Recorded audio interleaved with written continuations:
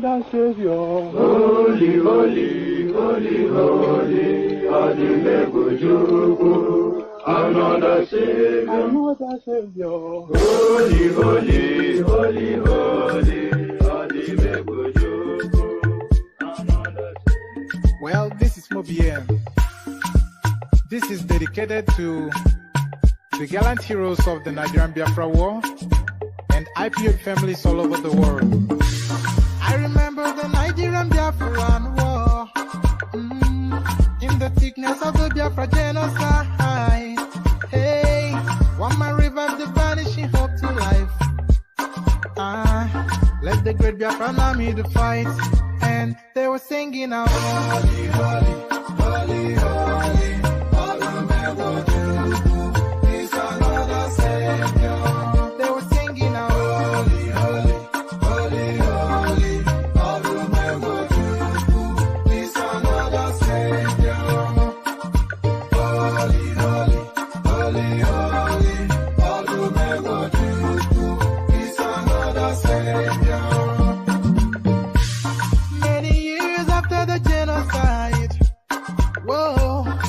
Another great leader has risen up now. Oh, and he's leading the Biafrans to victory. Inyomadika, yabika kwa namno.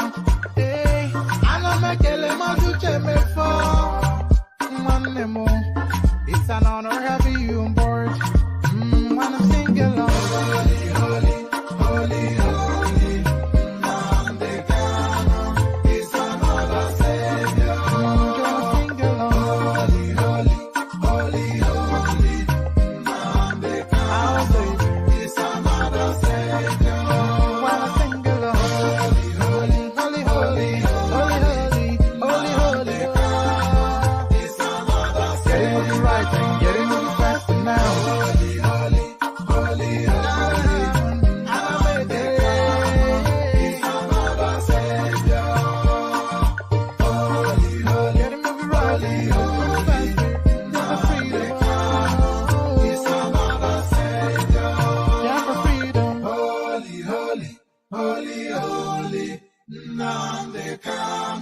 Is another Savior. Another Savior. Holy, holy, holy, holy, Adimebujuku. Another Savior. Another Savior. Holy, holy, holy, holy, Adimebujuku. Another Savior. Well, this is Mobien. This is dedicated to the gallant heroes of the Nigerian Biafra War and IPO families all over the world. I remember the Nigerian Biafran War, in the thickness of the Biafra genocide. Hey, one man revived the vanishing hope to life. Let the great Biafran army to fight, and they were singing out, holy, holy, holy, holy.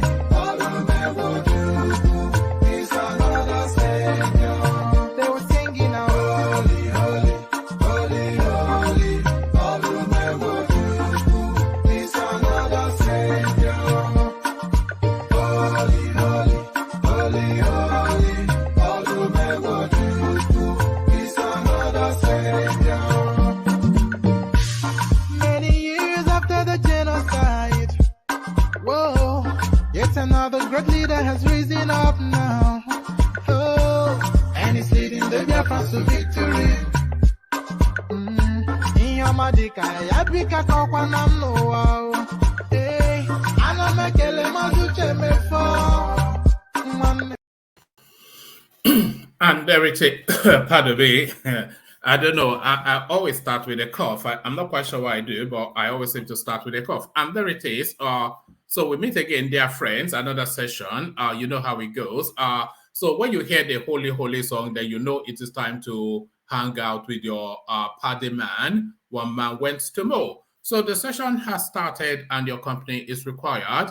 Copy and share the links in your wherever it is that you hang around on social media. So copy and share the links on your WhatsApp, your Instagram, and the usual places that you spend time with your friends and frenemies. So share it, let them come see what we do around here. So click on the like button, of course. As you're coming in, you should be doing that. So click on the like button as you're coming in. Click on subscribe if you haven't done that already. We need to bring those numbers up. We need to bring the subscription numbers up, and definitely we need to bring the like button higher. So click on like and subscribe.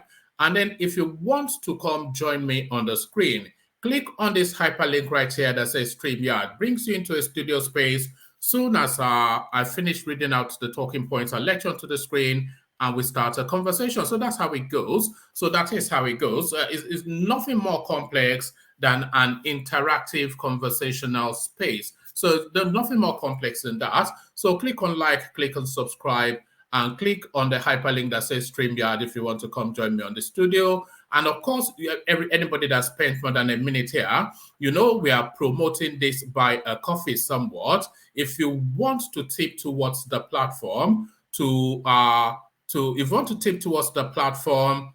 show appreciation of the session, you can click on there and buy endless cups of coffee. It's not limited. There's a box there that you can type in the amount of coffees that you want to buy. So the emphasis rather on coffees rather than coffee. So do that. Click on like, click on subscribe. Click on the hyperlink that says StreamYard if you want to come join me on the screen. And click on the buy the coffee thing if you want to donate towards the platform. So to the headlines, police headquarters react to court order sentencing IGP to 3 months in prison. So we've been here severally, but then of course we know that court orders within the Nigerian space, it has absolutely no meaning. How many times have they sent Abdul Rashid Bawa to prison? He has never once attended anything. So now the IGP has been sent to prison. So is he now in Kuje prison is the question. Or does it give just little regard to court orders as we know is the way of this administration? So I suspect it's the latter. Police headquarters react to court order sentencing IGP to 3 months in prison. So quite what's led to that and what actions has been taken subsequently. Who will enforce that? Is it not the police itself? Who will give the order for this guy to be marched to prison? It is himself that has to give the order. So there it is. Tinubu won't relocate FCT from Abuja to Lagos. APC campaign cancel. So I never even knew that this was a thing, that there were speculations that Tinubu will relocate the capital city, essentially. He will relocate the capital city, is what is being suggested, from Abuja to Lagos. So I was not aware that that was in the offing, but it seems as though there's a good likelihood, though, that Tinubu might well govern Nigeria from Lagos, because I think that is where he's most comfortable. So it doesn't necessarily have to spend the night in Aso Rock. There's no constitutional mandate that mandates that, but speculations to that space. Tinubu won't relocate FCT from Abuja to Lagos. APC campaign cancel. So what's happened to lead them to that rebuttal? We'll find out shortly. NANS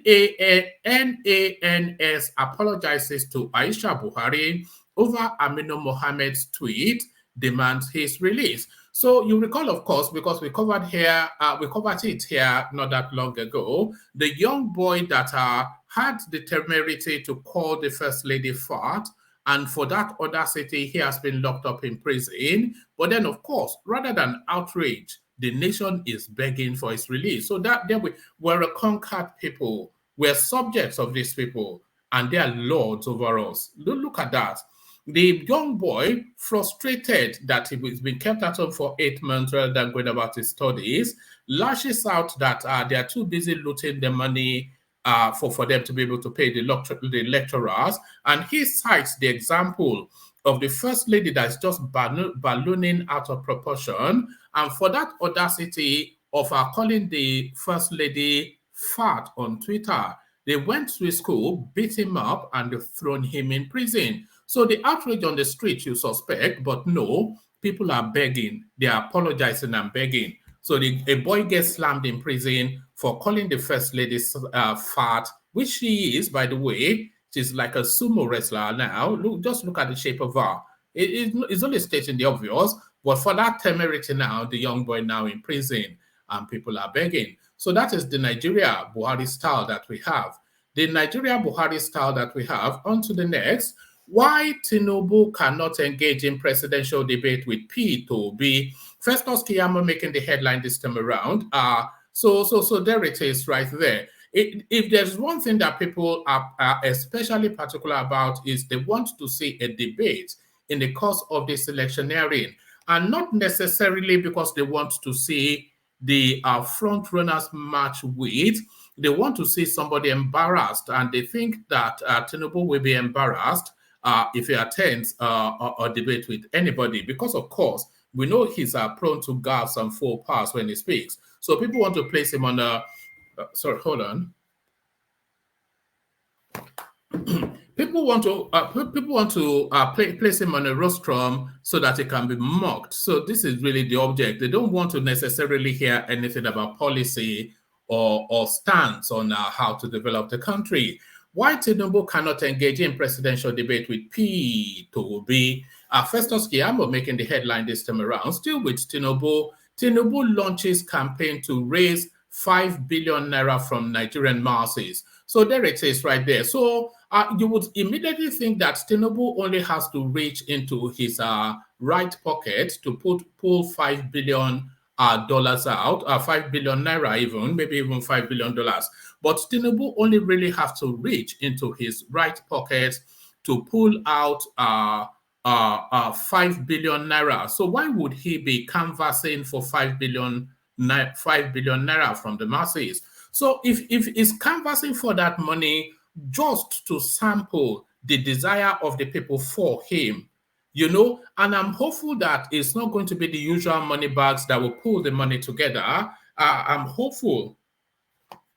So my phone keeps pinging. If you see me reaching to the side, because sometimes when I'm streaming, I may be frozen on the screen and not realize, and somebody will text me to say you are frozen. But no, Tinubu is not necessarily canvassing for money because he's short of a bob or two. No, he's wanting that indication that people actually want him, you know, and I'm hopeful that the money bags will not just sign a check and pass it over to him. No, I'm hopeful that the masses will, through their 10,000 naira, either fail or succeed in that 5 billion naira target that he has set, so that we can then know just how desirous they are of him. So he is trying to test the waters, and we will find out shortly just how that pans out. So we'll find out shortly just how that pans out. Tinubu launches campaign to raise 5 billion naira from Nigerian masses. So we'll keep an eye on that to see how that goes. Finance Minister blames 206 billion naira padding in budget on wrong coding. So they are living just as they came in. The budget is 3 times what was originally agreed in all instances throughout the life of this administration. So they'll come up with 1 point something trillion in actual spending. And by the time they get it to the Senate for approval, it's over 5 trillion, because they've added theirs onto it, which is usually 3 to 10 times the actual agreed budget. So there it is right there. The finance minister padding budgets. It's a long essay, so I would not read you the fullness of this. I'll just read it to the point that we have an understanding of exactly what is in play there. 2023, Obi has a dark and shady past. Fani Kayode now with this expose.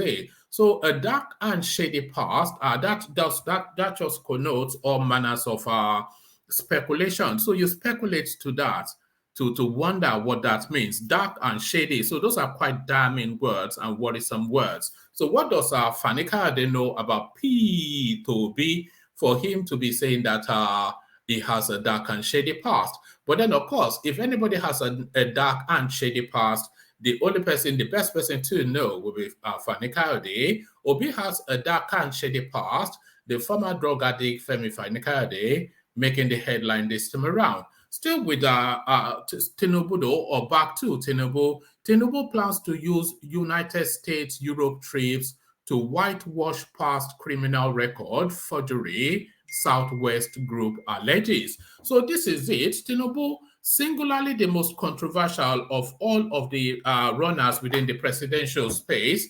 it is like Marmite. You either like him or you hate him. There's nobody that is ambivalent towards the Tinubu narrative. Strong feelings, strong opinions held firmly, either for or against. Nobody, no ambivalence in the Tinubu space, but people feel as they feel about this element with passion. Tinubu plans to use United States Europe trip to whitewash past criminal record forgery, Southwest Group alleges. So quite pertinent to note that it is actually the Southwest Group that is making the headline this time around.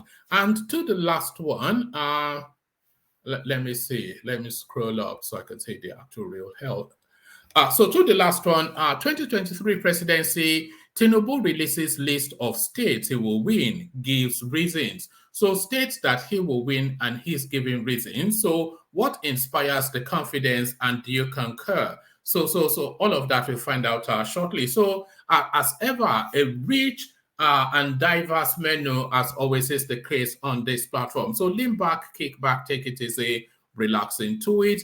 Surrender yourself to this space for however long this session lasts. Once you are held, you are held. So just give it up. Don't fight the feeling. Just release yourself and go with the flow. But before you give it up and not fight the feeling and release yourself and go with the flow, make sure you have already clicked on the like button. We want to aggressively push for higher like numbers as we go forward. So it's at no cost to you. So just do that, just because that helps out the platform somewhat. So click on the like button. Click on the subscribe button as well if you've not already done that.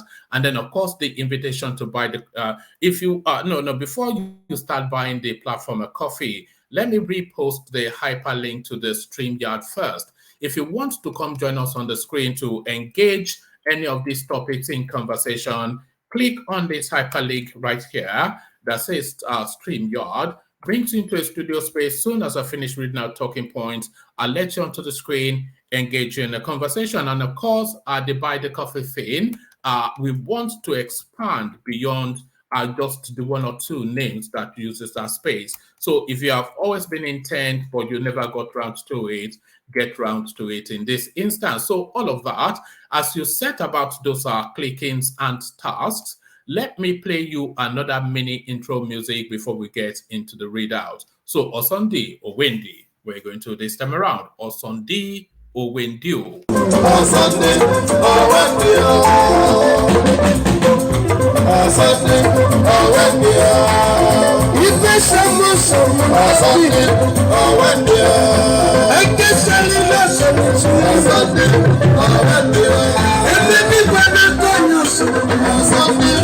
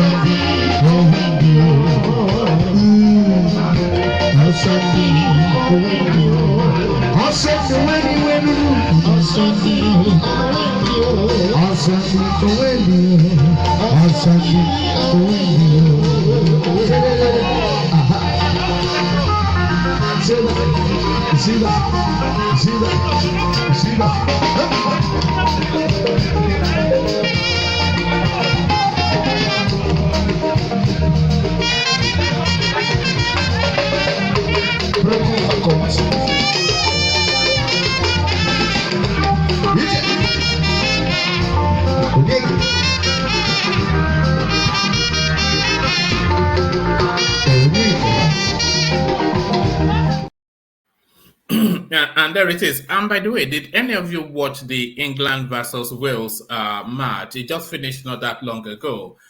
So England through to the next round. So there it is. So there it is. So there'll be a lot of football noise still going on for the next. I'm somewhat ambivalent to the World Cup, I have to say. You say I should be supporting England, which I do somewhat, but really with Nigeria not there, I don't really feel invested.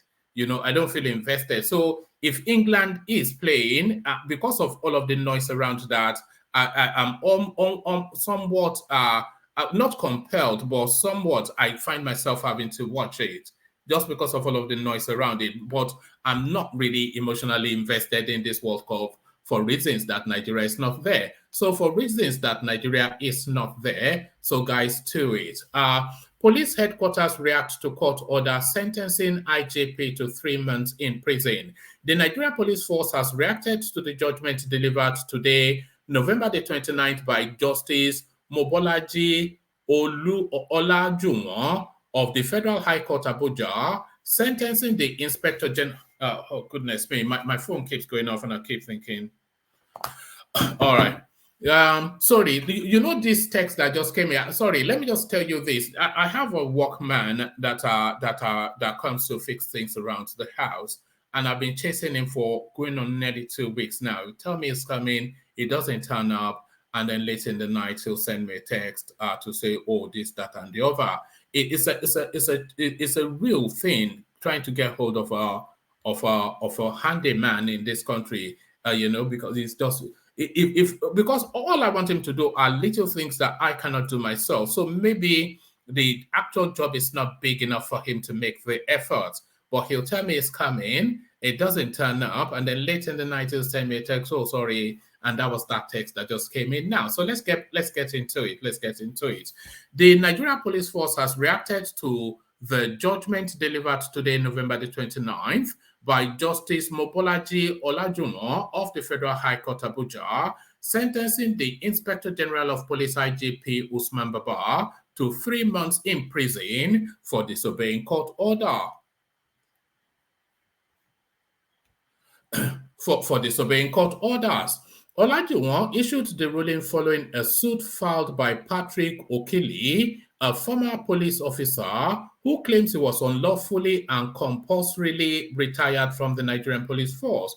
According to the affidavits in support of the suit, the applicant was forcefully retired in June 1992. After challenging his forceful retirement, a Bauchi High Court on February the 19th, 1994, delivered judgment in favor of the applicant and quashed the letter of compulsory retirement.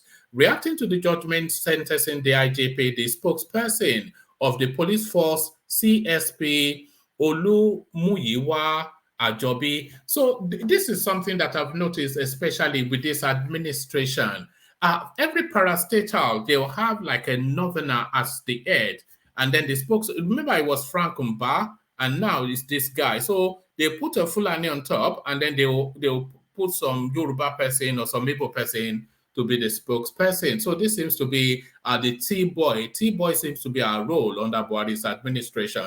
Reacting to the judgment sentences, the IGP, the spokesperson of the police force CSP, Olumuyiwa Adejobi, said that the Office of the Inspector General of Police, Usman Akali Baba, did not disregard a court order or rule of law as it was not aware of it. It is instructive to note that the case in point concerns an officer who was dismissed as far back as 1992, a few years after the current IGP joined the Nigerian police force, based on available facts gleaned from the report. The most recent judgment on the matter was given in 2011, which should ordinarily not fall under the direct purview of the current administration of the force. Thus, the news is strange and astonishing. The IGP has, however, directed the Commissioner of Police in charge of the force legal unit to investigate the allegation in a bid to ascertain the position of the court and prefer informed advice, legal advice, for the IGP's prompt and necessary action. The Inspector General of Police reiterates his commitment to upholding the rule of law and synergizing with the judiciary to ensure quick dispensation of justice for an improved criminal justice system. So there it is right there. Gobbledygook and brouhaha. Yeah, look, this is the thing, you know. We've seen this with we saw this with Ibrahim Bawa. We've seen this Abubakar Malami. The court implicitly and explicitly makes a pronouncement, and then you say you need a moment to reflect if you're going to abide by the court order or not. If that court order is not placed in abeyance or is not being legally challenged, then it is binding to be actioned until another court position is adopted that is either contrary or affirming that. It's not at your discretion. It's not at your discretion but that's Nigeria for you, though. It's just maddening sometimes. It's maddening. Tinubu won't relocate FCT from Abuja to Lagos. APC campaign cancelled. So I never even knew that this was being speculated. The All Progressive Congress Presidential Campaign Council has denied claims that the party's presidential candidate Bola Tinubu will relocate the Federal Capital Territory from Abuja to Lagos. The council's Director of Media and Publicity, Bayo Ononuga, said this in a statement issued on Tuesday, describing the claim as an egregious lie. After exhausting their arsenal of calumny and character assassination against Tinubu, the opposition and their surrogate Labour Party have begun a multi-pronged, desperate campaign of falsehood, he said. In one of the falsehoods being circulated, especially in the northwest of the country, Tinubu is said to harbor plans to relocate the Federal Capital Territory from Abuja to Lagos on succeeding President Buhari on the 29th of May 2023. This misinformation campaign, according to field reports, is being given some traction by some elders on the payroll of the People's Democratic Party. We are shocked that some people could contrive such egregious lie, all in the name of politics, with the intention to confuse our burgeoning support base in that part of the country. Let us say with emphasis that Asiwaju does not contemplate any such plan and will not do anything like that, as it is ultra-constitutional. So it's just, it's the lazy things. These things, they go around quicker than the rebuttal. So this has now been put out into the political space that Tinubu has this intention. So now, and when it gets to the pedestrian level, they just take it hook, line, and sinker, because Tinubu already a Yoruba man, his association already with Lagos. So now, if he spread round the northeastern part, that is intending to move the capital from Abuja to Lagos, it is eminently easily believable in those parts because, of course, they can see how that can happen. So that's just the thing. They call it a campaign of calming, of course, but all is fair in love and politics, and this is what you're seeing playing out now. So there it is right there. All manners of things are to be thrown in the direction of the looter of Lagos. NANS apologizes to Aisha Buhari over Aminu Mohammed's tweet, demands his release. This yet one of the saddest things to come out of the Nigerian space. The National Association of Nigerian Students has apologized to the First Lady and wife of President Buhari, Aisha Buhari, for the comment made by one Aminu Mohammed, a student of the Federal University Dutse, Jigawa, that allegedly forced her to order his arrest. Mrs. Buhari allegedly ordered his arrest over a Twitter post where he claimed the First Lady was feeding fat on poor people's money, opened up on his alleged travails. The Nation reports that a statement released by its president, Usman Barambu, NAS apologized on behalf of the Nigerian students to the First Lady, whilst also calling for Mohammed's release. The leadership of the National Association of Nigerian Students received with concern the news of the unlawful arrest of Mohammed by Nigeria Police Force on the instruction of Aisha Buhari. Upon receiving the news, Mohammed's family and friends swung into action to trace the whereabouts of Mohammed. After some days of searching, we got the information that he was at the police unit in Wuse Zone 2. I met with Mohammed at the police station. It was alleged that Mohammed some weeks ago posted Aisha Buhari's picture on Twitter with the caption, translated from Hausa, "The mother has gotten fatter by eating the masses' money." Just like the normal way angry citizens have different ways of expression on social media. On November the 18th, 2022, the police from Abuja tracked Mohammed to the Federal University Dutse and picked him up without any written or verbal invitation or informing the school management or his family, Barambu narrated. The correspondent added that the National Association of Nigerian Students president said Mohammed was taken straight to the presidential villa where he was allegedly brutalized, beaten, maltreated, and humiliated by the police on the order of Aisha Buhari, after which he was unlawfully detained at a police facility at Wuse Zone 2 till date. I, along our team of lawyers, met with Mohammed at the police facility where he confirmed the incident to me. Until now, Mohammed has not been arraigned by any competent court of law or granted bail by the police. We want to, on behalf of all the Nigerian students, tender our unreserved apology to the First Lady Aisha Buhari for the action of Mohammed, which might have caused her and her family pains. However, as leaders and public office holders, we must overlook some criticisms if we want to really forge ahead and do the right thing. We demand a detailed explanation by the Nigerian police, on why they will go to the school premises and kidnap a student without due process and took him straight to the presidential villa where he was brutalized, which violated his fundamental human rights, the statement said. NANS said Mohammed has sustained various injuries and had not accessed any proper medical attention. We call on the police as a matter of national interest and urgency to release Mohammed unconditionally or be prepared to face the Nigerian students. However, we are calling on our teaming students to be careful and apply decorum in dealing with people, especially our leaders. They should be mindful of what they post on social media.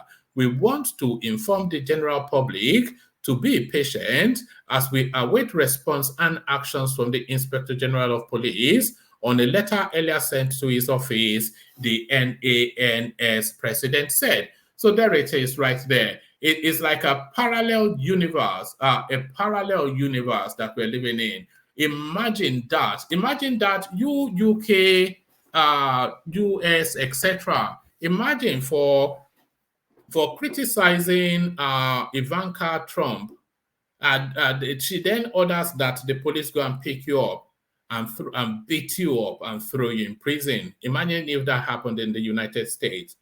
I'm not sure that that president will last 24 hours in office.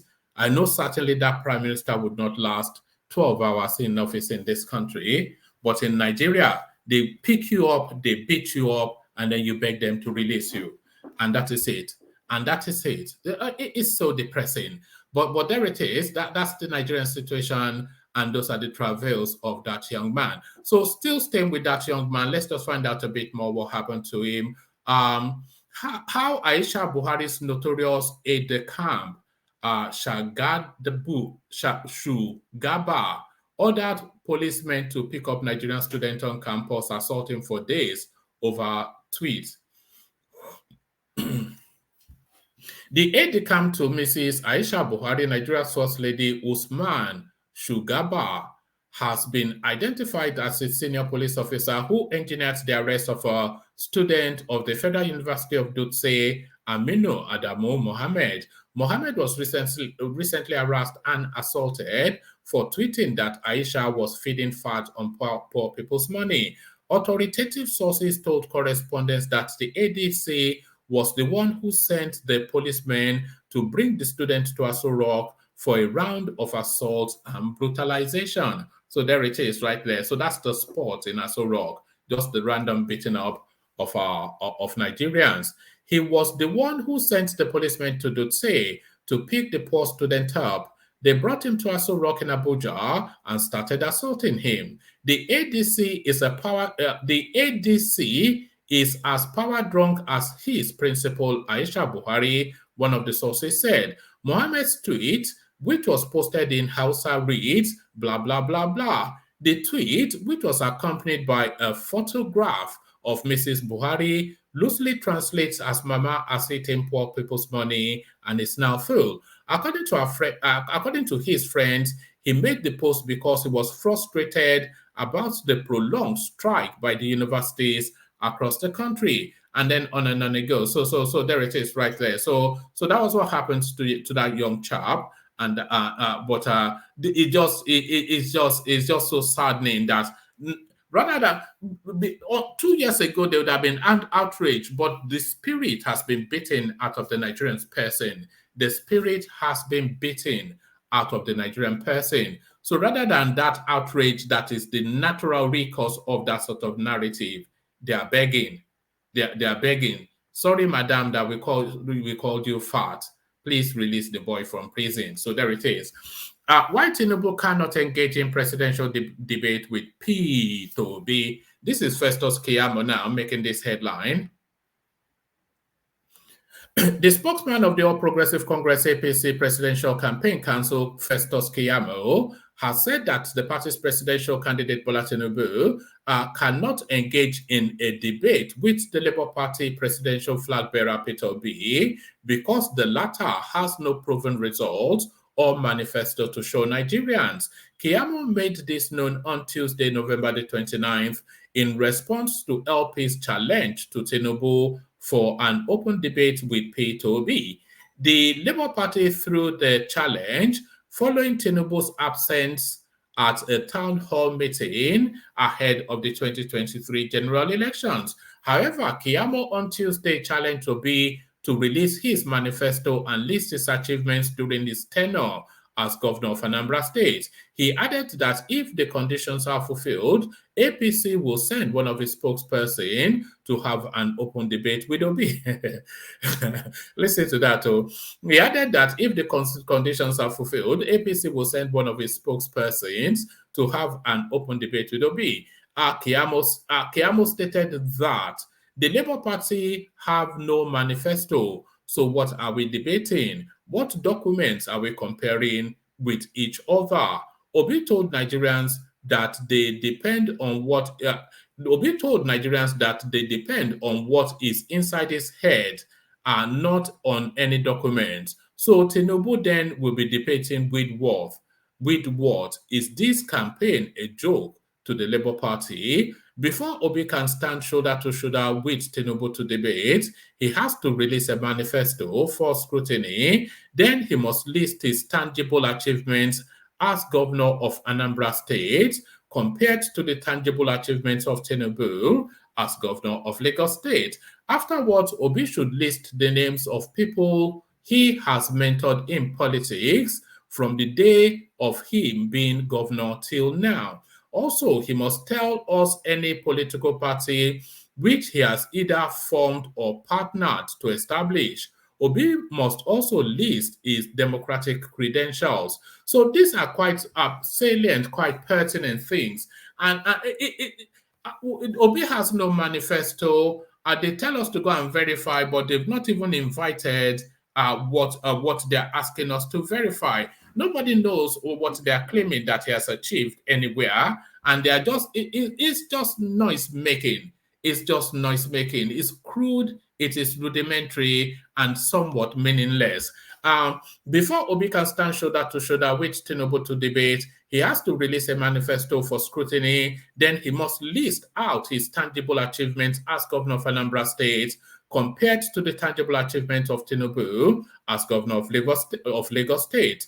Afterwards, Obi should list the names of people who he has mentored in politics from the days of his being governor till now. Also, he must tell us any political party which he has either formed or partnered to establish. Obi must also list his democratic credentials. We need to see what he did to contribute to the return to democracy from military rule and what he has done ever since then to sustain our democracy. After all these conditions are met, APC will send one of our spokespersons to engage Obi in a debate, he added. So there it is right there. Organa Master. So that was like Organa Master sort of a readout. So on to the next. Tinubu launches a campaign to raise 5 billion naira from Nigerian masses. So now, of course, you should understand that he's not necessarily saying that he's short of a naira or two. This is really testing the waters to see just how firm, how deep is your love, how deep is your love sort of request. Presidential candidate of the All Progressive Congress, Bola Tinubu, has launched a digital campaign asking Nigerians to support him in raising 5 billion naira for his 2023 election bid. This was announced on Tuesday by the Deputy Director of Special Media Projects / New Media of the APC presidential campaign, Bashir Ahmed. Our candidate, Asiwaju Tinubu, and his running mate, Kashim Shettima, call on all Nigerians to join them as they shape the next chapter of our history. Donate to Tinubu / Shettima campaign today and help actualize the vision for our great country. Thank you. Close to 19 million had been donated to the platform as at press time, with the donors including Lagos State Governor. Yes, that's what I wasn't wanting to say.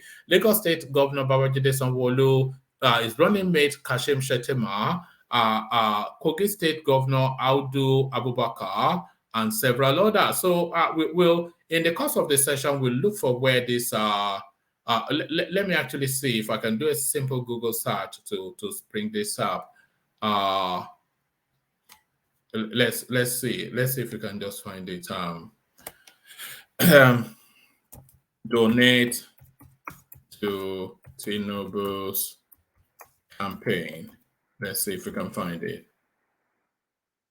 Yeah, it'll only be picking up the news. It won't immediately. Maybe in the course of, we might well, or if anybody can find it, just put it as a link in the comment section, and then I'll pick it up from there. So there is Tinubu then canvassing for your money. So if you have a bob or two, you can give it to the dollar trillionaire.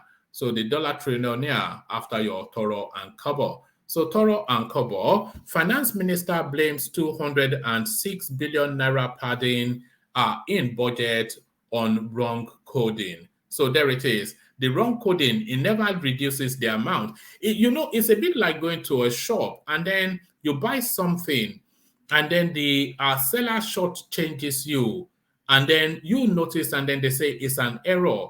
It's never the error for them to give you more than more than you are holding change. It is always the error that they shortchange you.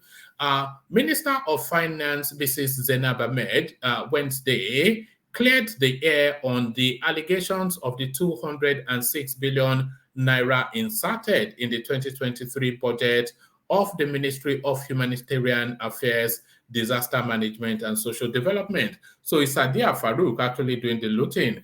In a special meeting with the House of Representatives Committee on Appropriation, which invited her alongside the Director General of the Budget Office, Ben Akubeze, and the affected minister, Sadia Umar Farouk, Ahmed said that there was a wrong coding of the projects. She said the monetary provision was made for the social safety net projects, stressing that it was an $800 project that had been, I suspect that it's not $800, so that may be wrong coding this time around as well.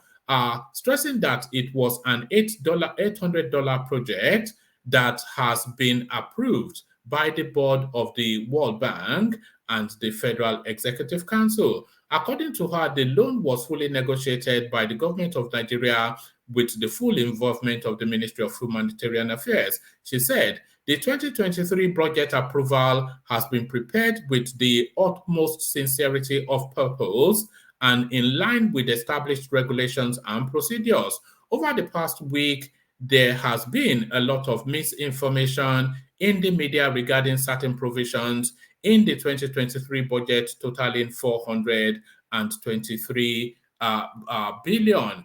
The expenditures questioned are mostly related to provisions of multilateral and bilateral loan-funded projects.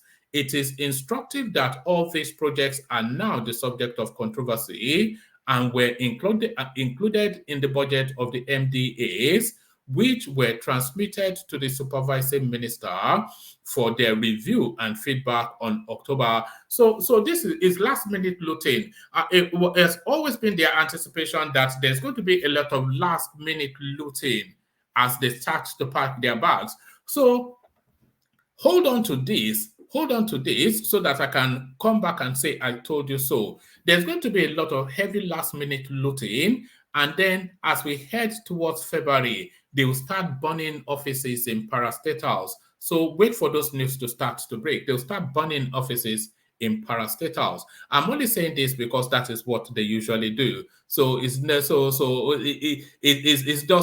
perfected system that they rinse and repeat. So rinse and repeat. Obi has a dark and shady past. Fani Kayode, a chieftain of the ruling All Progressive Congress APC and presently the director of Special Media Projects and Operations and New Media, Bola Tinubu Kashim Shettima Presidential Campaign Council, Femi Fani Kayode, on Tuesday, said Peter Obi, the presidential flag bearer of the Labour Party, has a deep, dark, sinister, and shady past.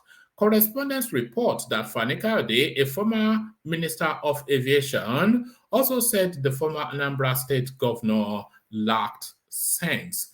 He also described Obi's running mate, Senator Yusuf Datti Baba Ahmed, as an ignorant sociopath. So I think this is just going to be a stream of abuse rather than anything substantial. I thought they had the revelation, but I'm not hopeful that that is the case. The only thing that is consistent about Obi is his lack of sense. How can he have a running mate who says Margaret Thatcher led the United Kingdom in the 1950s, was a member of the Labour Party, and helped to build and strengthen the unions? If he said that, then he's a moron. Margaret Thatcher led the country, I think, was that the late 80s and early 90s thereabout. The last thing she is a Labour Party fool. You don't get more conservative than Margaret Thatcher, and the unions fought her all the way through. So a total lack of understanding of what he's talking about. But then you get that a lot from the Obi space. They just spew spurious nonsense. They spew spurious nonsense. The only thing that is consistent about Obi is his lack of sense. How can you have a running mate who says Margaret Thatcher led the United Kingdom in the 50s, was a member of the Labour Party and helped to build and strengthen the union? Same guy says gay people ought to be killed. Obi has a deep, dark, sinister, and shady past, whilst his running mate is an ignorant sociopath who seeks to prescribe the death penalty for someone's sexual preferences and orientation. This is the merry couple some people are claiming to be Nigeria's messiah. May God help us. Fanika wrote on his Twitter handle. So I thought there was going to be some sort of like an expose. I thought something was going to be exposed, but alas,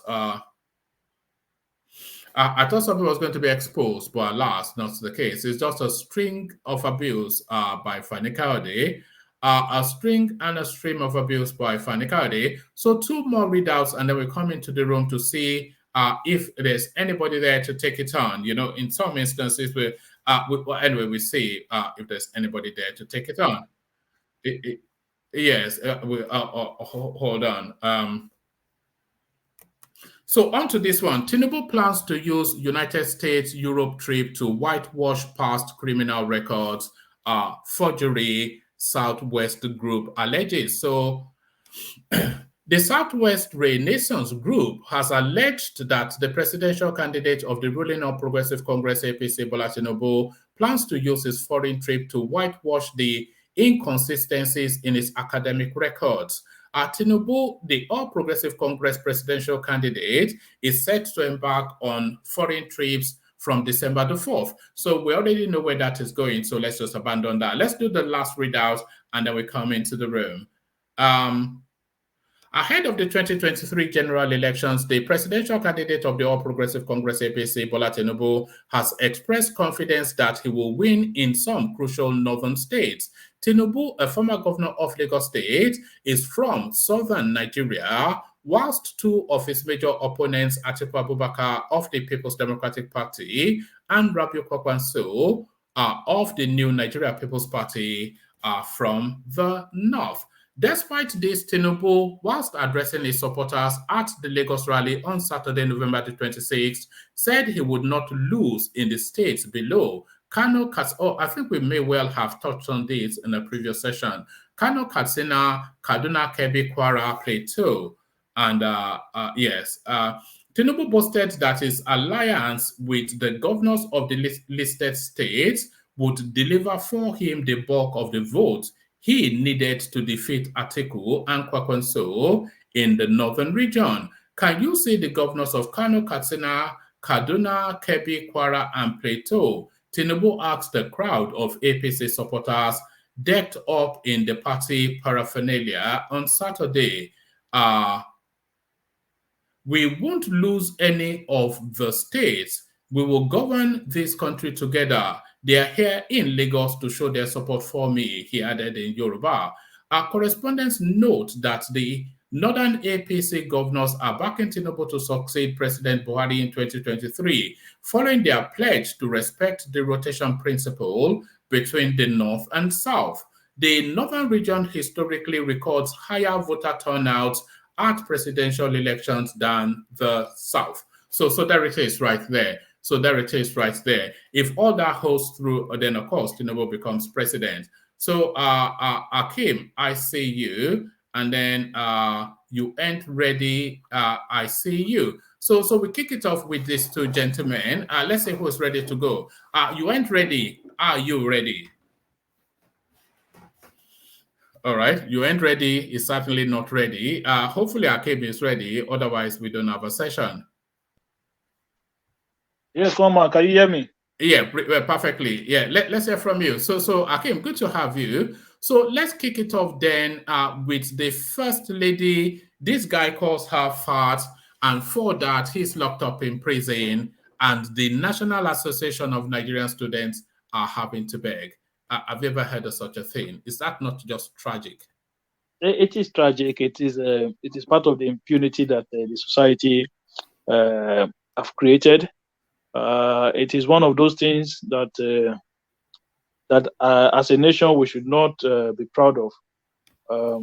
Uh, Calling somebody fat does not warrant you being arrested or being imprisoned for it. To the point, I made exactly the same comment I made last time when I said some ordinary wealthy men they do the same thing, and then you have to go and beg the police. The police will ask you to go and beg them before they can release you. This is exactly the same thing that is going on now.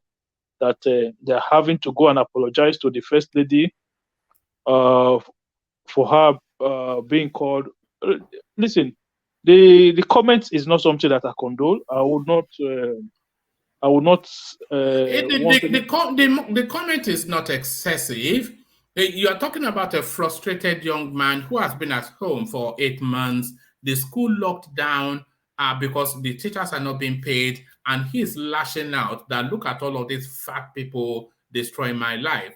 So I don't think the comment is too far. I don't think the person went too far. I understand the frustration, but sometimes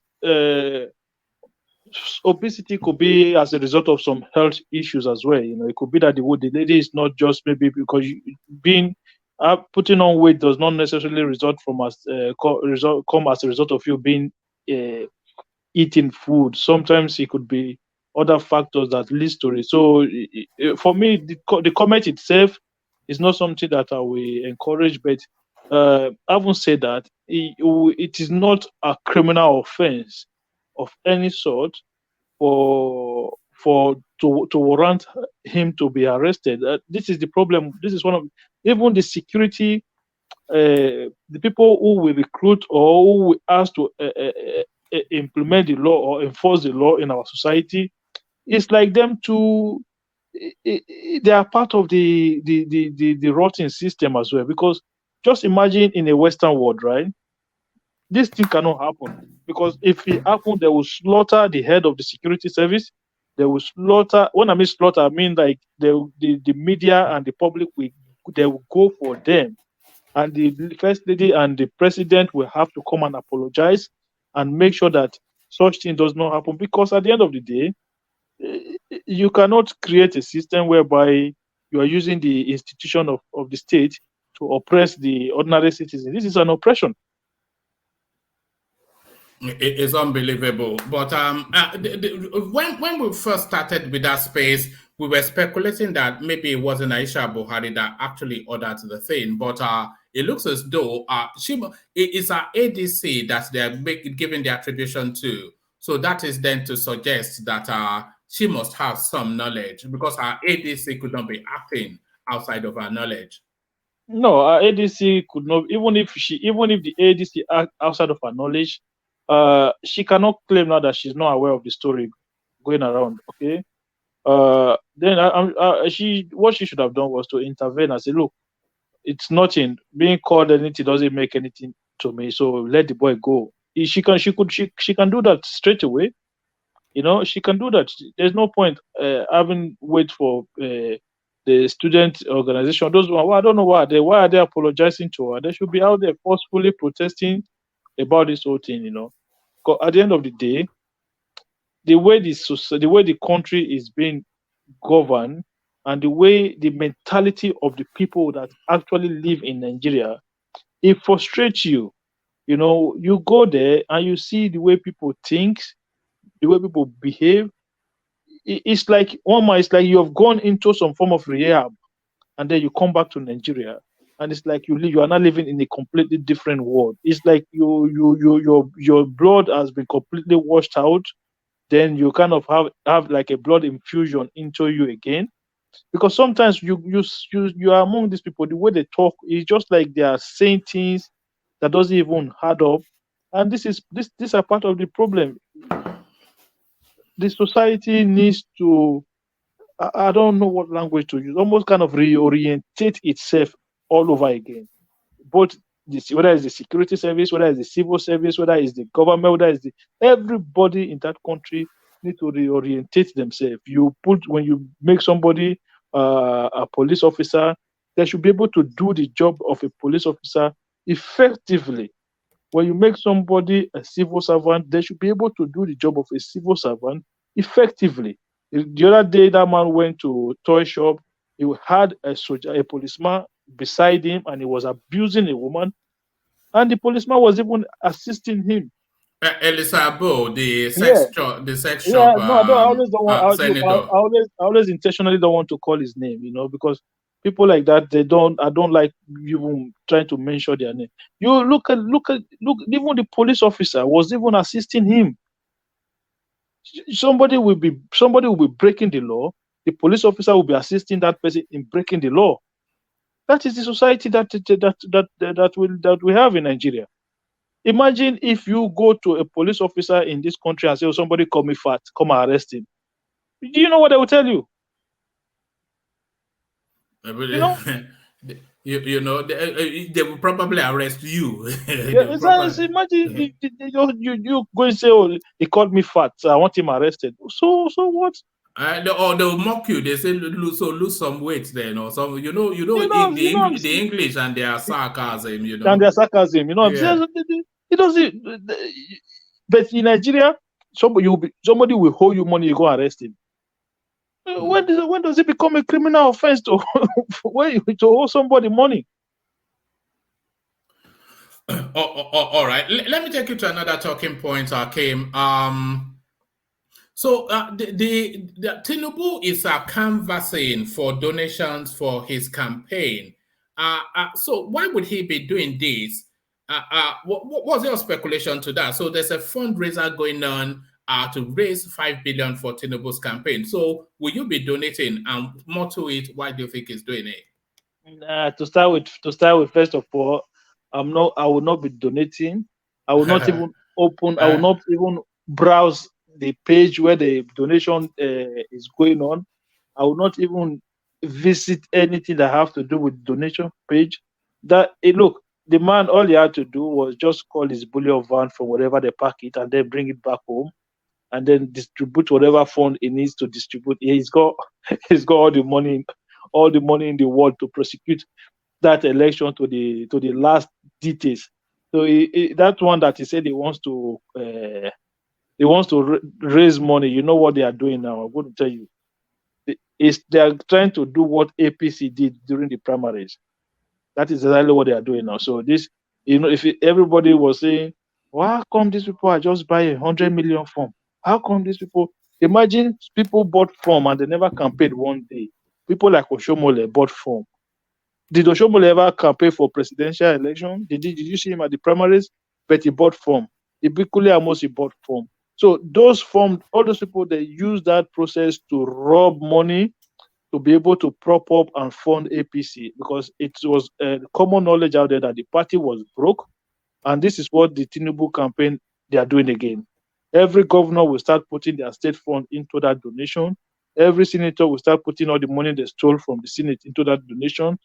Because don't forget, let me tell you, not a single ordinary Nigerian will put 10 naira inside that donation. Not one. The opening for do you not think that he is canvassing for the money just to test public support? Because that's how I read it. That is why I told you now that there's no public support for it. It is the elite, not even the elite, the government people who have access to government fund support. That is what he's going to get. And I think he already know that before he opens that. Who is going to donate to Tinubu? Will you donate to Tinubu? How can I be donating to Tinubu? What kind of madness is that? That is mental. Would you say this 5 billion that he's trying to raise, would you say is somewhat of a referendum on his candidature to see if the people actually, because if they are saying Sanwo-Olu and Kashim Shettima are donating money, then that's meaningless, But what we want to be hearing is the person that's donating 10,000 because he believes that Tinubu is the right person. They will not see a single person that will in that category that you are talking about now. They won't find one person that will do that. One person they will not see. The people that would have told you, Sanwo-Olu and those people, before they will tell you they've already raised. They were they asked, we have for 5 billion now, we have 15 billion, we have 3 times that money. Just forget it. Lagos State money will be there, Kano State money will be there, Kaduna State money will be there, all of Imo State money will be there, Ebonyi State money will be there. All APC state governors, they will take from their what do you call it, security vote. All of them will put it inside that place. That is what they want to do. They should close that thing and just go and give Tinubu the money and let us forget all this. How can you say Tinubu want to do this? That one, that is even a joke, man. Look, the fact that you say Tinubu want to raise, everybody knows. If everybody knows that Tinubu is not running a populist campaign, right? So it's not like he's running, say, like an OB campaign. So how is the ordinary Nigeria going to donate money to somebody like that when, first of all, he's not running a populist campaign? So there's no way the money comes from those people. The money, if an OB is doing a fund, do you think this is anything to do with the new INEC rule that they're saying they are trying to limit campaign fundings and the level of money that people can donate both individually or as corporate bodies? Do you think this might well be something around that space? I don't think. I think it is the first one that you say that is just trying to show to people that I can raise money through popular opinion. I don't know if you understand what I'm trying to say now. I think that is what they are trying to put forward to the people. But you and I know that is not going to happen. That fundraising is going to be from the government elite people. If you want to, look, the way this thing is runs, all those governors, APC governors in their state are the ones that are going to prosecute this election with their own fund. So this idea that a presidential election, it's very difficult for any presidential candidate. The only time they will send money to states are states where they don't have a sitting governor.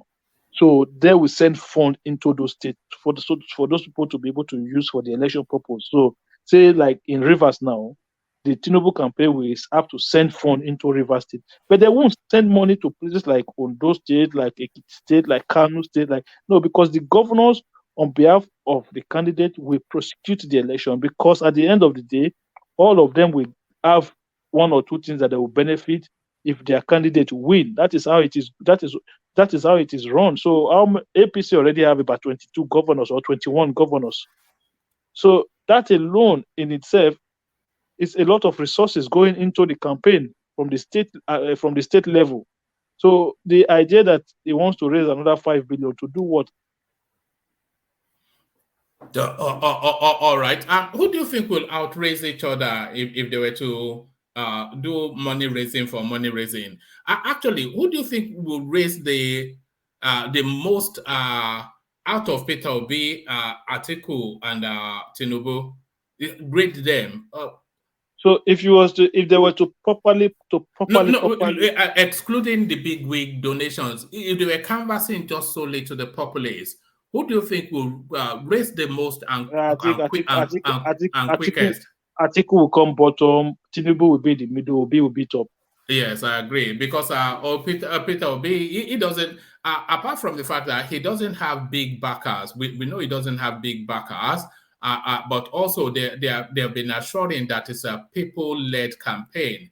So then of course we have the expectation that he would do. He will take the lead.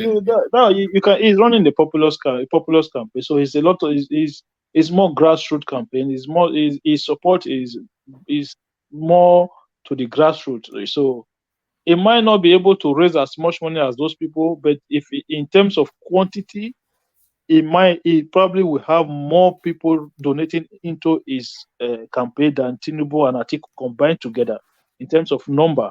But in terms of the amount, they might not be able to raise as much as those two parties. All right. This speculation then that Tinubu will relocate the federal capital to Lagos if he becomes president. So it is a campaign of like made up lies and calumny, isn't it? I'm not even sure that the constitution will support that, but they've been saying this all over the north.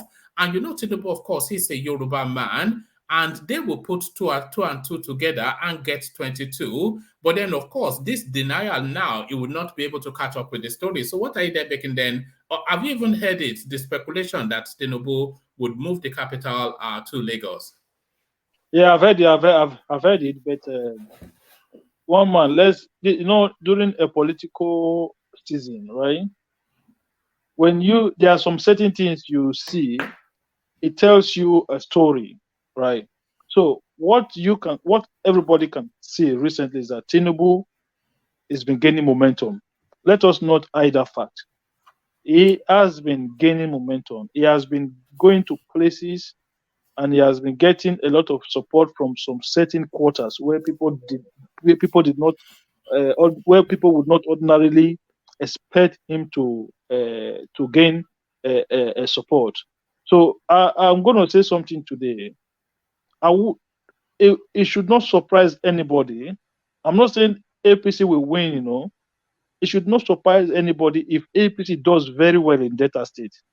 It should not be a surprise to anybody. That's Okowa State. That's Okowa State. Yeah, I know, but right. There are some moves that Tinubu made recently that even surprises me. When he went to the creek to meet people like Tompolo, right? And don't forget, Tompolo is the one in charge of the pipeline contract at the moment. So people like Asari Dokubo have openly support Tinubu. So it will not surprise me if he does well in those areas. But they told us the creeks is already for P2B now. Is that not what they tell us, that the creeks is already for P2B? No, come on, man. Look, let's be honest with ourselves. Majority of OB support comes from the metropolis, that is the main cities. Like if you go to Edo State now, right? In Edo South, where you have the majority population of the of the voters, right? There are 3 local governments there are 7 local governments in Edo South. In that 7 local governments, 3 of them is what make up Benin City. When you hear the word Benin City, it's made up of 3 local governments: Oredo, Bobaora, and Ego local government. So those 3 local governments carry a lot of votes. That is where, when you hear this OB phenomenon in Edo, that is where it is. If you go outside of those 3 local governments, one man, I want you to write it down on a pen and paper. Get a pen and paper and write it down. Oredo local government, Bobaoka local government, and Ego local government. Those are the ones that make up Benin City. But outside of those 3 local governments, you will be just when election result is trickling in, check the numbers that Labour Party, you'll be seeing some places where they will get no vote outside of those 3 local governments. So all this noise that you heard are just mainly from those 3 local governments. And it is more like that in many other states. Once you go out of the main cities, in many states, the issue of Labour Party and the OB issue goes completely dead. Completely dead. So the issue that the idea that they hold the clique, no, I don't think that is true. I think OB will get votes. I'm not denying that, but I'm saying his votes are coming from the main cities, the metropolis. From the metropolis. The metropolis. That is where his votes are coming from. Apart from that, when you start going into some areas, that is it done. You don't hear nothing. All right, but you stand alone in that thought, though, because from everything that I hear from that, you know where I'm going. In places like Niger Watch, they tell us that all of the South is on lockdown, apart from River State, of course. I'm not sure that I'm not sure that I fully agree with you, is what I wanted to say. So No, I'm not saying anybody should like that. This is why whenever I say something, I'll say write it down. Okay, on election after the election result has been called, you can call back to me again. And I've said this before. Edo State, the way it is strategized, the way that not even the way it is paid, the way the voting, the Edo State is one state that I've seen. I don't know about other states, but the voting patterns always old, always old. Edo North, where the Oshomole comes from, they always vote that APC or whatever party it is. Since 1999, I don't know how many times those people have voted PDP, even when PDP was a dominant party. When PDP was very dominant in Edo State, Edo North hardly goes PDP, hardly goes PDP. 3 senatorial seats coming from Edo State, most of the time you have 2 PDP, 1 APC, or 1 other party. That other party always come from Edo North. It always comes from Edo North. So Edo Central is a core, solid PDP region. You know them, Tony Anine and the former Minister of Work, all of them, they came from that area. It's a strong PDP area, the Edo Central, but it carries the smallest amount of vote among the 3 senatorial districts. It carries the smallest amount of vote. It's 5 local government. Edo North is 6 local government. So those 2, one goes to APC, one goes to PDP. On election day, one man, it won't change. That is what is going to happen. So the battleground always come to Edo South, where the Benin is. That one carries 7 local government. But the 3 major local government is the Obaoka, Ego, and Oredo. Those 3 local government plus the other 4 around it, that is what made up Edo South. So the battle is always in that place. One man, all the noise you hear outside coming from Edo State, I'm going to tell you one thing today. Every APC member, all their grassroots politicians, every one of them, they are still intact. Everybody, the people like Tony Kabaka, the Pastor Sage Yamu, Adam Sushom, all of them, them DVD, oil, everybody are still with APC. The only place where you have issue is in the PDP. They've broken into 2. The Dan Obi faction, which is part of the Iyenso Wiki side, and the Governor Obaseki faction. Some members of the Obaseki people are now even supporting Obi. They are part of the Obi movement. So you see where if you start to put things together, you can see where the problem comes from. So at the end of the day, for me, I'm not speaking on sentiment. I'm just looking at the numbers, previous numbers, how things have been. There's nobody in that state. There's nobody as we speak now that will defeat Oshomole in Edo North. If you want to put your house on it, I will put my house on it.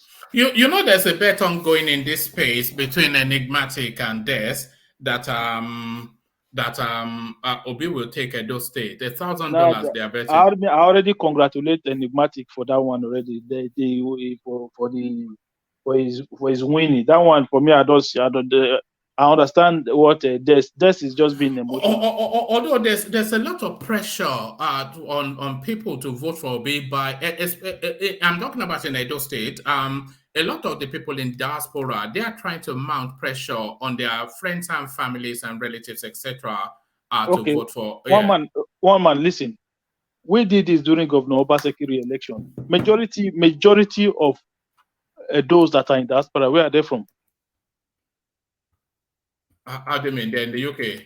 No, where the overwhelmingly those that you see in the diaspora today, about 80% are from Benin City. They are from those 3 local government that I told you. Overwhelming majority of them. So when you hear the noise in the diaspora supporting Obi, it is all concentrated in one region. That is in Benin. That's all. All right, but the voter numbers in Edo State, they are less than 600,000. So there are less than 600,000 voters in Edo State. So how much of that can resist the pressure from people sending money home and it's going? There's a good chance that Obi might take it from just all you hear all the time. I would not have placed that bet that Enigmatic did. No, not because I don't think Obi would win it or not win it, but because it's too tight to call. One man is not even close to call. It's not even near anywhere tight to call. What are you talking? It's not even close. I'm telling you, I've given you the breakdown. I've told you. There's 6 local government in Edo North. All those 6 local government is going to go to APC. Oshomole is running for Senate. Oshomole is running for Senate. So all those 6 local government, the current deputy governor. Okay, let me tell you something now. So maybe this will convince you. The current deputy governor and Adams Oshomole, they come from the same area. During the re-election of Governor Obaseki, that deputy governor only managed to win 1 local government out of that 6 local government in that place. APC clear all the remaining 5. Not when you say clear, maybe by 1,000 vote margin, 2,000, with huge vote margin, sometimes 30,000 vote margin. Oshomole is very solid in Edo North. And Oshomole is one of the leading faces of the Tinubu campaign. But he lost Edo State though during the governorship though. So you have to factor that in, and then you query then what his strength is in that space. Yeah, I just gave you the breakdown. Oshomole is from Edo North, right? 6 local government. That is 6 out of 6. Then you have 13 local government. No, you have 12 local government left. 5 is in Edo Central. I'll still tell you today, those 5 are still going to go back to PDP. I don't see it going anywhere. So the battle comes to Edo South, right? That Edo South is going to be between APC, PDP, and Labour Party. So what I'm telling you now is all the stalwart of APC are still intact. Tony Kabaka is right there in Benin. He's going to be there fighting for APC. Pastor Sageze Yamo, the last governorship candidate under APC, is still in APC. So he's going to be there. The faction has broken down in the PDP in Edo South. Then you factor in Labour Party. So I don't know if you understand what I'm trying to say here, one man. Oh, well, I don't know Edo politics. I know is the noise. It's like there's three places. 2 is gone. Then 3 people are now fighting for 1. And then you say 1 person is going to win part of that 1. And then that makes him win the whole state. It doesn't add up now. It doesn't add up. So even if Obi was to win majority of the vote from Edo South, he's still going to lose. Just by the sheer number that Edo North will be gone. And if Edo North is going, just watch when the results start coming in, you're going to see a margin that you've never seen before.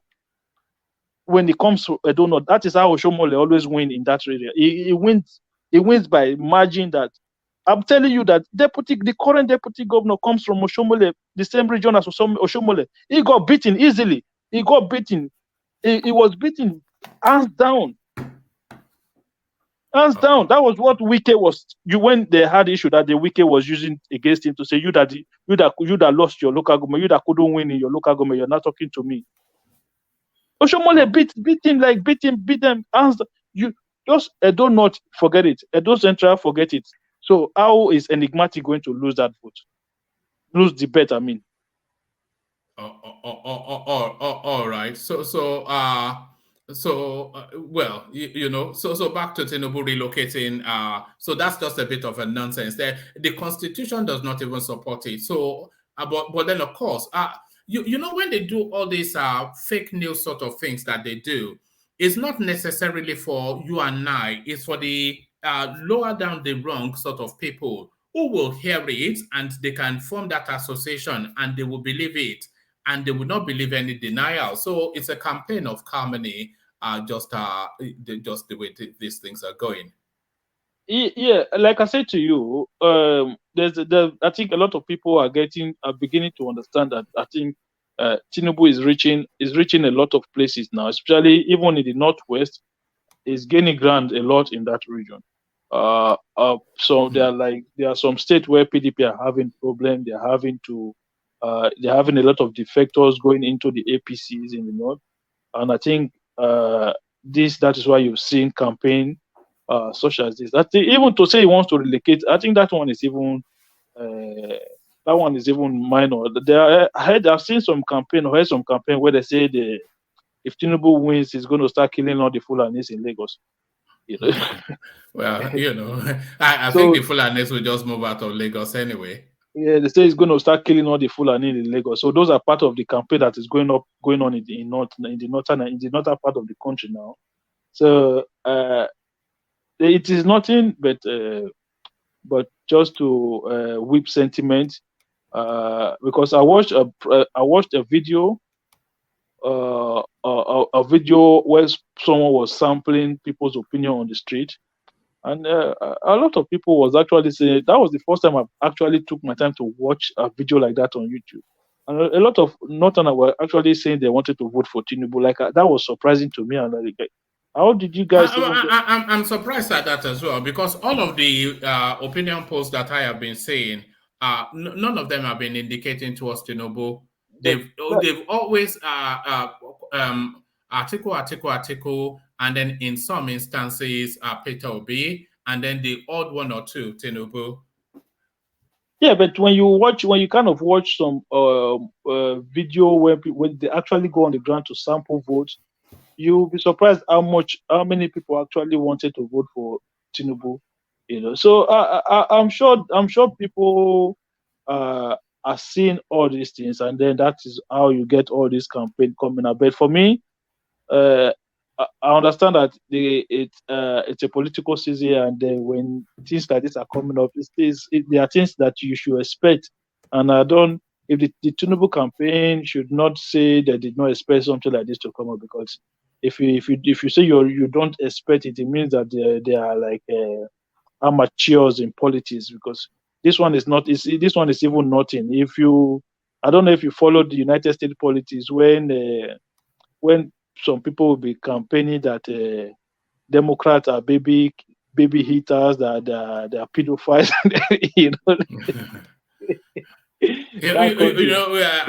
Are we talking about Jeffrey Epstein or something? It's not far from the truth. Or Jeffrey Epstein and all that. One man. When people praise America, sometimes I just laugh.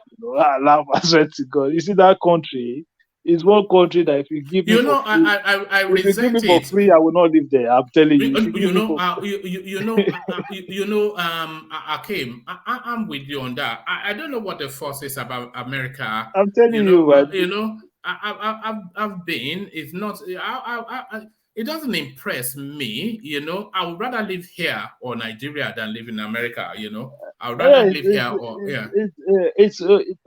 United America is where you can always say packaging. America is just packaging, man. They just packaging. Like the level of inequality in that country is like you never see anywhere on the planet of Earth. It's almost like third world country. I'm telling you, man. It's almost like third world country.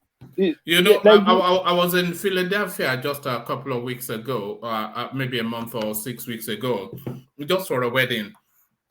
And the Airbnb that because we had booked a place on Booking.com, and then by the time we arrived, we were right there to collect the keys, and then they told us that something had been cancelled. So it was us and a retinue of children. So we had to hurriedly. We were all through. Imagine travel all the way from the UK to America with 3 young children, and then getting to where you're intending to stay, only for them to let you down, children crying. So we had to hurriedly get something on our Airbnb, and we ended up in some space like that. Very lovely place, but the whole setup, you couldn't walk on the streets. It was just dirty. The people looked like I just thought, God, I couldn't wait to leave. America it's not for me. No, the country it's packaging, man. It's just packaging. Yeah. The way the people think, I've never seen a country where people think against themselves. Like you'll be thinking against your own. Like when an American person is engaging you, you'll be asking yourself, does this guy even know that there are other world out there? I think they've been indoctrinated. The most indoctrinated people. They actually think they are some sort of superheroes. I think that is the right word, because they pump it so hard that you're American, you are better. I mean, you're not really better than anything or anybody. No, better. No, even a lot of them when they travel out, and they begin to see the way things are in maybe places like UK or Ireland or so. So the things, it surprises them.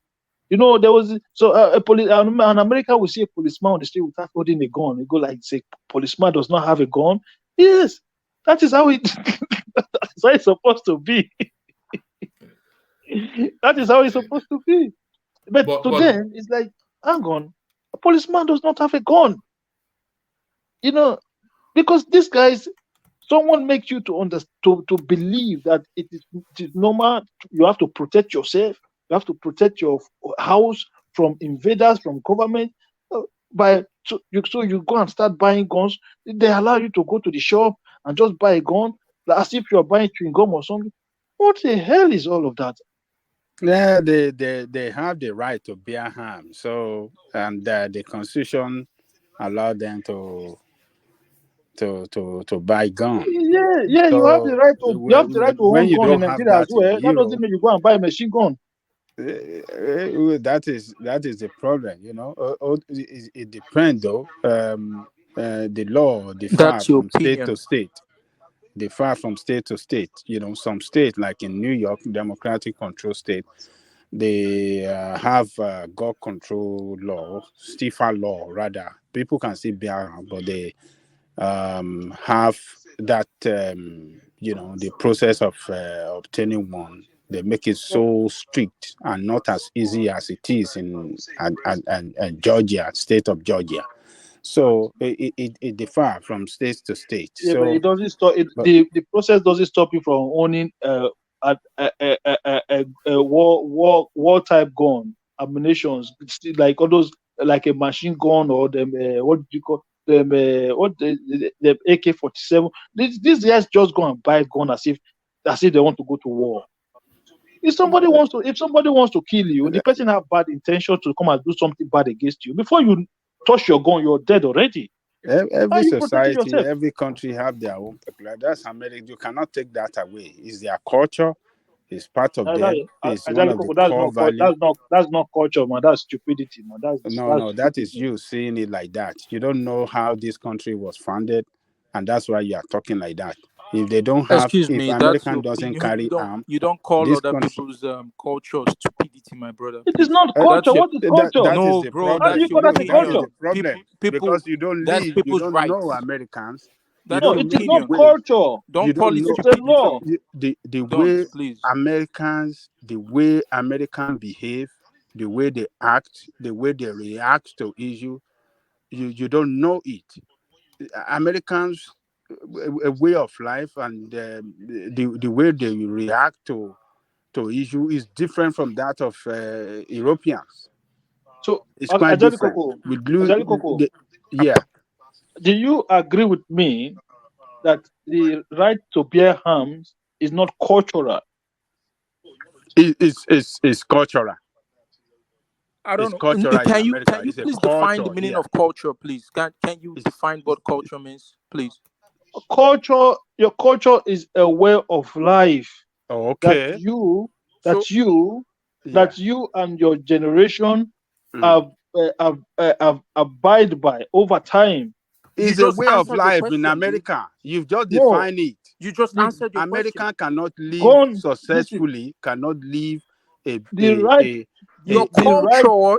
culture, your environment also has impact to your culture.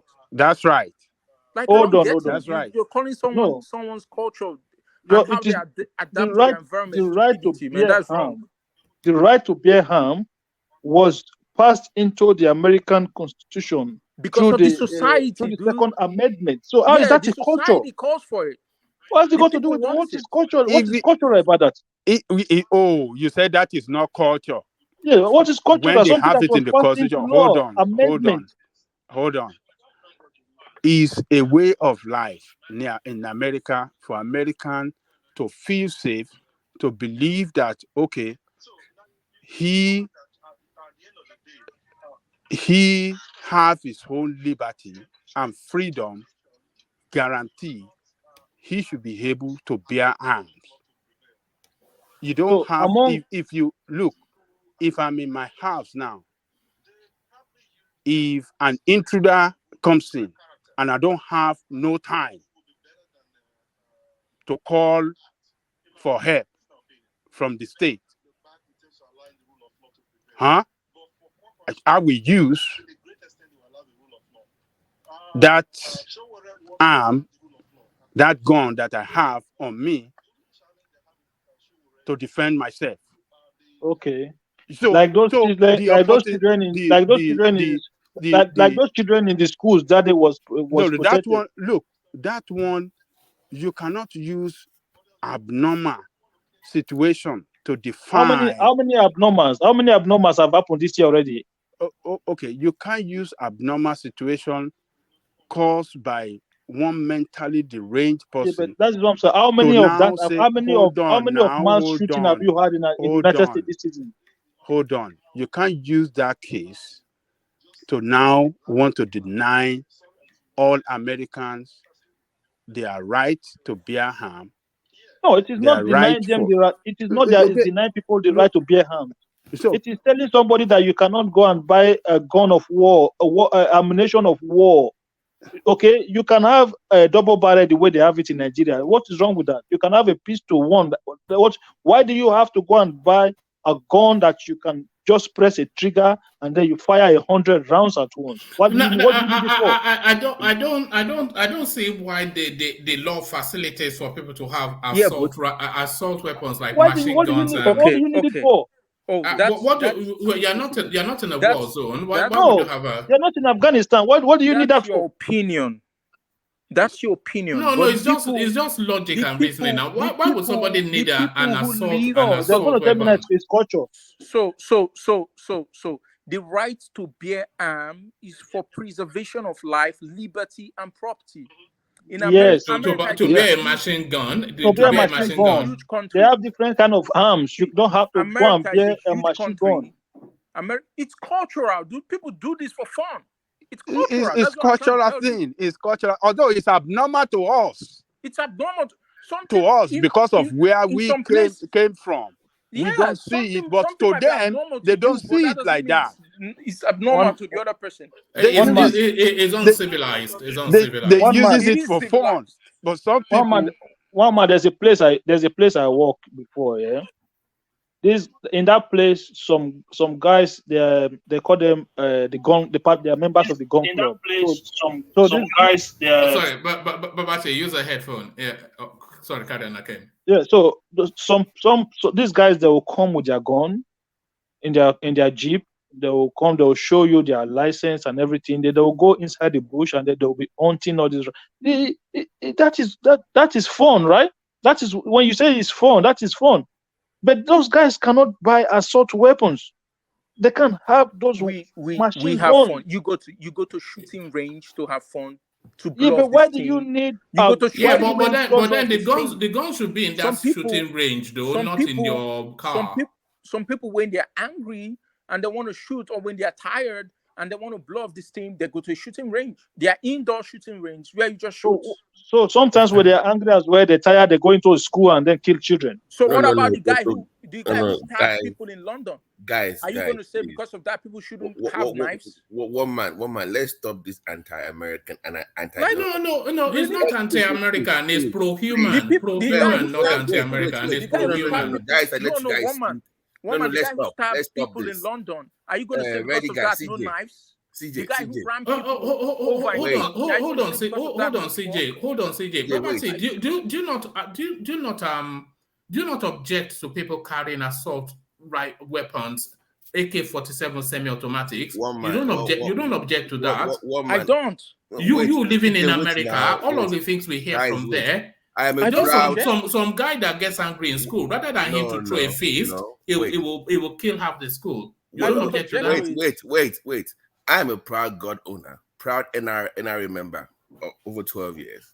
So I am not one of those. Please, I have over 10 guns. Everybody knows that. In fact, I am buying more guns next year. So I don't know why you. That is my choice. Guns don't kill people. People kill people. What the hell? No, people with guns kill people. No. What do you mean? People with guns kill people, not people killing people with knives kill people. So you must be voting Republicans as well, because that is Republican talking points. People with knives take the kill government people. out of my house. I have right to my own family with my own weapons. I don't need the police coming to my house. Anybody that shows up in my house, I'm going to blow your head off. Stay away from my house. It's my property, and that's the way it's supposed to be. Those people doesn't have guns. Their houses don't get invaded. Akib, let me tell you, there's another thing. There's another way to look at this thing. Those guns that you see people purchases and keep in their house. It's a form of investment too. If you buy gun this year, if a latest gun come out this year now, and you buy it, in the next 3 years, it appreciates in value. Some people keep those guns around there. They buy it all the time. How can something that you can buy like a chewing in the market, how can it increase in value? You look. Yeah, that's true. That is true. Let me tell you. Friend who does that business. He buys guns. All his investment is in guns. You don't know the money that is involved. It's more profitable to buy gun and keep than to invest in stock. Or even keep cash at home like that. When you buy it for 1,000, by the time you want to sell it in the next maybe 5 years, the price might be like $5,000. Some people buy it and keep if you are doing a block 17 like a block as a way of investment. They invest in gun and keep it, sell it in the future. It appreciates in value. It doesn't lose value. One man. Why? And anything that happens in this America, let me tell you, anything that has to do with money, anything that brings money, America will not let it go. So you agree that it's not right? Whatsoever that brings money, America will not, as long as it is legal. Oh, forget about it. If you know what that industry control in this America, the gun industry, if you know the gun industry, they just bribe politicians. They bribe politicians. That's what they do. They have money. There's money in it. People don't have money in it. Like they just bribe politicians. Like it's $1 trillion business. No. If they know you have weapons in your house, nobody's showing up to your house. If they know your area has... Oh, come on, man. That's not true, man. I live in the gun area. What are you talking about? Nobody messes with my area. It's true. Everybody has weapons. You know not to... there's no harm robbery. There's no home invasion in my area. You know, Baba, everybody knows that. Someone took a gun to a nightclub where they have securities. Because they have mental problems. Someone took a gun to a nightclub where they have security. When they have security with guns. The question you have to ask that guy is, the guy with a knife who stabbed people in London, what happened? How many people died? How many people died? Did you guys stop using knife? How many people died? The guy who used a truck to crush people in Turkey, what happened? How many people didn't die? How many people died? I'm asking you, shooting. How many mass shootings have you had in the United States this year? My brother, do you know what the meaning of mass shooting is? You know, if the country no agree you because of their way of life, it's fine. You stay away. People will understand that. Do you know the meaning of mass shooting? Do you know the meaning of mass shooting? You don't condemn it. Mass shooting. Yeah. Forget about all this media shit. No, it's not media. It's hundreds. You've had hundreds this year alone. Hundreds. No any other country come close. And why will anybody eat American football? I don't get that. Is the best sport in the world than soccer, whatever you call it, all this footsie or whatever you call it. When did you become like this? Let's go back to politics, please. I disagree with you on this one. Malaki, we are not together on this. I disagree. I disagree. Woman, do you know that if you take gun away from legal people, the bad people will still have the gun because they are not getting it in the legal way anyway. So if you now regulate and take gun away, it's only the right people who are supposed to have gun that will not have access to it. Because the people who are not supposed to have gun will still be having access to it because they have a way of getting it from the parallel market. So you are empowering the evil people and disempowering the good people. That's what you are doing. Hold on, Akim. Patrick, then it becomes a police matter. Then it becomes a policing matter. Yeah, but look at Nigeria now. We don't have guns. The innocent people don't have, but the armed robbers they have, and they will kill you. But if the good people have, then the armed robber they know that when they come to my house, they can be met with. You could have said look at United Kingdom. You could have said look at Germany. You could have said look at Australia. You could have United Kingdom free of crime. You could have used countries of the same power with America to make it's free of mass shooting. United Kingdom is actually not as Nigeria needs free of mass shooting. Nigeria needs more weapons in the hands of good people. Okay, you need more in the household. So let's stop this anti-American, anti-gun rhetoric. You need more weapons. So they can be taking guns to go and kick people's children. No, you're going to have laws to regulate that. Stop capping. If you are going to Nigerian school to shoot, you know the teacher has a gun. The security guy at the entrance has a gun too. Do you know areas that they shoot the most? Gun-free zone are the most dangerous areas. Gun-free schools. The ones that happen when they go and kill. Hold on. Nobody goes to areas where they know they have guns. They always go. Hold on, one second now. The ones that you remember, the ones that happened last time when they went to that boy took gun into the school and started killing students, and the police officers. Hold on. Police officers went there. Police officers went there and they stood outside for more than how many minutes? That was the problem. That was a systemic problem, not a gun problem. No, that was a systemic problem. No, there's only the guns is my point here. These are police officers who have guns. They could not want to confront the person that's killing people inside the school. If the teacher in that school has a gun, a teacher in that class has a gun, what do you think will happen? I'm telling you, police officers had guns. They couldn't go and confront the guy. You're talking about the teacher. They were probably outside, but the teacher in the class. They didn't respond in time. This guy, he just answered his own question because if a teacher had a gun in there, he would have neutralized him. All right, I'm not surprised. It looks as though Nigerians have become now too Americanized. This is what I'm hearing. One man, wait. You are defending the right to be carrying AK-47 all over the place. No, not that kind of FBI authority. Go and get Babalawo to give you all these weapons. No, you need guns, more guns in the hands of good people. If you're in the school, you need more guns. If you're anywhere in public where you can have any problem, gun-free zones area are the most targeted areas for crazy people because they know that nobody's is going to respond to them. So how many mass shootings have you had in Texas where you have where there's no restriction when it comes to getting firearms? Mental problem are supposed to do a better job. Well, no. You are convincing the point here. Confusing the point. There are mental health problem. They have mental health problem in the UK. Okay, progressive. Okay, my car is a weapon, right? If I dive into a group of people, it's a weapon, right? People do that. It's a mental problem. You can't blame guns for that. That's something. There are people with mental health problem in the United Kingdom. Sorry, Akim. Somebody with a mental health problem, and you have to be abnormal to go around shooting people. So somebody with a mental health problem is able to inflict even more harm and take more lives if he has easy and ready access to assault. Then you do a better job. Then you do a better job of making laws where it makes it harder for crazy people to get weapons. That's all you need to do. Not ban every weapon. Come on now.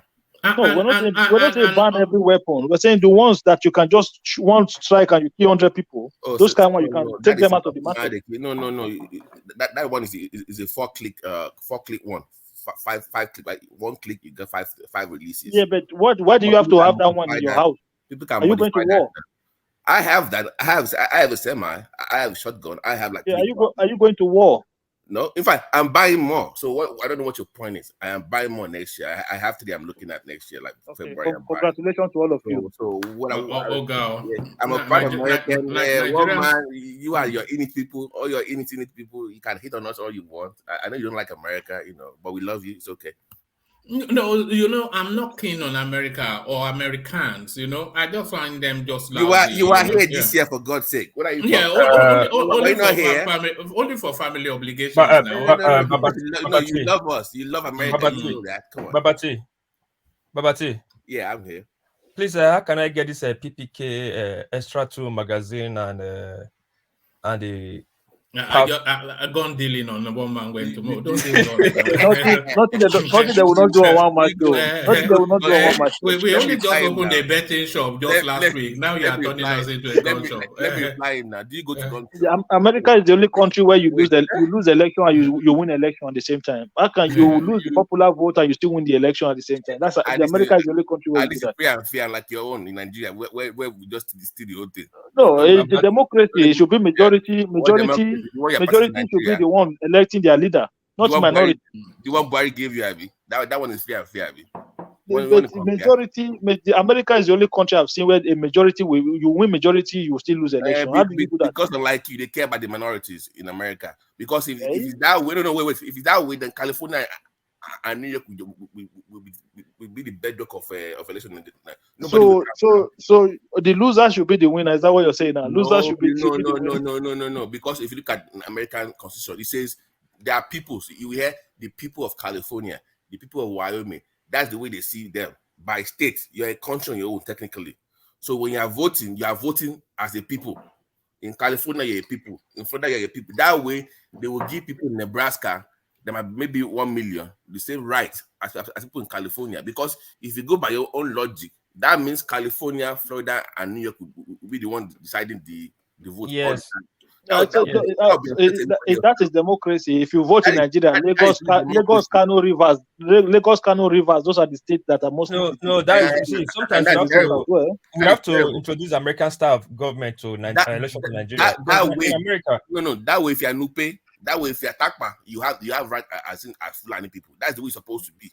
No. It means that it means that you begin to see extremism. That is what you see. Extremism is ripening in America. So how is it working for you so far? No. So how is it working for you so far, which you also call democracy? How is it working for you? Wait, but let me add this. Let me add this. In America, you vote for electoral college. Not just the the electoral college is one of the worst system of. Hold on.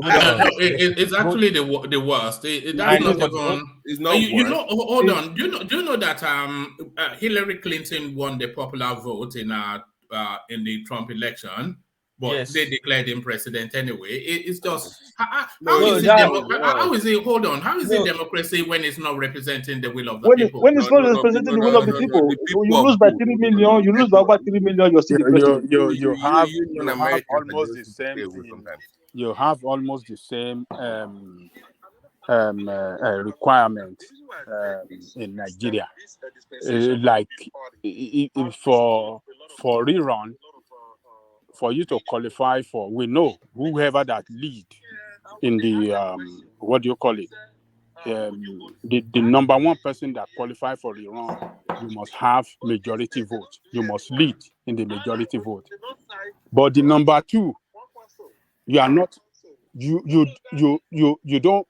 Even if you lead in majority vote, that does not qualify you to be in the run in Nigeria.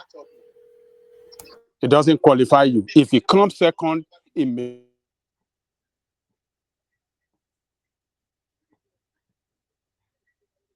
What happened to maybe network? Oh, anyways, the things he was saying, saying was not the right thing. That's why he lost it. No. Okay. Anyway, see, in America, how can you have 3 states only deciding who wins? Yeah. That's you can't have that, because if you have that means Kano, Lagos, and that's not fair to everybody else now.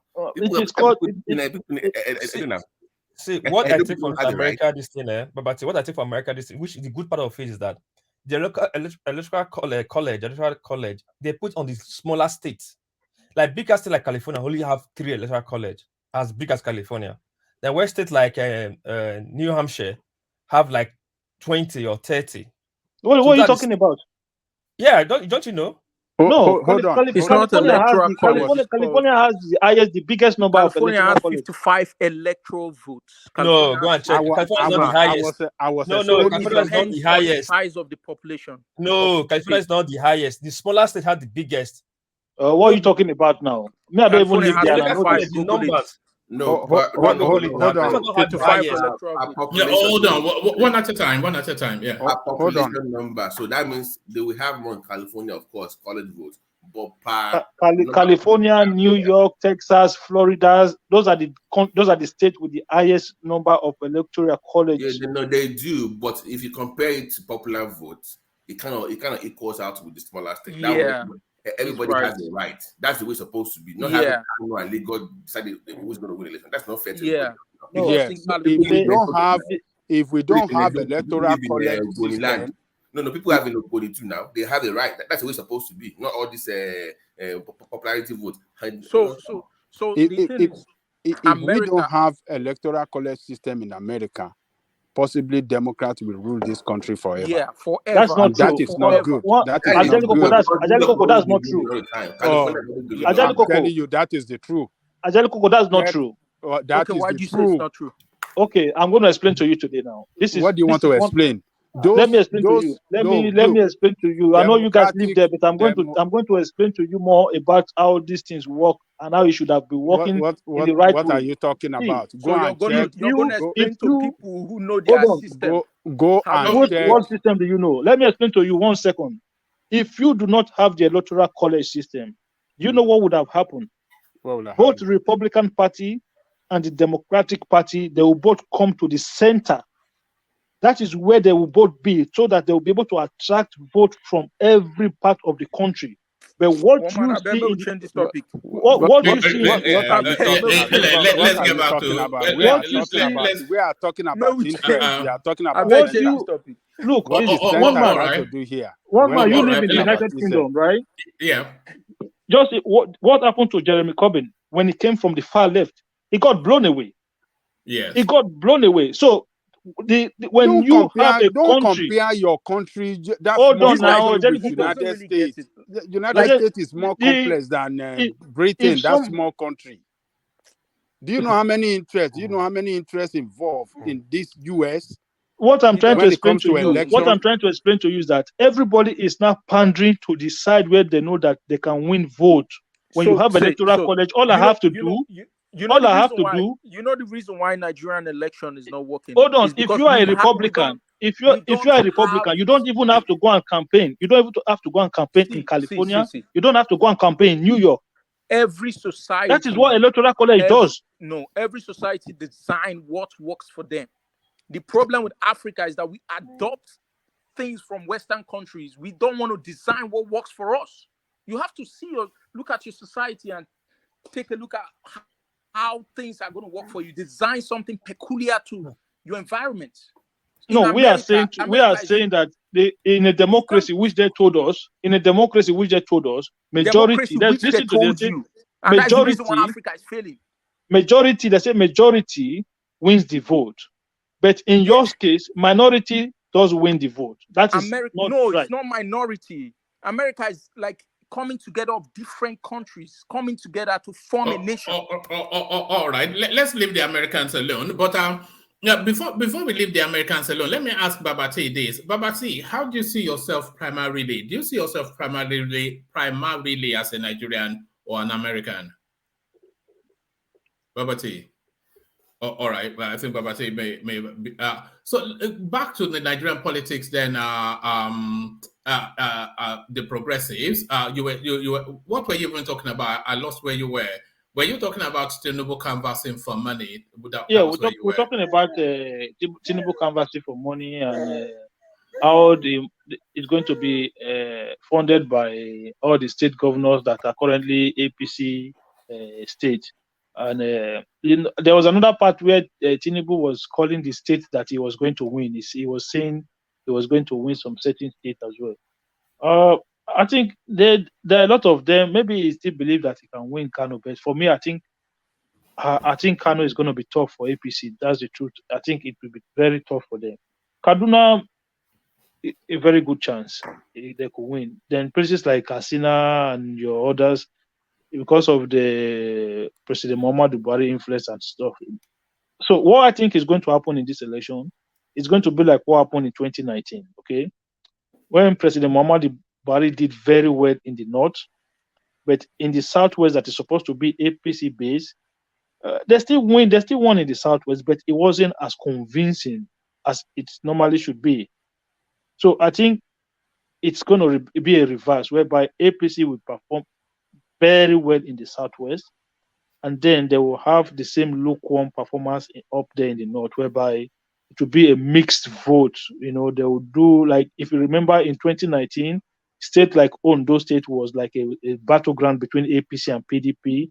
State like I think was here or your state again as well. That was a battleground between APC and PDP. So they did well in Ogun State, they did well in the state, and stuff like that. So I think you will see a reverse of that kind of behavior. It's from moving from southwest now to the north, because at the end of the day, Buhari will not be on the ticket, and then the northerners will not have the APC northerners will not have a northerner on top of the ticket. So there will be some form of a lukewarm acceptance to it. It's not like it's not like it won't win most of the states, but the margin will significantly reduce. So that is why I'm still thinking that these people, if they have to kill somebody, they will kill somebody to max out the result in Lagos. It will not surprise me. It will not surprise me if on election day you see extraordinary violence in Lagos, because APC and the Tinubu team, they will want to do as much as possible as they can do to make sure they open a big margin in Lagos. So that day, I'm going to be more focused, and hopefully I'm wrong. All right, brilliant, Akim. Brilliant. So let me take you to one final talking point. Minister of Finance blames 206 billion padding in budget on wrong coding. So it's just the most ludicrous of things. So they are defending their budgets at the Senate at the moment, and there's a 206 billion, just eye-popping amount of money, and normally in the humanitarian budget, that is the Sadia Farouk space, and they are telling us that is wrong coding. It's just that thing. The error is never to the disadvantage of the person making it when it comes to money. So they never under record. They never give you more change than you deserve. So what are you then making of this budget padding to the last minute? Is this retirement monies being collected by the looters that have been looting for the last 8 years? They don't have, these people don't have retirement money, man. They will collect it anytime, any day, anytime they want to collect it, anytime they have the opportunity. Do you think that these people actually have it in them that this is their last one? No. They believe that Tinubu is going to win. Many of them will retain their position. And this is just normal practice to them. Do you think this did not happen in the last budget? It happened as well. Whatever you see now happened last year, happened the year before. They will buy computer last year. They will buy the same computer 2 years ago. They will buy the same computer 4 years ago. They will buy the same computer again this year. The one you buy 3 years ago, what happened to that one? Did you eat it? So this is normal practice when it comes to Nigerian budget. And when you see the Senate calling them out, it's not like they are good people. No, those people there too, they are not good. It's just that the one they call out is the one that did not settle them. If you did not settle them, they will call you out. But if you settle them, they'll just, they'll wrap everything. Nothing. They did not see anything in that one. So for me, I don't know. I think the country where it is going, there are a lot of people who says Obi will be the answer.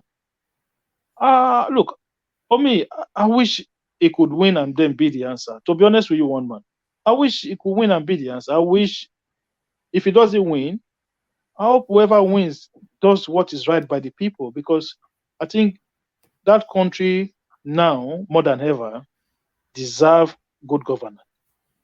More than ever, that country deserve, because the suffering, the misgovernance that country have undergone for years, I think they deserve, the country deserve a break, because there's so much you can ask, there's so much you can take, and I think Nigerians have been taking a lot from the leaders, and I think these people should not come to a point to say, look, we've actually done too much to these people, because all these guys that are running today now, none of them are poor people. These are wealthy people. So you ask yourself, the question is, why can't you just do what is right by the people? There's nobody that they're going to employ into office today, one man, that is not going to be, in some cases, a billionaire. There's nobody that Buhari will employ as a minister today, or that he has employed as a minister, that did not come into government as a billionaire. You understand what I'm saying, one man? There are people who go to the Senate. No, that is not coming into government as a billionaire, or is not going to leave government as a billionaire. No, coming in. They're coming in already. Many of them are already wealthy people. One man, look at the Senate that you're looking there. A lot of them are two-time governors. A lot of them in that Senate are two-time governors. How much money are you still going to get from the Senate? You saw a two-time somebody like Oshomole. If you go to this, Oshomole was two-time governor of Edo State with all the security votes, all the loan he took and everything. Then you have others as well. Saraki was there. Saraki was a two-time governor. Was Saraki a poor man when he went to the Senate? So a lot of these people, they already made money. You ask yourself, so what do you still want? At least that should be an incentive to say, you know what, I don't actually need the money. Let me just do what is right by these people. You know what I'm saying? But these people, it's like there's no end. There's no ending to the amount of money that they want, and it's almost like the only way they can get that money is through the government purse. It's heartbroken, one man. I don't know how to explain it. It's not like take small and rest. No, they want to take and take and take and take and take and take, continuously taking. Was it not you that was talking about the corruption that they're taking the engines, taking door lock and everything when he was leaving office? That was what Emeka Ehidioha reported. Yeah, but can you not afford to buy those things? Can you not go and buy those things? Does he not have the money to buy? This a lot of, for me, these people, before they go into office, maybe they should be undergoing mental health check or some sort of health check to make sure that they are sane up there. Because there's a lot of these things you cannot really explain it. It's hard to explain. What do you need? You have like, it's just how 206 billion can just casually make his way into a budget due to coding error. It's unbelievable. But yeah, but one man used 206 billion to you and I. That is a huge amount of money. That is some state in Nigeria. That is their yearly budget. Some state some state don't even have that, don't even budget that amount. So somebody with just a stroke of pen, a group of people just going to pull that one aside. They say it's a coding error. They'll just pull it aside. And do you know one thing about these people? You see those money that they are looting, those are the ones that they will actually pay out after the budget has been passed. They will make sure that they take all those money out of the system. So it is when you want to build your bridge, that's where they'll say we don't have enough money. Whereas they've stolen the main money that they should have used to build those bridges and those schools and those hospitals. At the end of the day, they will start borrowing money for those things. What Nigeria should be doing now is say, okay, next time, separate the budget. Do what they did last time, what the Biden administration did. Just pass a 10 years infrastructural bill on its own. You understand, one man? So okay, we're going to pass a 10 trillion or a 20 trillion 10 years infrastructure bill. That is it. So that we don't keep budgeting every year for road, for bridge, for this, for that. But no, we just passed a separate bill for infrastructure on its own. Then every year you then pass your normal pencil and biro budget. That one, it will be easy to scrutinize. It is in Nigeria where EFCC will be building bridge. They will be building bridge. It is in Nigeria where the Nigerian army will be building hospital. What is wrong with us? All right. Thank you, Akim. So stay with us. Let's go on from you, Akim. Let's go to CJ if he's ready now. So CJ, are you ready now? Yeah, I am. I did try to come to you first, but no, you were not available right there and then. So to it then, CJ, Tinubu won't relocate Federal Capital Territory from Abuja to Lagos. So it is the APC campaign council that are feeling the need to debunk this. And it tells you now where the politics is. It's ugly and it's nasty, the politics. I think this might be the ugliest and the nastiest campaign that we've ever had so far. It's only because there are so many people with possibilities of getting it and all the gloves are off. So what they have been doing is they've been spreading rumors, especially, and they target these rumors, by the way. So they've been spreading rumors in I think it's in the Northwest, to say that as soon as Tinubu becomes president, he will move the capital to Abuja, from Abuja to Lagos. So what are you making of that? Because the people who will hear this, they don't have the understanding that this is not something that the Constitution will facilitate for, but the rumors is already out there. So have you heard then? Lagos, the new, now old, now new Federal Capital Territory. What are you making of that? You ain't ready. And by the way, why aren't you ready? What is you ain't ready? Tell us that first. What ain't you ready for? You okay? So you ain't ready. Just like the last speaker, he said he doesn't know what's wrong with Nigeria, and then I say Nigerians are wrong with Nigeria. They are the problem of Nigeria, not even the. Is that a commentary on the Nigerian space that you ain't? Yeah. So you ain't ready is that Nigerians, Africans are not ready to make a change.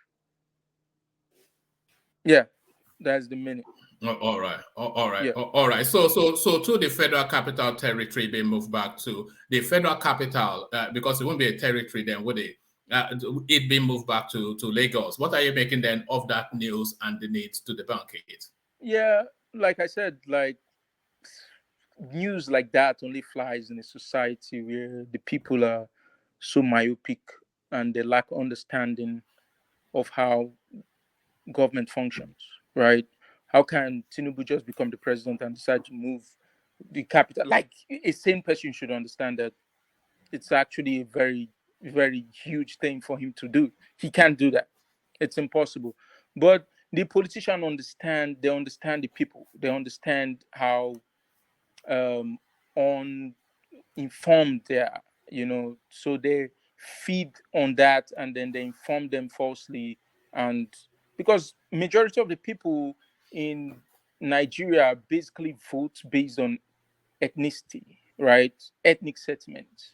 So if you tell an Hausa man, someone from the north, that Tinubu is going to move the capital from his ethnic region from the north to the south, where there's a lot of Yoruba speaking people, he's going to be like, oh, the Yorubas are coming after me and they're coming to take my stuff away. He doesn't even mind if it's for his own good. He would rather block that. So that is it. It's just the news that can fly in the Nigeria democratic space. So hopefully one day Nigerians grow up to understand. All right, brilliant. Have you been following the story of this young boy that called Aisha Buhari fat and then was detained? So we discussed it yesterday, but it's gotten even worse. The National Association of Nigerian Students have now issued a public apology to the wife of Buhari to say that apologies for this boy calling you fat. Please release him from the dungeons. How low are we going to go in that space? That's what I'm saying. When you have an uninformed society, then you have a failed society.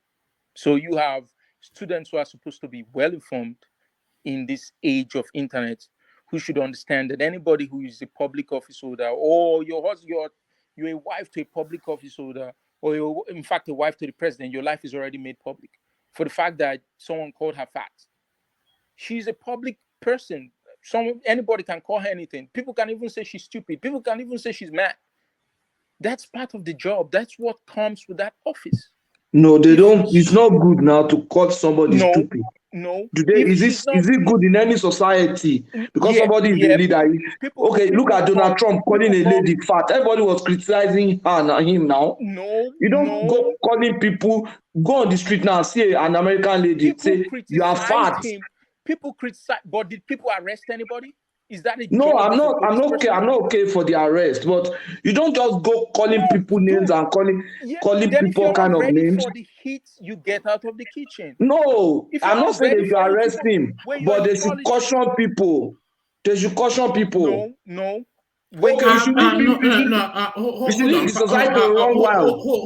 on, Patrick. I don't think that calling the first lady fat, I don't think that's the most excessive thing. I think that's they should not arrest him because of that.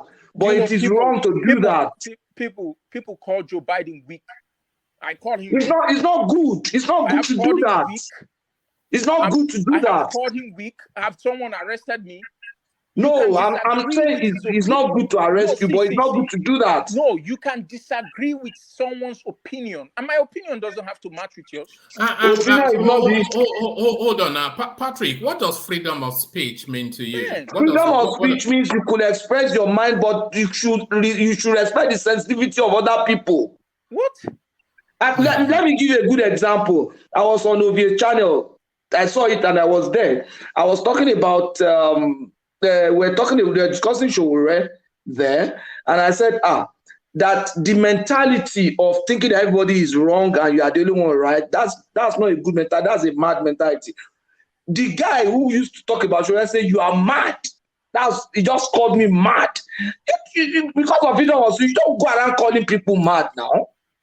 Bro. Okay, because I saw a note of office to be president, my wife, you cannot call my wife mad, or I'm not saying they should arrest the guy for doing that. No. We should learn to behave well. Patrick, what you are contending against now is not what you did on what you said on the other side. What you said that is your madness. No.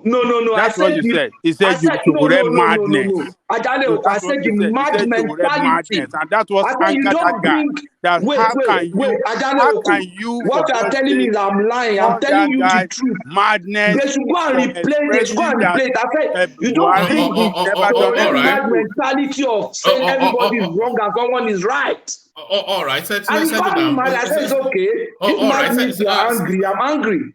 But I'm not mad. Patrick. I know I'm not mad, so you can call me anything you like. You said that was your madness for saying Buhari never done anything. You know the problem is that I think your mind is conditioned to hear certain things. That is not what you said. Hold on, Patrick. Hold on. It's not. You can't call people names. It's just the ultimate part of it. But yes, now you can't call people names. But when you're a public figure, you have to have a thick skin. If calling the first lady fat is sufficient enough for a young boy to be incarcerated, no, we are nowhere as a country. It's not. So, woman, it's not. I don't know. See, what I'm saying is, if you are a spouse to a public office holder, you should be ready to entertain any form of verbal insult, as the case may be. You should be ready. That's democracy. That is the free speech you're talking about. Provided nobody harms you or something, they didn't say, "Oh, I'm going to kill you," or "I'm going to send high as a saying to you." If the person calls you fat, you take it. You take it. You're a wife to a public office holder. You take it. Has the job of Nigerian police force been reduced to to that point where they go about arresting people who call people fat? Like for real? And in a sane society, like would a student union stoop so low to beg the first lady for? In fact, in the first place, is there an office of the first lady? For Christ's sake, is there an office of this first lady that I should even respect that office? There's no office of the first lady in Nigeria. So there's no need for him to even respect her as a public office holder. But you not disrespect her. You don't disrespect her too. Don't respect her, but don't go about abusing people.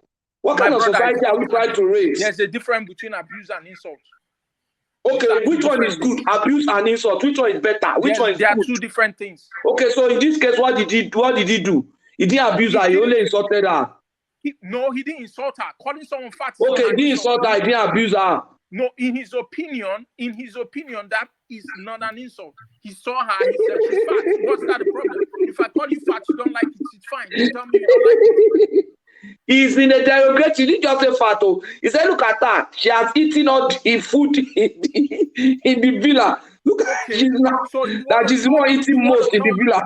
You want to tell me if you're in his shoes, suffering, how he has suffered for the past how many months?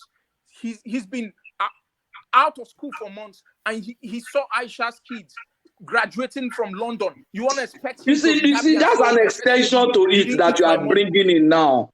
You are just now making a case why they should be abusing people. No. Yes. Let's stick to issue. Right. The truth is that ASU strike is not good, and everybody condemns it. But you should also condemn the fact that people should not go about insulting people. My brother, if you are in a political... Because you are the one that is angry.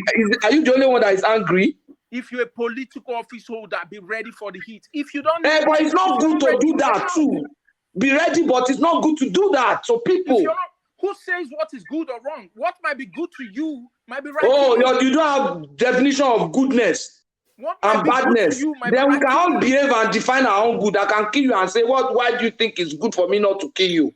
Then you face the law. So Patrick, next time if another person abuse Buhari or they abuse Tinubu, they abuse any one of these politicians, they should be picked up and taken to jail. I think you are not getting me. I've just told you that it is wrong. It is wrong. No, I'm saying that.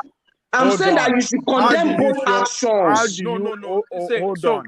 How do you show leadership when you have citizens in your country reign some of them, not all the citizens, but some, a situation like this comes up and you cannot bear it. And okay, how am I supposed to respond? Let me tell you the truth.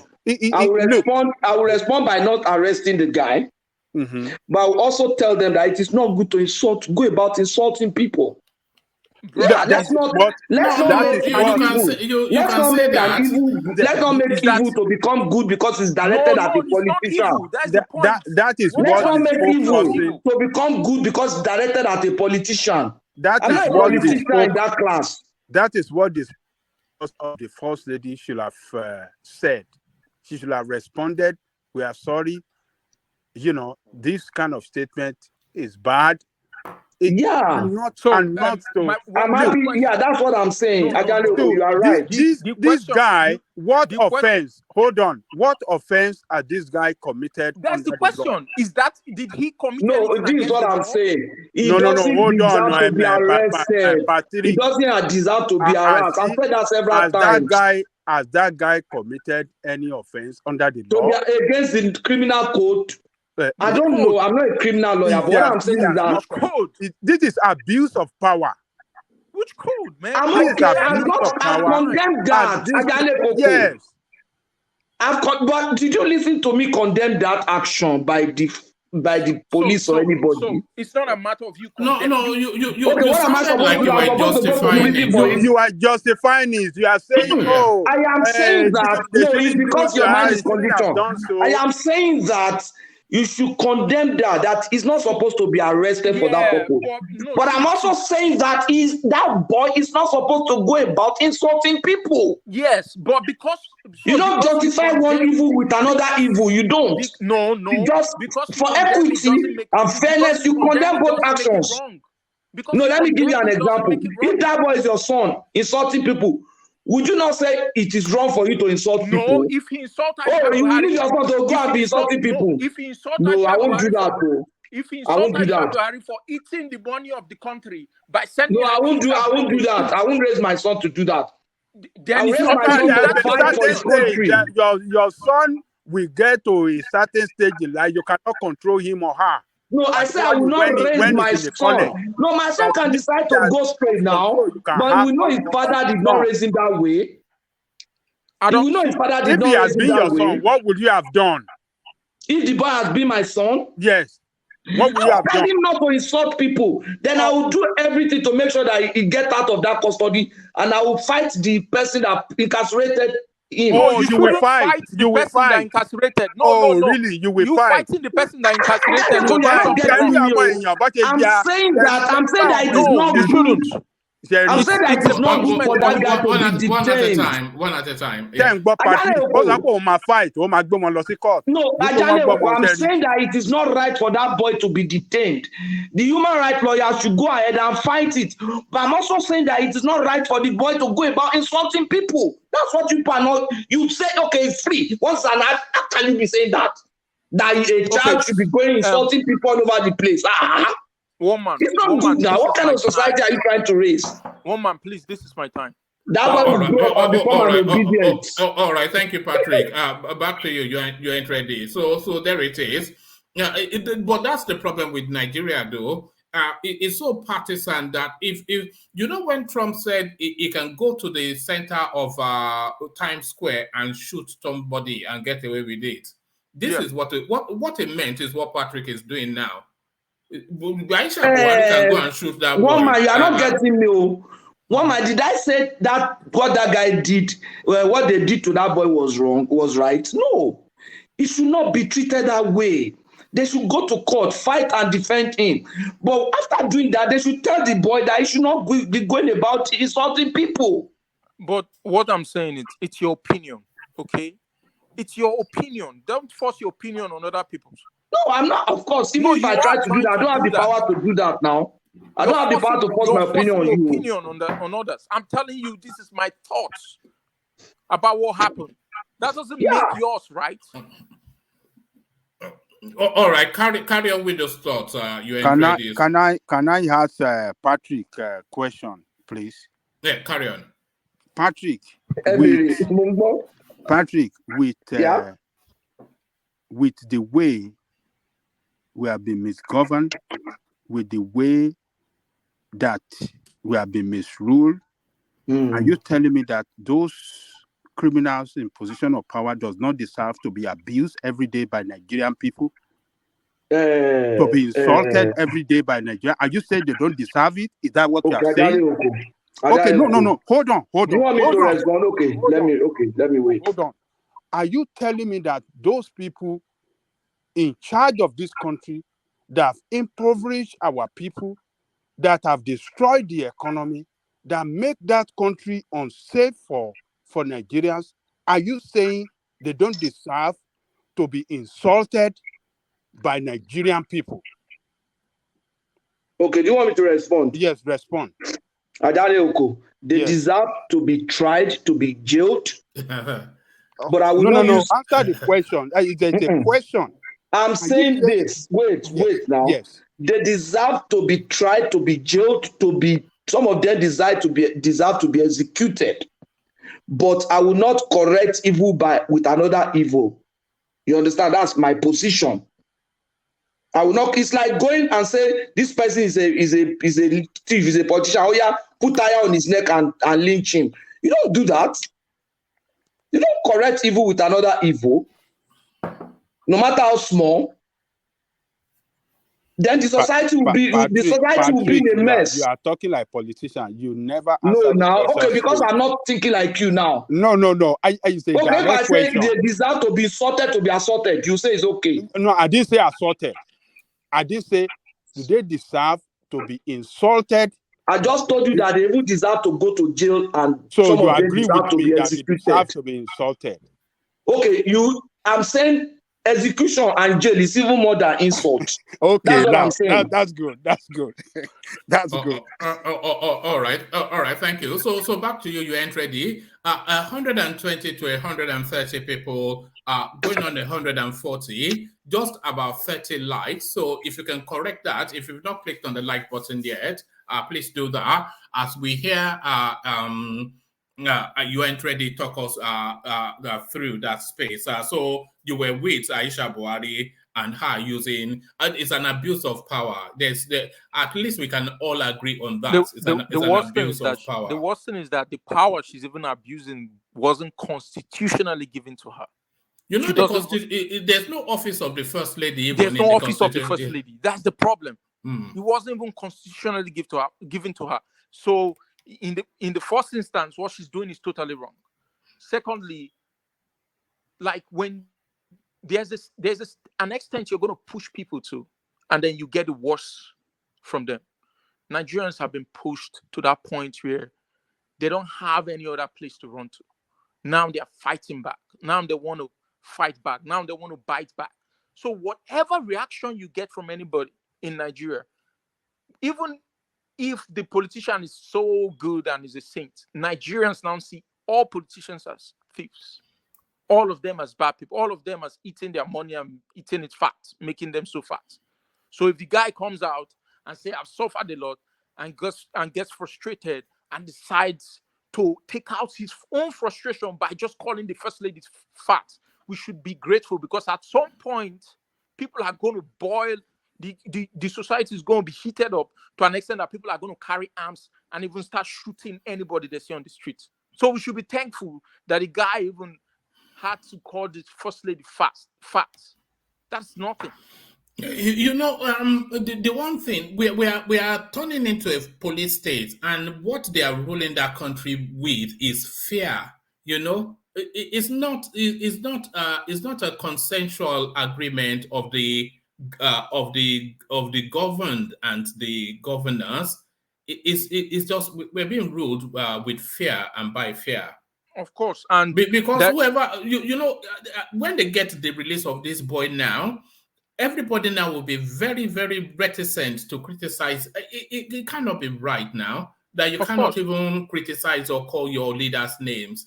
Of course. It's not right. During Jonathan, Patient was most abused First Lady in Nigeria. She was. And nobody arrested anybody. Nobody. But what Oga Patrick saying, I don't agree with it. Just that the problem we have in this country, we are trying to practice American style of democracy with we are tribal or let me say ethnic people. So when that thing happen, we always raise our ear like, no, it's not supposed. It's the first thing for crying out loud. They're supposed to tell her anything. Trump, what's it called? Melania Trump. She was the most abused First Lady in America at one time. Yes, she was. At one time, we were talking about her accent. Even Obama was even insulted. Yeah, so why would she have start saying that? She said she's fat. Then she started arresting the guy. And it becomes she is fat. It's actually a statement of fact. She is fat. You know, Senator is quiet. The human rights lawyers are quiet. Everybody's just quiet in Nigeria because they are probably not going to get money. This is really they are not going to get money from the case, right?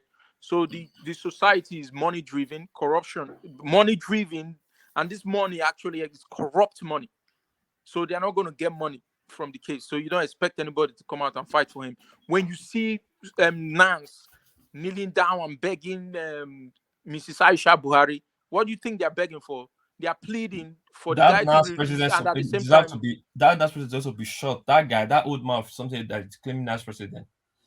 You know, there's so many problems in Nigeria. How can you, the most educated, or you said you are the leader of tomorrow, begging this lady that don't know her rights? Begging for your rights. That's right. the problem. I don't even know her right.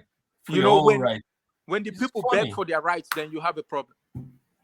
What you guys don't know, that person that you see as Nance president is is not truly representing the interests of the student. He's someone that the politicians sponsored, you know. To all of them. The election was bloody. Yeah, they were sponsored by politicians, you know, to head the students so that they can continue to have their way and without no resistance from the student, the way it used to be back in the days. Yeah. So and it's a political, politically appointed Nance president. Is not really representing the interests of the student. That's why you see him speaking and begging like that. How on earth would you see student leader begging for what they know they for an offense they have not committed, or one of them have never committed, and they be begging for his release instead of threatening the government with court action and taking and have their lawyer to immediately sue the DSS that's the reason why I said Nigeria as a country is ready, but the people are not ready. The people, their mindsets is still caged up. They are not ready for freedom. You can't change a country when the people are not ready, because these leaders actually came out from these people, this set of people. The leaders are actually part of the society. If you go on the street now, you ask a Nigerian, why do you want to vote? They are going to say it's because he's an Igbo man, or because he's a Yoruba man, or because he's an Hausa man. Not because of his policies, not because I think his policies would favor me and my family, not because I think I need to own this election, not because I think I'm going to have influence over this person. So the politicians have influence over like 90% of Nigerians. That's the reason why they don't know their rights. They always beg for their rights. And this is the same lady, when the late Abakari were dealing with her, the whole world were sympathizing with her and fighting for her. Now see her now. She's now on that, have that opportunity now. See what she's doing in return. It's somewhat disappointing. You thought she, above all, was the one civilized person in that space. At least in the early stages, when she used to come out with all these pro people, she was almost fighting the government from within at one point. But now she's well educated, and she's not well educated. She's a beautician. She's a beautician. Yeah. All those degrees, all those it's a diploma in beautician. That's what. Oh, really? Okay. Yeah. I don't know. Quarter degree they give to them. Quarterly degree they give to them. Honorary degree. No. Quota system is what he's saying. But degree. Yeah. Oh, don't really okay. deserve it. Oh, I don't know. You know, Abakari dealt with that woman, and she was always on air fighting Abakari. People was. All right. Round up that space. They won't admit, no. Everybody were like, no, why should we? No, it's not fair it's not fair. Now she has the opportunity to see what she's doing in return. But that country. I just think this is the time for, if the youths are actually yearning for change, for the fact that one of their own was actually arrested because of something like that. If they are yearning for change, this is the time to show that they are ready for that change. They should come out in mass and protest against that kind of... You ain't ready. What we're seeing is indicative of the changes that we're seeing in Nigeria, how the country is evolving. Because if this had happened 10 years ago, thereabout, all of the students in all of the universities, they'll be on the streets, holding placards, making noise, fighting the authority, etc. But fast forward 10 years later, they are sending begging letters that they called you for. Yeah. Because the people are so poor right now, and they all depend on government corrupt money to feed. No, I think they are more afraid than poor. They are afraid as well as poor. No, the conscience of the people who are supposed to lead them have been bought. You see, they've been bought. Because back then, if you understand, the economy of Nigeria was better than what it is right now, right? So people are a little bit independent than what you expect today. People are so poor that any handout is actually valuable. So that's what you get. All right. Thank you. You're ready. So to this space, then, the speculation that Tinubu would relocate the federal capital from Abuja to Lagos if he ever becomes president, it's been spread like wildfire in the Northwest. But now the campaign council they found the need to send a rebuttal letter out in the press space. So what are you making of these rumors and similar rumors and the sort of campaign that we're seeing at the moment? It's always been nasty within the Nigerian political space, but it's especially toxic this time around. You ain't ready? Yeah, Nigerian politics is always tribal based, right? It's all tribe. It's all ethnicity. So that is an ethnic news to like make Tinubu lose, and it's something that maybe might be coming from the PDP camp or Kwankwaso camp to like make the Northerners vote for Atiku or Kwankwaso. So they know what they're playing. They understand the kind of politics that can drive the people. Like they understand the message the people can absorb quickly. So that's what they're telling them. And they know the people don't read and the people are not well informed to understand the processes, it takes to actually move a capital from one state to another. So that's the kind of problem we have in Nigeria, where the people don't have the knowledge. All right, brilliant. And Tinubu launches campaign to raise 5 billion naira from Nigerian masses.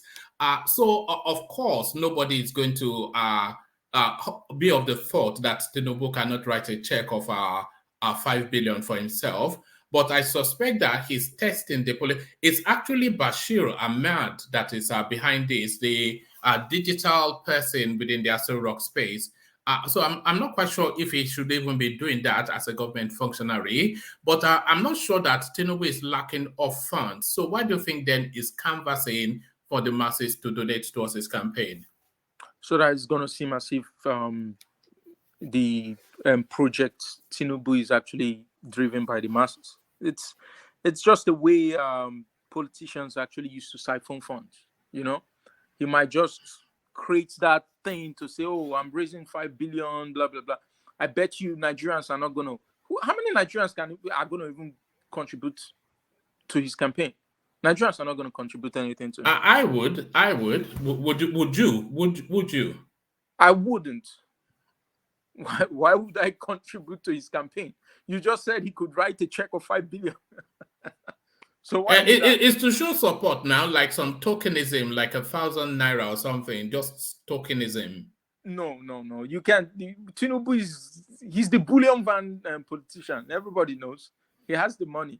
I don't know where he got it from, whether from the government or from his private business. That is his business, but he has the money. They just want to deceive Nigerians to show Nigerians that we all know how elections are funded in Nigeria, right? It's not like crowdfunded. Elections are funded by state fund. They're funded with the state funds. Like Imo State is going to bring theirs. Lagos State is going to fund him like heavily. Governors who are behind him are going to fund him. So it's just the taxpayers' money that's going to be used to fund Tinubu. So it's just eye service. It's eye service. You'll be surprised that they've already started raising money, but no surprises are the people donating. They've raised close to 19 million already. And of course, Babajide Sanwo-Olu, Kashim Shettima, and Kogi State Governor, they've named him Audu Abubakar. But then Kogi, of course, is Yahaya Bello, is it not? But it's somewhat disappointing. If these sort of people are the people donating, then it has no meaning. Yeah, it has. I mean, common Nigerians are not going to donate. Like, they all know they've not eaten. A lot of them can't even eat, can't even afford one-day meal, and then you expect them to go fund a bullion van politician. Like, it's impossible. All right, brilliant. So they are speculating that Tinubu's journey to the UK and the US and Europe, etc. So this group is actually alerting that it is an attempt to whitewash his image of the criminal record, forgery, etc. Is there any veracity to that thought, or is this conspiracy theory gone wild, gone awry? Okay, one thing is, whether people like it or not, even with the criminal record or whatever record, Tinubu is going to be the president of Nigeria in 2023. Whether Nigerians like it or not, these people, they don't. For Tinubu to like ignore appearing to town hall meetings where he can speak to ordinary Nigeria, it goes to show you that he doesn't really care. He understands how to win it. He understands how the politics of Nigeria works. So him going to the US is not whitewash. Tinubu doesn't bother about that. He doesn't care about what people are saying. INEC can't disqualify him. No court in Nigeria can disqualify him. Even if he has a criminal background, it's just for media, for them to have something to talk about. Come 2023, in February, he's going to be the president of Nigeria because Nigerians are not ready for a change. So it's just rumor. It's nothing. All right, but so many rumors, but they all tend to. Who's your candidate, by the way? If you're willing to disclose, who gets your vote? If I'm in a position to vote, okay, I have two candidates, Showore and P2B. But when I look at the dynamics right now, who has the possibility of outshining the big giants, the two big giants? It's P2B. So if I'm in a position to vote, I'm going to vote for P2B. All right. All right. Well, there you are. But because Showore and P2B, of course, you probably say one and the same candidate. They are pretty much they are the left of center choice, within the Nigerian political play. But Showore would have been the best man for the job, to me, in my opinion. If Showore had any prospects, we'll be canvassing for him on this platform because he's the perfect fit, for where we want to go. But it doesn't have any prospects. That's just that's the problem. That's just the only issue he has. But he's the best man. He's the only man with the practical ideas. Like when you talk, everything he says, they're all practical. It's not something someone will go write a piece employ somebody to write some bullshit on a piece of paper and tell you it's hope again or unify Nigeria, blah, blah, blah. All those bullshit. Like, what the hell? Papers. Go on TV, engage. Tell me what you're going to do. If you're not confident enough to speak from your heart, I don't want to read your paper. Do you think they actually believe any of it? Do you think they believe any of those things they present, or do you even think they think the people believe it, or did they just do it just to fulfill all righteousness that we have to say something, so we just say this? All this hope for the future, new Nigeria, and all this kind of peppy little things that they say. Yeah, of course, they just do it for doing sake now. They just do it for doing sake. So many of them don't even know what's written in that manifesto. A lot of them have not read it. I bet you, Atiku and Tinubu especially don't even know what's written in their manifesto. I bet you that they hired someone to write that shit. They don't know what is written there. But they believe that this is what Nigerians need. This is what the media will talk about. Manifesto. But in that manifesto, there's no how. How do you intend to do this? How? How do you intend to make Aba and Onitsha the Taiwan of Africa? How? What are you going to do? What are the things you're going to put in place? The same Buhari who said he's going to change Nigeria, he's going to restructure Nigeria now in his manifesto, but now he's saying a different thing. He's singing a different song. So it's not about what's written in there. It's about coming to debates. And I think if Nigerians really want to change the political space, or they need to push the National Assembly, this new one, to make sure they inculcate presidential and gubernatorial debates and even senatorial debates in our constitution, so that people like Tinubu and Atiku won't have the guts to insult Nigerians by running for the office of the presidency. All right. So you were talking about debate, but Festus Keyamo is actually, before I take you there, what is your expectation of a manifesto? Because a lot of people, they say a lot of times that these politicians don't even know what is written on their manifesto. So a manifesto, it covers a myriad of special or specialisms. So where I'm really going to is, do you expect the manifesto to pull together an understanding of the ideological thrust of the candidate, or are you expecting the candidate to know the minutiae of everything that is written in this manifesto? What expectation do you have of the candidate's understanding of their manifesto? I expect him to understand the key points, you know. Right. Your manifesto should have aims, you know, those policies and the aims. They have some key points, like your manifesto should have an aim initially, right? A point where you're getting to. And that aim you're getting to should have key points. Those key points, I expect you to talk about them. Those key points. Let me understand how you intend to achieve that aim. How those key points are going to come together to achieve that aim. You understand what I mean? But a lot of them don't understand. They don't have these key points. They don't. So if I read your manifesto now and I understand, I'm beginning to understand the aim, like where you're aiming at, where you're trying to take the country to, and then I see you speak on TV, or I hear your surrogate speak on TV and he's speaking a different thing. He's saying something different. It shows that you don't know what you wrote on your manifesto. And that's the reason why you need them to talk. So that when you look at what they are saying and their manifesto, then you understand if this person actually understands what he's saying. All right. How do you think a manifesto should be written, and how do you think they are written? What I'm asking is, do you think that when the manifesto is being put together, all of the experts of a particular specialism, they will sit with the candidate, listen to him, and then flesh a policy position around what they understand his directional thrust is? So do you think that's how they do it? Or do you think they just go and randomly write a manifesto, just give the candidate some key points, and then he doesn't understand it? So how do you think it's So the normal way to do it, in fact, on a normal day, running for the office of the presidency, you should already have team. You should already assemble your team.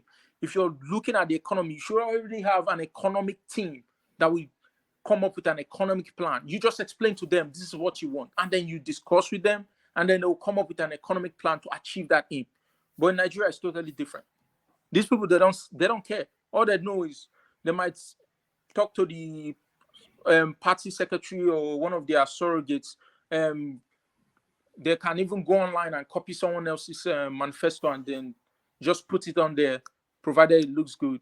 Tell them I would build roads, I will dredge the River Niger, I will do this. He doesn't even tell you how he intends to get those funds. He doesn't even tell you if he's going to take a loan, the processes, the payback, how he intends to pay back. He doesn't even look at the critical things the nation need. Those are the things. That's why you need a team. You need an economic team. So if you ain't writing your manifesto, you need a team. Do you think Tinubu has had any involvement in the writing of his manifesto? And if you do, to what degree? I don't think he has any knowledge about his manifesto. I don't even think he knows when the manifesto was written. He probably asked one of his guys to take care of it. The same thing with Atiku. I don't think. But he has been going around defending that. He has been going around defending that manifesto, though. He has been. Of course, he's going to defend. He's going to defend it. But can he come out and debate his manifesto? No, but they've been asking him pointed questions around his manifesto, and he has been giving quite nuanced answers. What can you show me one of the interviews? Well, yes. If you go to the Arewa interaction that he had in Kaduna, it was quite detailed and quite interactive. And then if you go to the one that he had at the Lagos Forum, because these are serious-minded people, not people looking for. Is he Arewa? It's not Arewa now. Was he organized by his party? The Arewa Consultative Forum, they are political. They had with Obi and this other guy then, right? No, it wasn't with Obi. I think they sequenced all the presidential candidates to come and interact with them and tell them their plans for the North. He was on there too. Yes, but so they asked him quite pointed questions, and he gave quite detailed answers around his manifesto. Tinubu is not a fool, by the way. I'm sure you know that. No, one man. I understand that Tinubu is not a fool. Okay. Yes. But Tinubu of like 10 years ago is different from Tinubu of today. So Tinubu of 10 years ago was so articulate, so on point. Yeah. But Tinubu of today, no. It's different. And it's not bad. Age actually takes a toll on people. But I think Tinubu of today should be rested. You know, you've had him speak in that Arawa thing you're talking about. For real, I couldn't understand a lot of things. He was mumbling. I couldn't. He wasn't speaking like with authority. I couldn't. He was mumbling. I needed. If you want to listen to a president, he should be speaking with authority. A president in waiting should be speaking with a lot of authority. I didn't perceive any form of authority. I didn't feel it. It wasn't convincing. You had him mumble, blabber, what the APVC, like telling people that their PVC already expired. No, man. Like Tinubu of before, yeah, but no, not this one. All right, you are ready. Let me bring you this. Why Tinubu cannot engage in presidential debate with Peter Obi? This is Festus Keyamo. The spokesperson of the All Progressive Congress APC Presidential Campaign Council, Festus Keyamo, has said the party's presidential candidate Bola Tinubu cannot engage in a debate with Labour Party presidential flag bearer Peter Obi because the latter has no proven results or manifesto to show Nigerians. Keyamo, hold on. Keyamo made this known on Tuesday, November the 29th, in response to Labour Party's challenge to Tinubu for an open debate with Obi. The Labour Party threw the challenge following Tinubu's absence at town hall meetings ahead of the 2023 general elections. However, Keyamo on Tuesday challenged Obi to release his manifesto and list his achievements during his tenure as governor of Anambra State. He added that if the conditions are fulfilled, APC will send one of its spokespersons to have an open debate with Obi. Keyamo stated that the Labour Party has no manifesto, so what are we debating? What document are we comparing with each other? Obi told Nigerians that they depend on what is inside his head, not on any document. So Tinubu will then be debating with what? Is this a campaign or a joke by the Labour Party? Before Obi can stand shoulder to shoulder with Tinubu to debate, he has to release a manifesto for scrutiny. Then he must list his tangible achievements as governor of Anambra State compared to the tangible achievements of Tinubu as governor of Lagos State. Afterwards, Obi should list the names of people he has mentored in politics from the days of his being governor till now. Also, he must tell us any political party which he has either formed or partnered to establish to be established. Obi must also list his democratic credentials. We need to see what he did to contribute to the return of democracy from military rule and what he has done ever since then to sustain democracy. After all these conditions are met, APC will send one of our spokespersons to engage Obi in a debate, he added. So there it is. So this clamor now, I think the first thing is, it looks as though the obedient space are targeting Tinubu frontally. It doesn't even look as though that is what they categorically are doing. So they're targeting Tinubu frontally, but the response from Keyamo is to infuse some realism and some mature-minded, serious person response to you don't have a manifesto, your credentials are extremely shaky, and you are inviting one of the leading candidates and one of the most senior politicians in Nigeria to a debate. So did you see why he would respond like that? That there's what is there even to debate? What are we comparing? Where is your manifesto? So what are you making then of Festus Keyamo's response to that positioning? Yeah, we borrow democracy and presidential system of government from America, but we we don't want when it doesn't benefit us, we tend to throw away the parts that doesn't benefit us and adopt the parts that benefits us. So the question is, we're during an American presidential election, when there is a debate, what determines the qualification of a presidential candidate to come to a debate is actually the number of followings, right? The number of followings, how popular the person is out there, right? So yes, I understand the fact that Tinubu Obi doesn't have a manifesto yet, but what is stopping? No one is even asking Tinubu to come and debate Obi. People are saying, come to town halls, talk to Nigerians, come to independent, organized town halls, talk to Nigerians, and answer questions from Nigerians. It's just like, but there is no independent town hall within the Nigerian political space. No, the ones organized by Channels TV, Arise TV. Those are not organized. Arise TV is partisan. Festus Keyamo, Ruben Abati, a spokesperson for Goodluck Jonathan under his administration. What about Channels TV? Channels TV has been more on the side of APC. Channels TV is also partisan. But there have been. Are you there? You ain't ready? Can anyone hear me? Yeah, I can hear you. Okay. Yeah. So yeah, Channels TV is also partisan. Yeah, but they've been more on the side of APC. What I'm saying is, Tinubu should, even if they're partisan, it's just like someone who prepared for an exam, and then you're scared to go into a hall where only you're going to sit down, and you only want to sit down in a place where like 5 people are. If you're prepared for this exam, you know what you're going to write. Go in there, face the heat. But you see, the problem is when at those town halls, they are not going to be looking to interrogate his plans for Nigeria. They'll be looking to undermine him. That would be the whole object of the exercise. Why would you undermine him? Because of partisanship.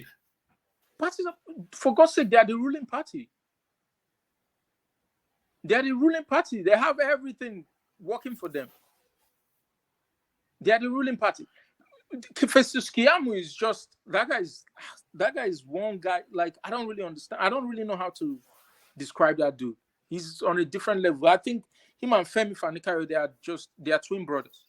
So Festus Keyamo is saying until Obi provides this, if you're so sure of what you're what would be the basis of a debate? If Tinubu turns up at that debate and he will say, this is my economic plan for this, as stated in my manifesto, how will Peter Obi counterweight him when he says that? That's what I'm saying. I'm not even like, okay, I agree with Festus Keyamo. Peter Obi doesn't have a manifesto to speak on. He doesn't have a manifesto to defend, right, in a debate. Yes.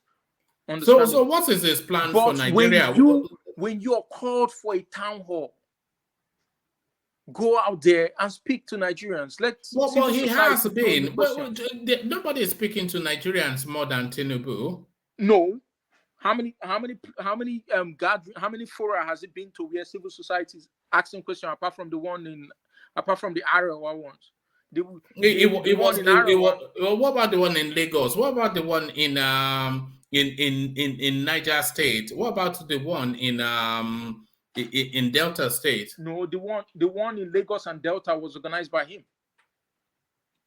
What do you mean organized by him? No, it was organized by his party. Who told you that? It was now. Lagos Business Forum. They interrogated everybody. The people. Elumelu was there. Dangote was there. All the big wigs were there. So, are you telling me that when Tinubu speaks, that he speaks coherently? Actually, that one was organized by Tinubu. I'm telling you. The one that was invited, he was invited by FCCI, Lagos Chamber of Commerce. He didn't attend it. I'm pretty sure he did. It was He's trying to make a point. Let's finish. Let's hear him. Before Ajale Koko came, he was trying to make a point. Okay, all right. No. Ajale Koko can interject, but he didn't attend. There was something he wanted to say. I don't want him to forget. No. Maybe you think Ajale Koko is making a point that you don't want to learn because it doesn't favor your candidate. Okay, make your point, Ajale Koko. Make your point. Look at this guy. Look at that.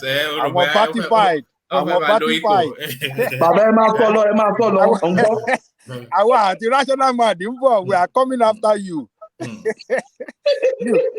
We are coming after you, Patrick. We have rational man. I'm ready. Look, the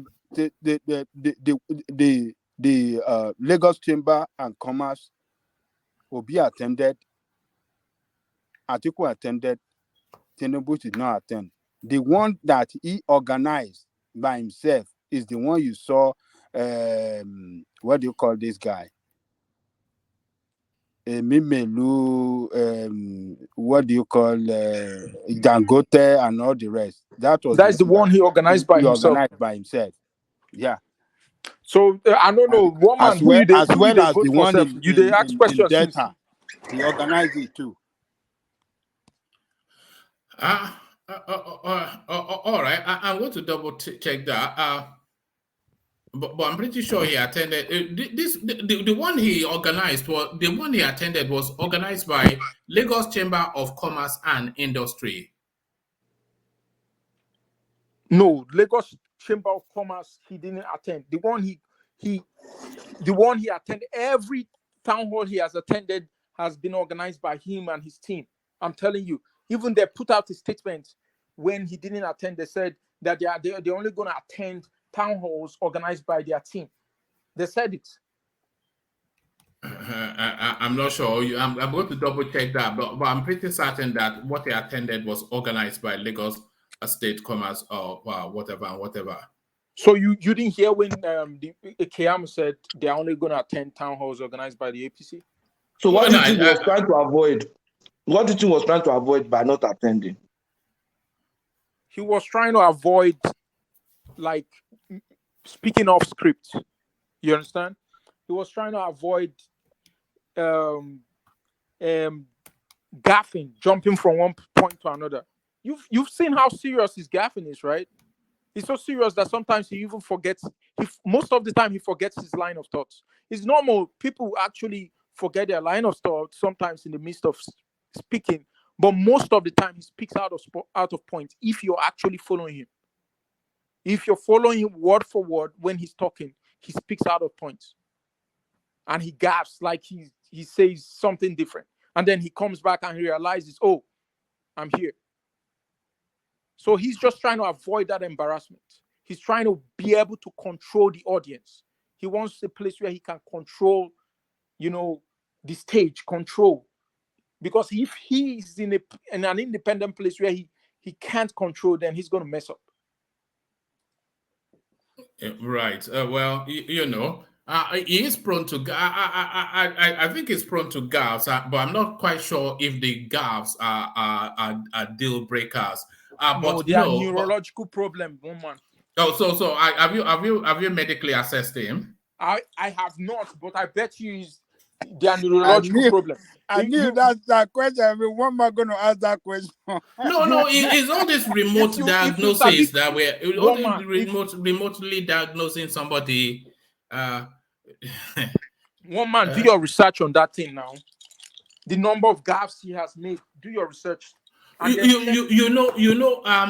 me tell you this. Tinubu has not actually made that many gaffes. I can tell you that for certain. You know why I'm saying that? What is Bulaba? Woman,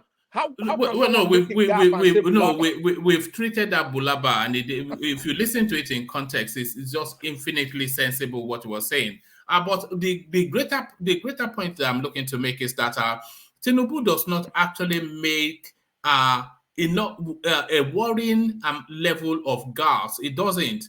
But what they have latched on to is that they've latched on to every misspeak that he does. So if he makes like a 2-hour speech and he makes like say 2-3 gaffes, then they'll condense all of that 2-hour speech into those gaffes and say, here is another instance that he has misspoken. Everybody speaks out of, even you, I'm sure you make gaffes. We all make gaffes. But if people want to start to collate all the gaffes that we make, they can present it to say we are incoherent. Peter Obi was in Nasarawa State telling us that he was in Nasarawa country or something. if Tinubu had said that, they would have shut him down. They would have AK-40. So it doesn't make excessively enough gaffes for it to be worrisome. And the gaffes that he does make, they are perfectly within the sequence of speech that is making for it not to be out of sync and for it not to be this neurological what's it that you obedience are trying to paint. No. It's not a matter of real obedience. If he's so sure that he doesn't have a neurological problem, I think it's actually very important if these public office holders can actually make their medical record known to like Nigerians. And then you would see that a lot of them are not going to run for office. Who do you think makes more gaffes, Tinubu or Peter Obi? Tinubu, of course. So you don't hear all the gaffes that Peter Obi makes? No. See, initially when I was talking to you, I said it's normal for people to make gaffes, right? But when your gaffe is done like almost every time you make a speech.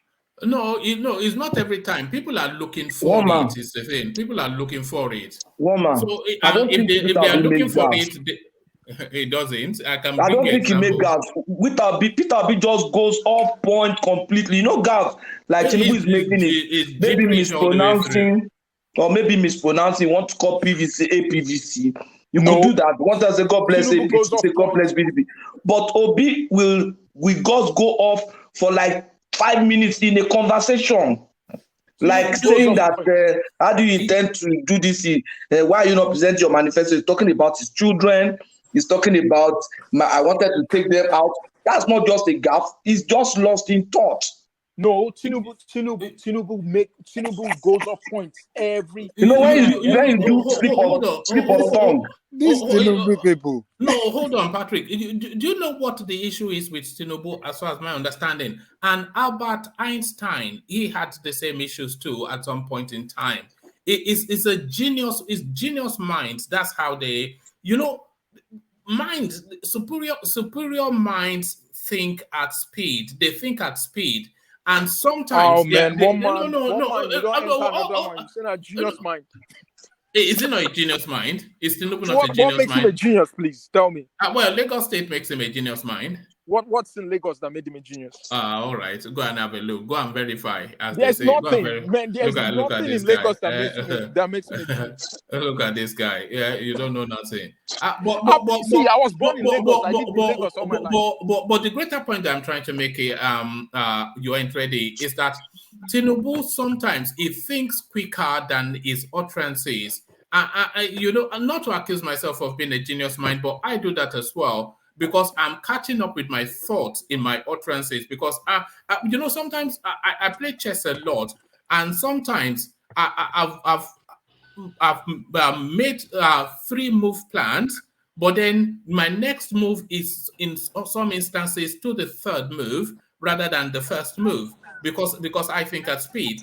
So it's just evidence of his a superior mind. They tend to talk in gaps.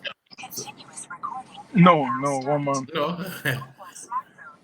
One man, Tinubu, yes, Tinubu.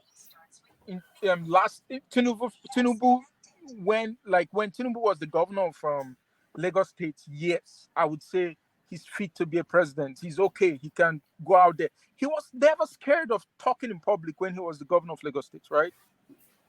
Tinubu of 10 years. He's not scared of talking in public now. He's never talking in public. Right now they manage. No, right now they manage him. Right now they manage him. Yeah, like when he's walking on the street, or going up to a podium, he has like four, 5 people, 2 by his side, two in his front, and two in his back. Yes, because he has dodgy knees. You recall that he had knee surgery just a couple of months ago. Are you not aware of that? All right. You ain't ready. You're in the car now. I can hear. Otilule. Lule, Lule.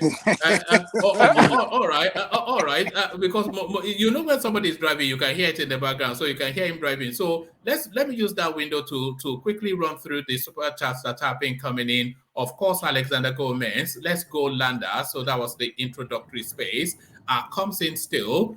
Don't know what I despise more, guns or American football. So that was to that conversation with Babati and the Americans. So thank you for that. Desmond joins Alexander Gomez, as he often does. Go and get your PVC. So he just does that to nod to the platform. And Desmond continues. You think you can drive? Do you think you can drive? Don't give the car to a kid, though. I beg your pardon. Look at this guy. Marco Lomo. No. So, no, be so, man. Look at that. What's the legal age for driving in America? Is it 16 or 18? Yeah, 16. 16. Is that unsupervised? They can drive at 16 unsupervised? Yeah, once you once you get your license, you can drive unsupervised. All right. So let me just wrap up the super chat. Tinubu has nothing to offer us, and it is too obvious. God forbid he leads us. It's better Nigeria burns than Tinubu sits there. So there it is. Thank you, Desmond. But then, of course, the obedience. And just to acknowledge the buy the coffee thing, Ayo, as ever, of course, is the one holding that place steady. We would have lost our 100% a long time ago. And from tomorrow, actually, if it's only Ayo that is doing it, then I'll abandon that. I cannot announce 100% if it's just Ayo. But today we'll acknowledge it because, of course, even before the session started, rather, he had already done it. So there's Ayo again, keeping it 100 as he often does. So thank you, Ayo. So to that space, then I'm not quite sure why you're not more critical of Peter Obi not having a manifesto than Tinubu not coming on to talk nonsense with him. Oh no, I am critical of Peter Obi not having a manifesto, but at the same time, you should understand that the fact that politicians have actually reduced a manifesto to like a mess, like a garbage typed up document just to please Nigerians, made it less important to a lot of Nigerians. You understand? When Nigerians actually read these manifestos, and when these politicians get into office, they end up doing something different from what they actually have on the manifesto, then of what use is a manifesto if the person who is supposed to represent what is written on that manifesto doesn't even know what's on there? Of what use? All right, brilliant. All right, thank you. Before I take you to the next talking point, 140 thereabout people listening, watching us. Thank you. But about 40 likes. So please make the necessary. Look at your screen and then you see and then ask yourself if that's how it should be. If it's not how it should be, then please click on the like button. But I understand that some people like you ain't ready. They may be in their vehicles driving to wherever. Where are you off to? Are you going to? Let me not ask that. All right. Where I was going. There's no coming back from there. So let me not go there. Okay. But let me take you here instead. Is this now? Finance minister blames 206 billion padding in budget on wrong coding. So what do you make of that? 206 billion. So if that hadn't been spotted, then that would have been yet another just.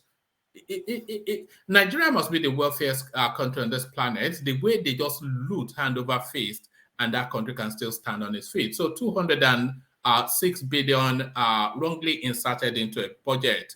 Should somebody not be in jail for that? You ain't ready. Yeah. So it's you see, it's the example the head of the government sets, right? If Buhari gives a good example, an example that makes the people under him understands that he's a no-nonsense president that he can go after you irrespective of how close you are. When such kind of thing happens, then you would see that people are going to sit up, right? It's in his government where they said Python swallowed millions of dollars. In his government where they said some animal, monkey. Monkey. You know, in his government. So even for them to say that it's a software problem is even better than telling me that a crocodile came and took it. You see?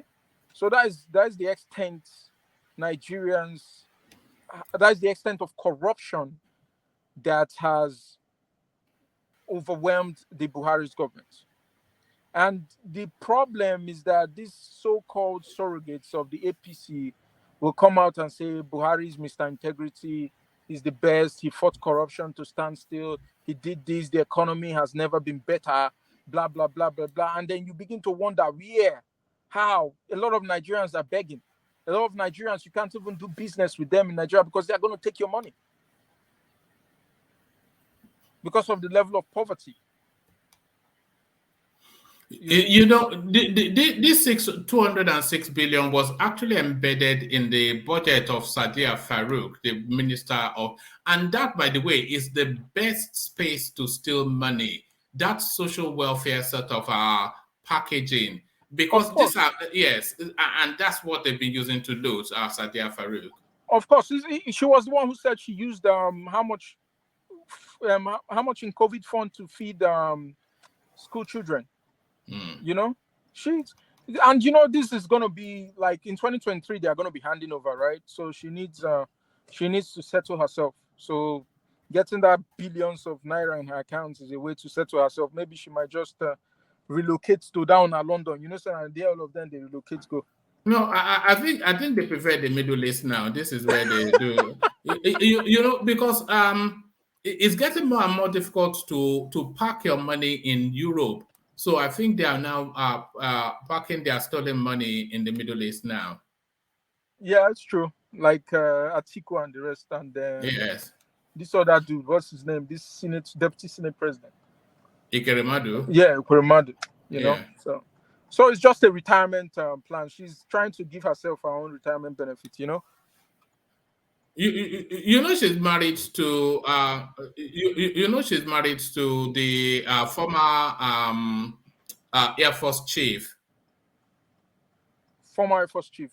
Yes, I think she recently got married to him after a lot of speculation that she was going to get married to Buhari. Oh yeah, okay. Oh, she recently got married. Oh.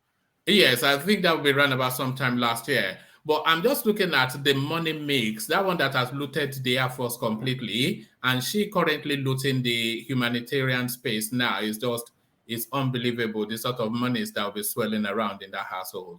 Of course, like in a society where the richest set of people are people in government, then it shows how bad the society is. It's a failed society. That's the reason why Nigeria would never be good. You know. It keeps happening. Their children are going to come loot. Their sisters are going to come loot. You know, people just come, take their own retirement benefit and go. Let me show you something. This is how they do palliative in Nigeria. They just hand out money and they hand out stuff. It's unbelievable. No auditing, no audit trail, no accountability. So this is palliatives being handed out. Look at that. Of course, you only have. And then she'll give them 10,000 naira. And then you when she writes, you can only so the system, they benefit from the system like that. They don't want to create a system where a data-driven system where you can easily audit what they're doing, right? So we don't have data. We don't have the data of people who live in Nigeria. We don't have their addresses. People can change address anytime. You don't even know. You can't even locate them. I bet you even the road safety can't even track your plate number to your place of residence. You see? Yes, yes. It's all crazy. It's all crazy stuff going out there. While it benefits them, they are making money from it. And are we too quick to resign to that sort of statement that you know, that sounds like God's day, you know? How long are we going to be saying God's day to all of this kind of, Oh yeah, so I'm not part of the people that say God day. In fact, I'm part of the people that say Nigeria would never be good. And the reason why I said that, so many people are going to say, no, you're wrong. But the reason why I said that is because the people, like the society, you're the product of your environment. Your environment actually brings out the good, the best, and the worst in you, right? So the society promotes corruption. When a young man can go out there, dupe a white person, buy a car, build a house, and their parents celebrates them, then it shows that the system is failed. The system has actually failed. So if that kind of young man finds himself in office tomorrow, what do you expect? Do you have a moral view on that space? These are Yahoo boys, because some people will argue that it's some form of reparation. Yes, have you not heard that argument that Yahoo is reparation? Yeah, I've heard that. It's just when you do something bad and you try to make your conscience free, you don't want to feel guilty. You make that kind of statement. Yeah, so that's it. It's not a reparation or anything. Nobody owes you anything. In fact, the people who have to be blamed for slave trading are our forefathers, because the white man didn't come into Africa to pick them up. They sold, our kings sold our people to them. All right. That's a different argument for a different time. So have you spoken on this one? Tinubu canvassing for money. Was that where you started? Tinubu I did. I already all right, brilliant. All right. All right. Stay with us. Let me go on from you to Patrick. See if Patrick is ready to go. Patrick, are you ready? Patrick. Yeah, I'm ready. All right, brilliant. So we come to you then, Patrick. So Patrick, to that space, then you had a lot of a counter argument around the Aisha Buhari space, but it's unjustifiable, really. I think the young man was perfectly within rights to call her fat is not really the most is not the biggest of insults, and certainly not the most extremes of things, but the reaction, overkill. But then of course it's always AK-47 to everything with Buhari. Yeah, I agree with you. It's, the reaction is an overkill for that. But what I'm saying is that we don't want to create a society where we just go harassing ourselves and abusing ourselves. Harassing like the Buhari people have done, and then abusing like what this young man has done. When you create such environment, ideas don't thrive. Ingenuity does not come on. That guy, they should be coming up with ideas, not abuse. Like, it's a society that we have created now. Look at the way the obedient respond. They are not coming up with ideas. They are just talking. Tinubu is making gaff, and nobody is talking about billions of dollars collected by Niger Delta governors, and they have not applied. People are talking. Oh, he called APVC. He called this one, but Okowa has taken billions and is not accounted for. See, all those things get swept under the carpet, and people will talk of gaff and all this stuff. So we don't want to create a society where we leave issues and start attacking ourselves. I am saying that what that woman has done is wrong. In short, she should be sued. The DSS should be sued, and that guy should be compensated. But I'm saying that kind of attitude of abusing ourselves and should not be encouraged. If that's subtle, that abuse is not much. But later, it can get to the point that where they will start calling her animal, and they will call her a member of the zoo, a member. Those are the extensions that you kind of have. But if you kill it at this point, then it will never grow to become a thing that an entire nation will be called a zoo and the citizens will be called animals. You don't want to encourage that kind of culture among your people. There's a culture that has encouraged that in this country. I don't want to mention. But you can see now, everybody have seen the kind of what that culture has turned out to be, and a number of them are even ashamed of it. They don't want it. They don't like it. You understand? Because the culture I explained that has allowed them, so they call it their confidence. They have a right. They can speak the truth. It's not about abusing everybody that you speak the truth. You speak the truth, and the truth defends you. The truth is strong. You understand? You can simply say, look, this woman has, it looks like they are embezzling so much money. Look at her. This and that, but nobody saying, oh, you are fat. It's okay. If she says she's fat, the lady is actually fat, and for that reason, she should even watch her weight. But the point is that you don't put a boy in jail because of that kind of thing. But we should not encourage that in our children and young people. That's why I was using the example of my son. I would not want my son to do that, no matter the condition. I would not want him to do that. You understand? What level of criticism is acceptable for our public figures? And do you think this thing that that Aisha Buhari has done, do you think it runs the danger of stifling free speech and holding government to account and being critical? Yes, are they stifling free speech?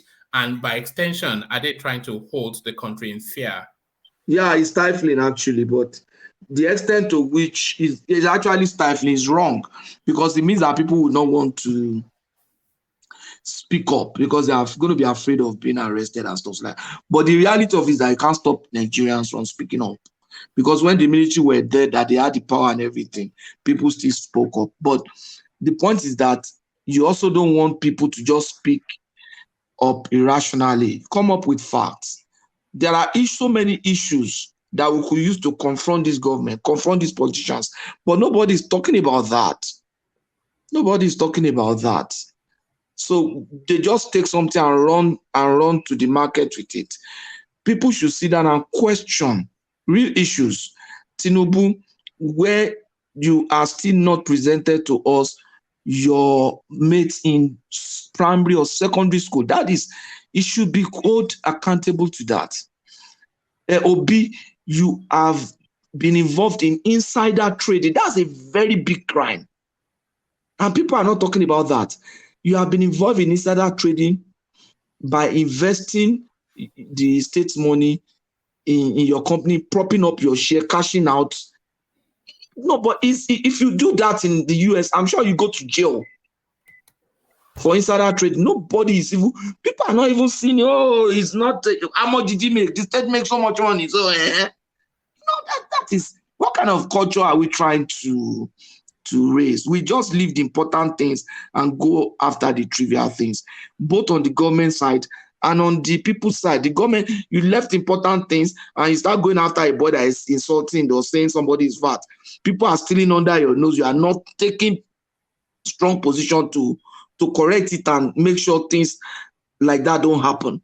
You are going after a boy that is saying, so they can arrest the boy that say the woman is fat, but they can't arrest somebody who has stolen millions, or an EFCC secretary who has converted the stolen funds that is in their custody. That is bad.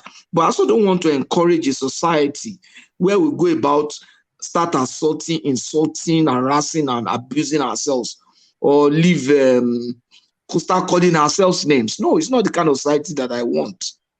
And to me, that's my position. You might say I'm wrong, but it's okay. If Tinubu had invested Lagos State's money into a company that he's a major shareholder in, what sort of reactions do you think that would have elicited? Yeah, it could have elicited a very strong reaction. But to me, that shows that the APC people are inadequate. You should let it be known that insider trading is wrong. It could also be an indication that, oh, I'm also involved in a more terrible thing. Let me not loud their own so that they don't bring out my own. You understand what I'm saying? He said, Yoruba has this, in the Bible say, he said, now, what if you have done well, you will boast of it. But if you have also not done well, you don't want to come out too much before they say, if you live in a glass house, don't throw stones. If you go there and say, oh, be invested this one, look at these people, they will now say, okay, they will bring out your own, right? But it could mean that the APC are afraid because they have more skeleton in their cupboard, or because they are just stupid. If I want to also abuse them like that guy, you understand? But that's not it. They are not playing smart by lashing on that and bringing it out. Say this is insider trading. Insider trading is wrong. Because the point is this, the danger of insider trading is that some people have been impoverished some pensioners, some people, because once they put, the guy invested the state money and prop up the share, the market will respond. Some pensioners will put their pension there, this share is going up. What evidence do you have that no, that's how participated in inside is that? Yeah. What evidence do you have to no, he said it now. His family has shares in that company. You understand? And he was going to bring them to Nigeria. Which company? SA Milan. You understand? I was bringing them to Nigeria. Eh? The brewery. The SA Milan is the brewery. So he was bringing them to Nigeria. You understand? And he was a chairman. I think it was after that I became the chairman of SEC or NS Nigeria Stock Exchange. But I know he has some insider dealing in that Nigeria Stock Exchange space. And then you bringing them because you now begin to prop up those shares. The market will respond by investing. Some teacher will think, this place is a good place to put your money. Let me put all my life savings there. It will be growing the way it is because the company is already growing and doing well. Look at their shares. Not knowing that the guy did that to prop up the share and it got value and then withdrew his money and the thing crashed. So all those people lost their money. So if it is somebody that has put the entire saving, can commit suicide. That's why insider trading is a big crime. And nobody's talking about that. Is any fact been established to that effect? What you are saying? He said it now. He has his shares in this family has shares in it. And he's put the state money there. So which part again? He said it now in 1999 debate, in 2019 debate with he said that he said he personally does not have the shares, but his family has it there. So he said it that he committed insider trading. Is that what you are saying? No. He doesn't have to tell me that. That's what it is now. He said I put the state money in the company where my family have business. What's the definition of that? Is insider dealing now? You understand? He doesn't have to tell me insider dealing. He might not even know it was insider dealing that he has done. I am technically telling you as a professional that's insider dealing. You cannot call that insider. Is it a criminal offense? You can't call that. You can just What's say that? It's a conflict of. Why? Because he has an understanding of the direction of the company. You understand? As an insider, you have an understanding of the direction of the company, and then you now put money there. And when you put money there and the share goes up, and then the money goes, you pull out your share. Because you have gotten some appreciation and the price will crash. You understand? And nobody has even probed him for that. They should put him on trial. Patrick, where are all these people that always go to court for Tinubu'S primary school certificate? Why are they not in court about this criminal act? That's what I'm telling you. That is either they are not smart or that they have done more worse things. They don't want them. They want to be protected too. They don't want their yash to open up. If that language is allowed to be used there, they don't want their skeleton to be exposed. But that's a very terrible thing actually. You don't do that. And it's going around boasting about it is more. That's a silly thing. Yeah. That's a silly thing. And it's just I think a lot of people in that space are ignorant about this thing. They don't really know this thing. You understand? And by the way, there were a lot of atrocious things that he did as the Anambra State governor. Somebody sent me once the indictment when they removed him. It was just jobs for the boys. It was just horrible. You know, it was unbelievable, really. But actually, I don't have the information about his dealings in Anambra and all those stuff. You understand? Because I didn't live there that time. When I was living in Anambra, he was not the governor. That was 1983. No. But the point is that what we even know is that he did that, and to me that's enough.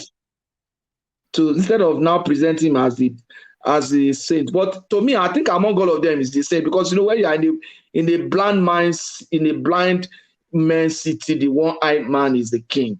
That's his case. Actually. All right, brilliant.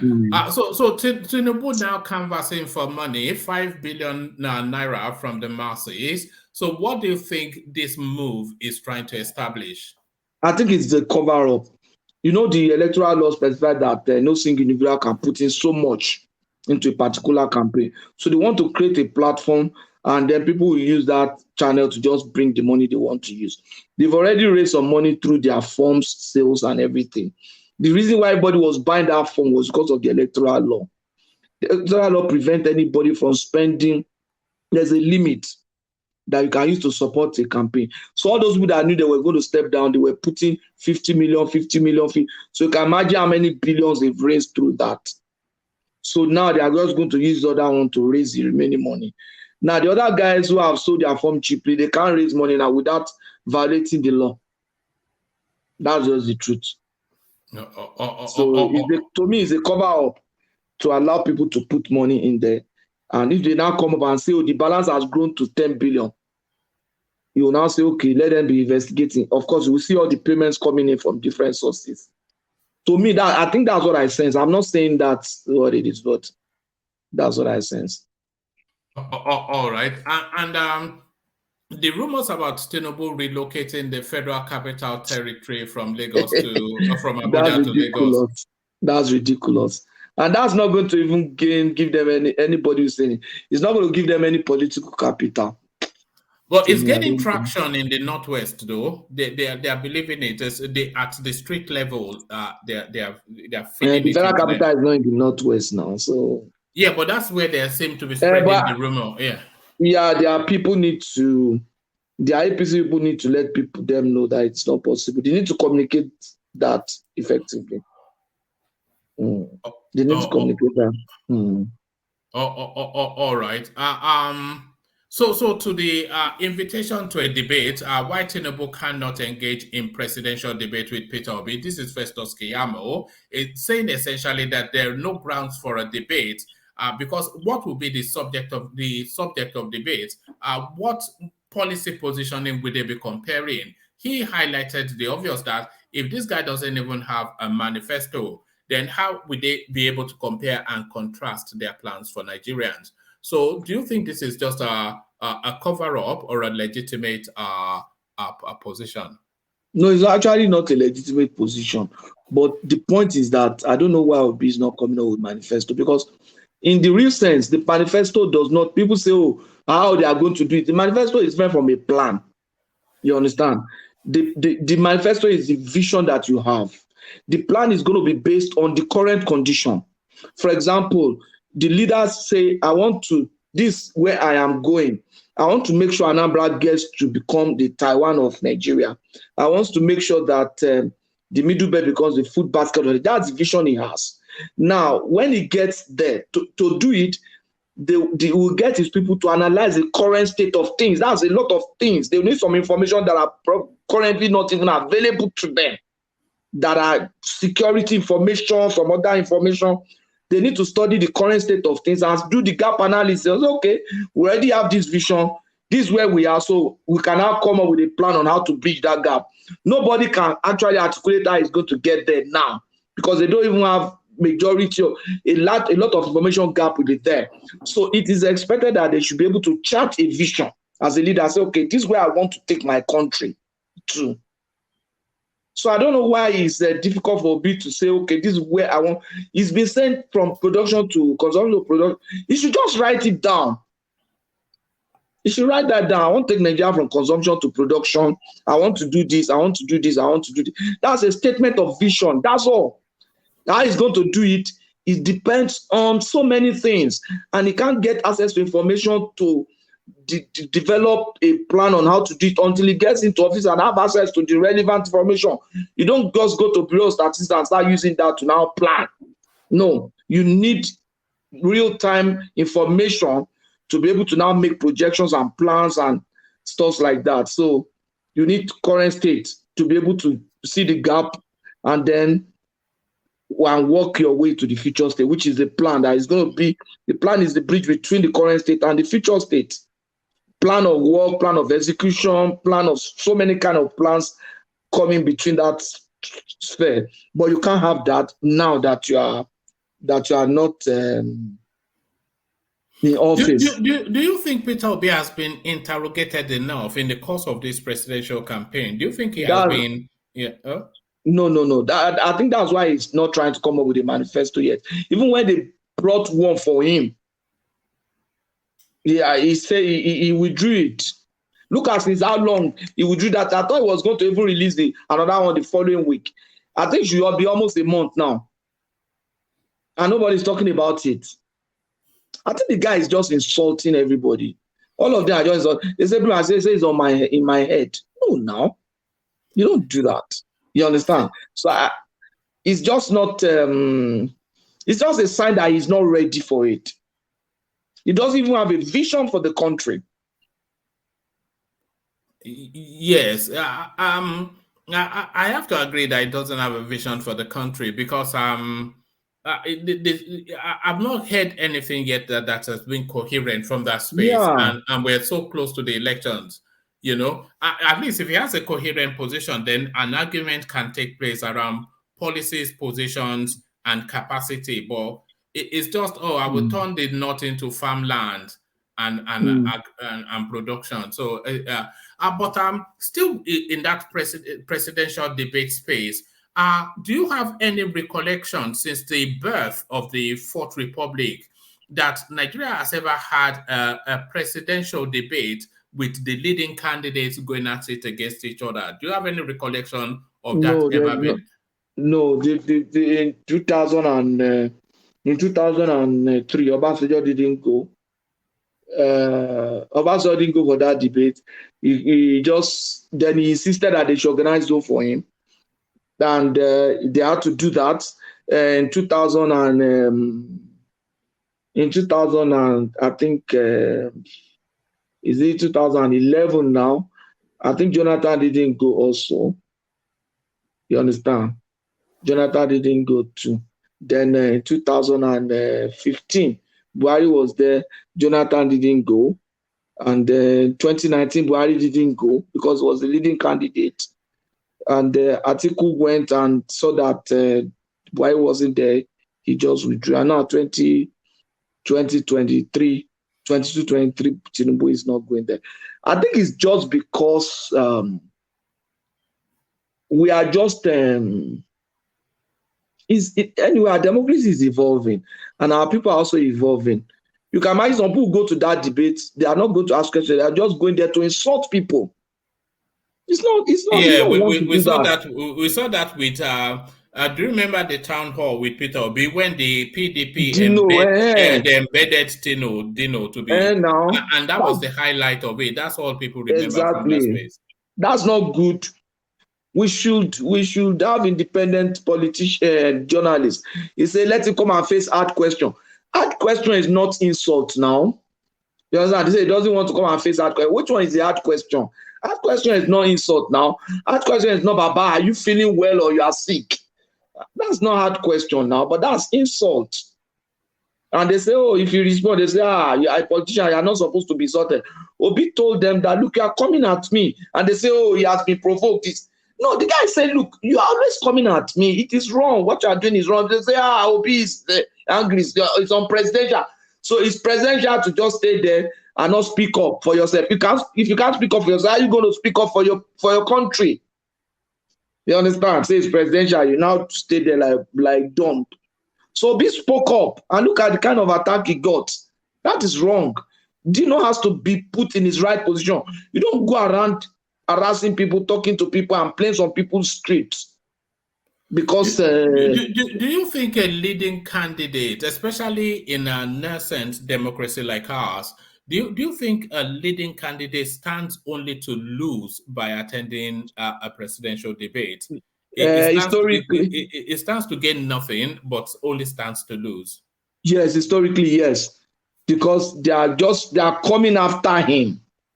Look at Atiku in 2019. Look at some of the things he says. I'm going to sell my friends desire to be rich.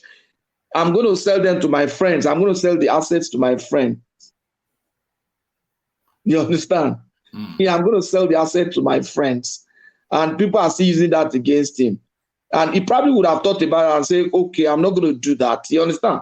But because they are not interrogating issues, they are just there to watch the mistake he's going to make. We are there to just make sure that we get him down. You know, that's the thing. That's not hard question. That's not hard question. That is political machination, and I don't want to be vulnerable to that. So I just avoid them. All right, brilliant. And this they are living as they came in. So Finance Minister blames 206 billion naira padding in budget on wrong coding. So the budget padding narrative is started really under this administration, and it looks as though that's how they've lived it all the way through. 206 billion typographical error in a budget. If it wasn't spotted, of course, the money would have been shared. So what are you then making then of this level of corruption they seem to be using Sadiya Farouk for the looting, really? I think she's supposed to, by now, if with that kind of mistake, head is supposed to roll. Because one thing, in that department, you have Office of Budget. I don't know. I think Ben Akabweze was there. It's by now, okay, Akabweze is in national planning, okay, not in budget. But the point is that you have people who do that budget. You have people who review the work. You understand? Because budget is a very complex process. People come up with the statistics that they use for the forecast and then all the projections and everything. The prices, maybe you plan to do something. People look at prices at the time you are trying to do that work. Maybe the current price. You can also say, okay, factor inflation, factor some other things, and look at what the prices of those things are going to be by the time we start doing that, executing the project. Now you already have basis. And then start now projecting and making your budget. Okay, since we need to pay 20 contractors this much for this. I'm just trying to give an overview of what the process is. Once you do that, you have supervisors that are going to review it now. This supervisor reviews it and see it. At that point, nobody saw that. There are so many levels of reviews. You understand? That goes into that. In the Ministry of Finance, there are supposed to be even a budget committee. Because even in small companies, you have budget committees now. You have input from business units. You understand? And then, so you are going to review that. When you review that, the budget committee sits on it. Before I even get to the budget committee, there must be a lot of line managers who have reviewed the budget. None of them saw it. The mapping and the coding of the budget, don't you have the coding standards and everything? Somebody must have reviewed that coding process, and this is not the first time you are running a budget. You know, if it's a new process or you have a new budget system, you could say, okay, because this is a new budget system we are trying to run, or we have a new software for our budgeting. That's why people don't understand it. You are using the same software, you are using the same system, you have the same personnel as before, so the risk is minimal at that point. So if you now put some checks, some controls in place, review, put some checks in place. The person that is going to approve at the level of the ministry is not from the person that did the budget. All those internal control, process control are in place. So how come he went through all those stages and they didn't see that? So it leans more towards corruption than error. Yes, I want to believe that. And it could just be carelessness. You know, this ministry and some other people. What I'm saying is that some of them didn't even see it. I mean, there should be some people who have seen it and say, okay. Anyway, at times when you see that kind of things, you're even afraid for your life. That's the point. You get what I'm saying? There's no way some of them would have seen it, but they just feel that, my life is. You don't want to die for the country. They don't love the country enough to want to die for the country. It's very sad, but I expect that with the process, they are supposed to have seen it. The software is not new. The system is not new. Your budgetary process is not new. It's not as if you have new personnel that you now say, okay, because they are new. It's not as if you don't have your control in place. And then why is the control not picking it? They are supposed to review their control process. So that's the point. How come the National Assembly was able to see it? and they didn't see it. You get It's what I'm just saying? it's just corruption. But Yeah. arrest should be made and people locked up. That's really I'm sure the issue, why they even saw it in National Assembly is because maybe they are not ready to settle National Assembly. Yeah, You know, that's more at times, likely the case. you know how many have passed like that? Even this same one that they saw the 290, maybe the person that loaded the 290 billion did not settle. So they allow that. The only party in this budget will not be that just that 290. That's what I'm saying. There will be other party that has been there that those ones have passed, not because they didn't see it, but because they say, this ministry is the one that is involved. They are not ready to settle us. Let's expose their own. This other ministry has settled us. Let it pass. It's very sad, Sha.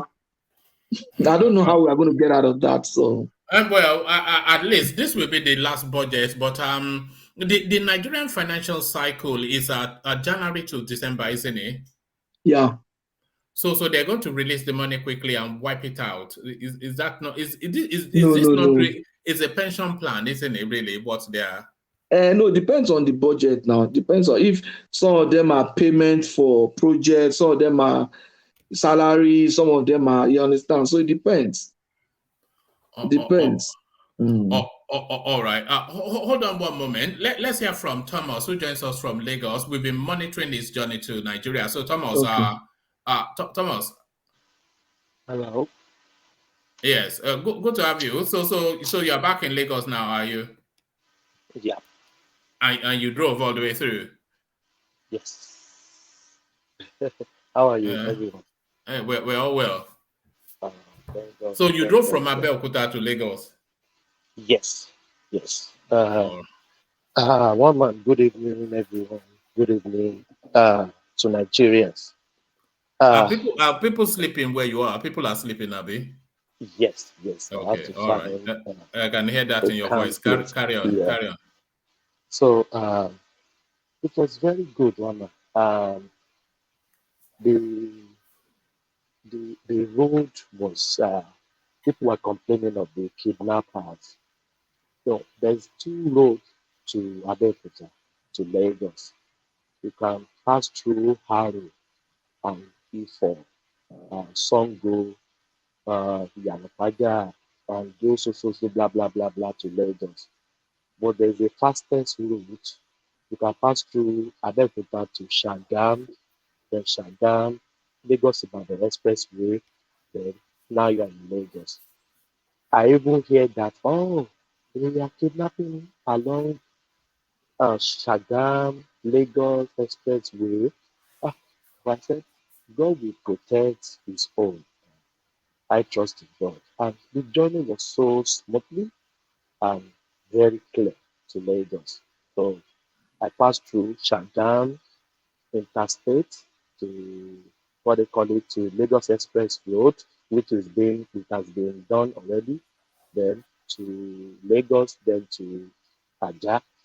So it was very good, pleasant travel throughout.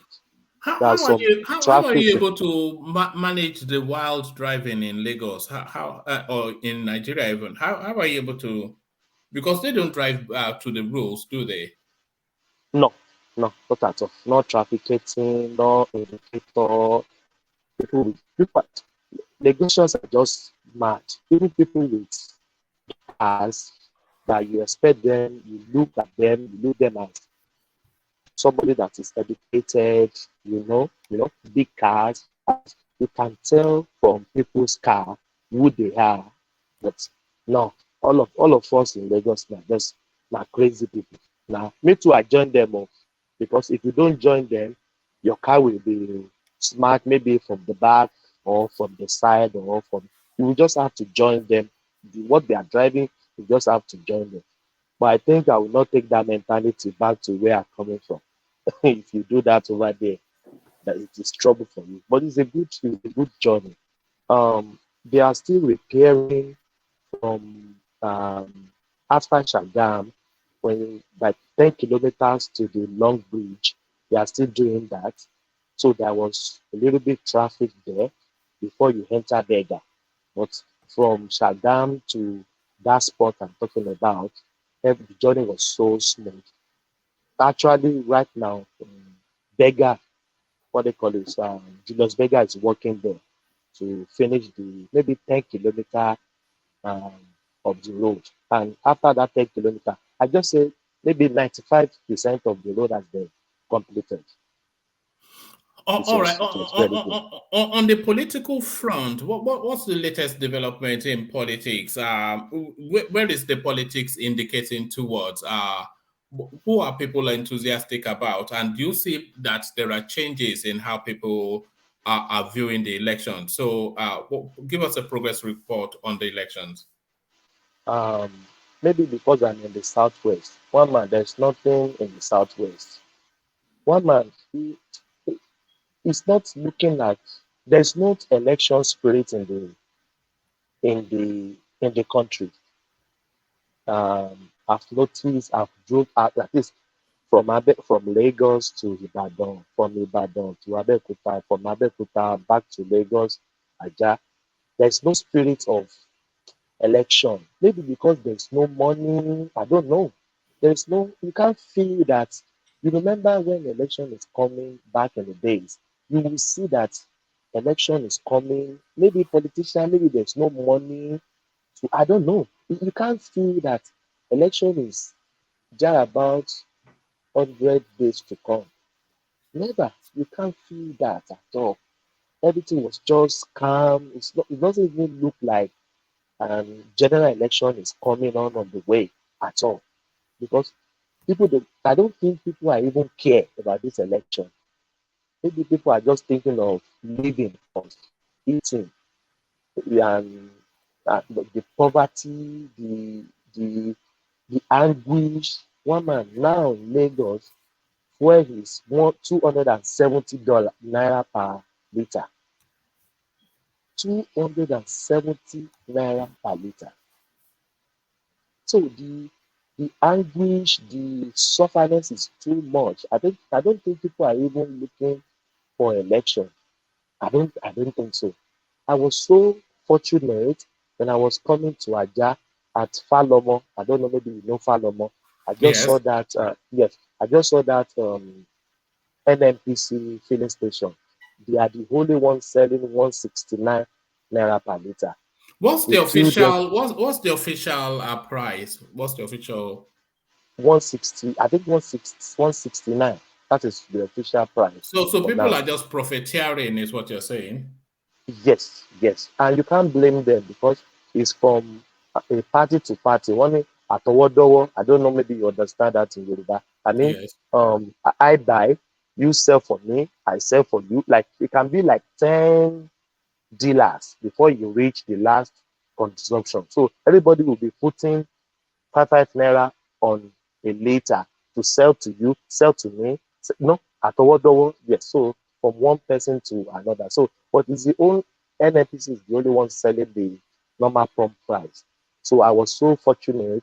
I bought full tank in Abeokuta and I used half tank to Lagos because my car is V6. It's consuming more fuel and 24 hours AC. Then when I go to Lagos, I saw that filling station. We queued there for almost 2 hours, running on AC. Then I go in the filling station, fill up again, then back on my journey. But it was so people are not. The other filling station does the price vary from state to state? Is it more expensive in Lagos than Ibadan? And then is it more expensive in Ibadan than Abeokuta, the petrol? Yes, Ibadan. We bought 220 in Ibadan. And fuel is there. There's no scarcity in Ibadan.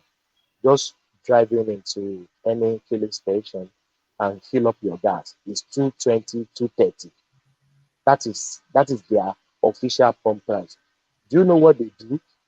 They will put 169 on the pump. But when they are selling to you, they will now check the liters that you bought on the on the meter of the pump, and they will now carry calculator and times the liter that you bought times 220 times 230 because it is official price. They can't change the pump. They can't change the price on the pump, but they will calculate your money through the Do calculator. you agree that beforehand, before they do that, do you understand that they are doing that? Or you go there thinking you're buying it for one something? No. They will tell you. They will tell you Oh, before okay. they purchase that. So Ibadan, there is no scarcity in Ibadan because it's expensive. People just drove in and buy. I bet. Have we lost you, Thomas? All right. I think we've lost Thomas. So let's go on to Ajanle Koko. Ajanle Koko, hopefully you are still there. What's up, one man? All right, brilliant. So Ajanle Koko. Thomas was just talking us through the state of play in Lagos, but I think it lost connection somewhat. So to the conversation, the Aisha Buhari space, the boy that they are being locked up, the Nigerian Students Association, they are begging for his release. Your thoughts on that? Yeah, greetings to our listeners around the world. Click on the like button, share and subscribe if you haven't done so. Well, I think Buhari's wife, it's unfortunate that she's exercising abuse of power. If she actually knew about this arrest, I think it's just a total abuse of power, and it should be condemned. The media in Nigeria, if they're really,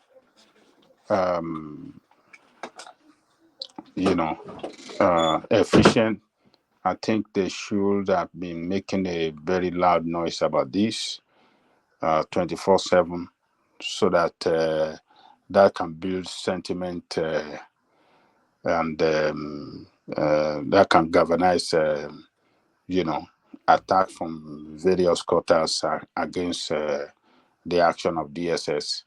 But it's so unfortunate that the media is not, Nigerian traditional media houses are not making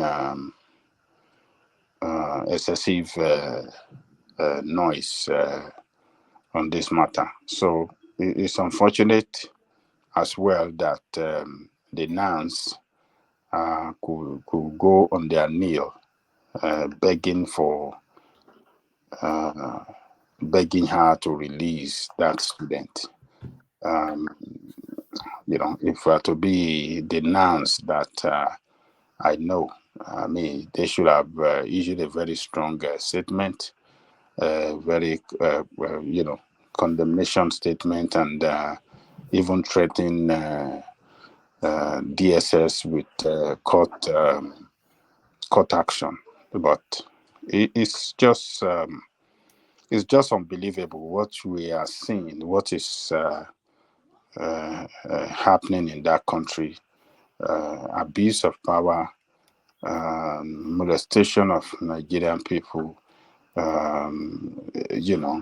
this disrespect to rule of law with impunity that these people in power and their family, expresses and exercises every time. It's just unfortunate. I can't believe what I'm seeing. What is wrong in saying that the president's wife is fat? That is because they have stolen so much money, and that's what makes her fat. What is that? As a mother, and one of your children in the country rain an attack against you, but only to go and arrest her, to order the arrest. We are not sure who is involved, but she cannot say that she haven't heard of this incident. She should have, if she had, really, if she had, if she's really a mother, she should have called the DSS and order them, tell them to release that guy. That is not her. Anybody can rain attack on her anytime, any day. She should have issued out a statement or, say something so that people will know that this lady is a real mother of the nation, But she kept quiet. She's not saying anything. And silence could be termed as, complicit or, acceptance, or how do you describe it? So she liked the way that guy. I think she's part of the arrest scheme, and it's just bad, woman. I'm not. I can't believe what is happening in that country. Abuse of power with impunity is just shameful. Woman. Anybody there? Sorry, Ajale Koko, I muted myself and I was talking to you at the same time. So I was just asking to the rumors of Tinubu possibly moving the capital back to Lagos. The constitution would not even allow this, so I'm not quite sure why this is in the headlines. Well, it's politicians playing that game, hard ball game against each other. Some politicians from opposition party,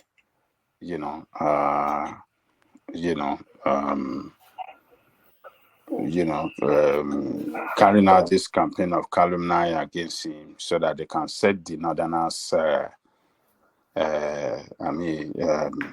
the Northerners to dislike him and set them against him and, possibly, misinform them and, not to vote for him. So, because Abuja is part of the North and is the seat of power. And if a candidate, can be accused of saying that, he said he's going to take Abuja, that will build sentiment against that candidate. And that is what they're trying to achieve. I hope that the Tinubu supporters and the people, his people around the Northwest and in the North, can go all out and, debunk this. And, the Tinubu spokesperson, and as well as Tinubu, can make a statement, to debunk this and put the record straight. And let the people know that it's just a campaign of calumny, that is not him. He have no intention of moving. And how is it possible to just move the capital by one person? Where are we going to have the parliament in Lagos if they are moving it to Lagos? Have they already built assembly building there, or are they taking them to one warehouse? Or how is that going to be? How is that possible? So some of the opposition are the one behind this. So some Northerners just to turn the Northerners against his candidature. That is Northern voters rather against his candidature. So that's what they're trying to achieve. So that's where I see it, woman. All right, brilliant. And Tinubu's fundraising, asking the masses to donate 5 billion to his campaign. What do you think is in play there? Well, I think according to electoral law, that is the marks that he can get from his supporter as a public fund. To support his campaign. So I think he's on the right track. He's doing the right thing in accordance to the law. He can, the law allow him to raise funds, and if he's acting in compliance to the law, I think he's doing the right thing. But 50 billion, what's that amount already spent before now? Will it not be more than even 50 billion? No, 5 billion is trying to raise. Is it 5 billion? 5 billion. Oh, 5 billion. What you already spent, is it not even more than 5 billion? So how to track their finances? I don't know what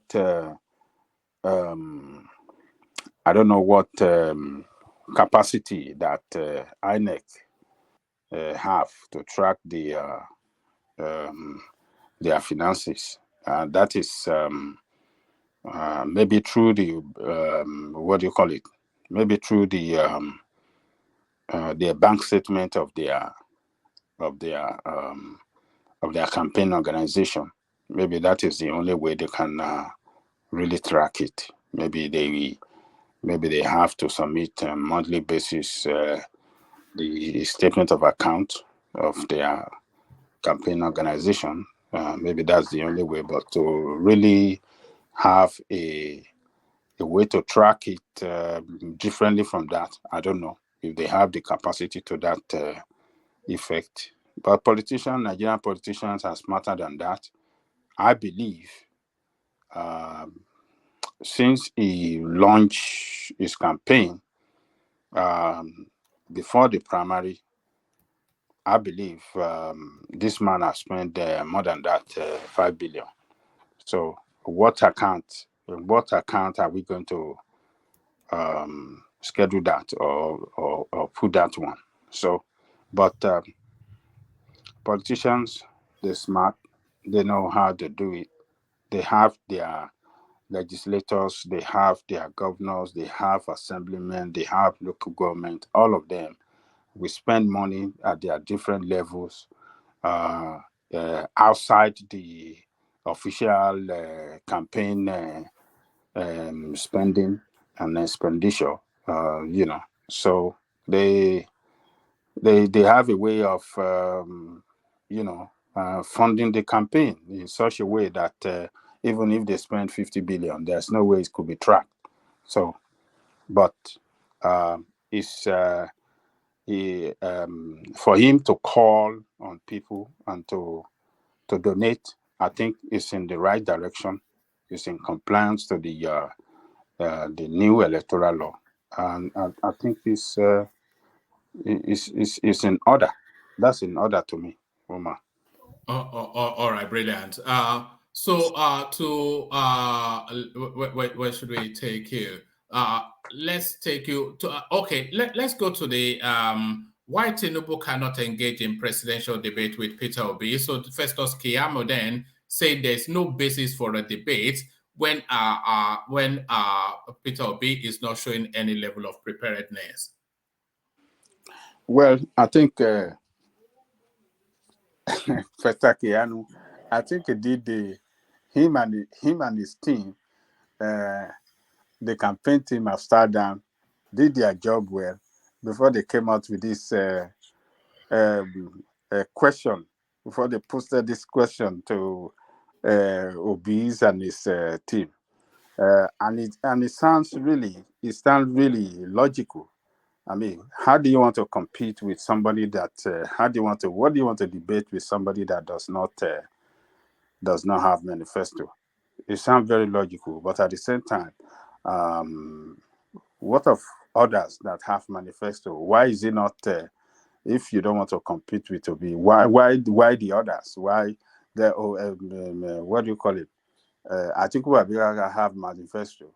Why can't you go and debate Atiku Abubakar or Kwankwaso? I think Kwankwaso have manifesto and show us why.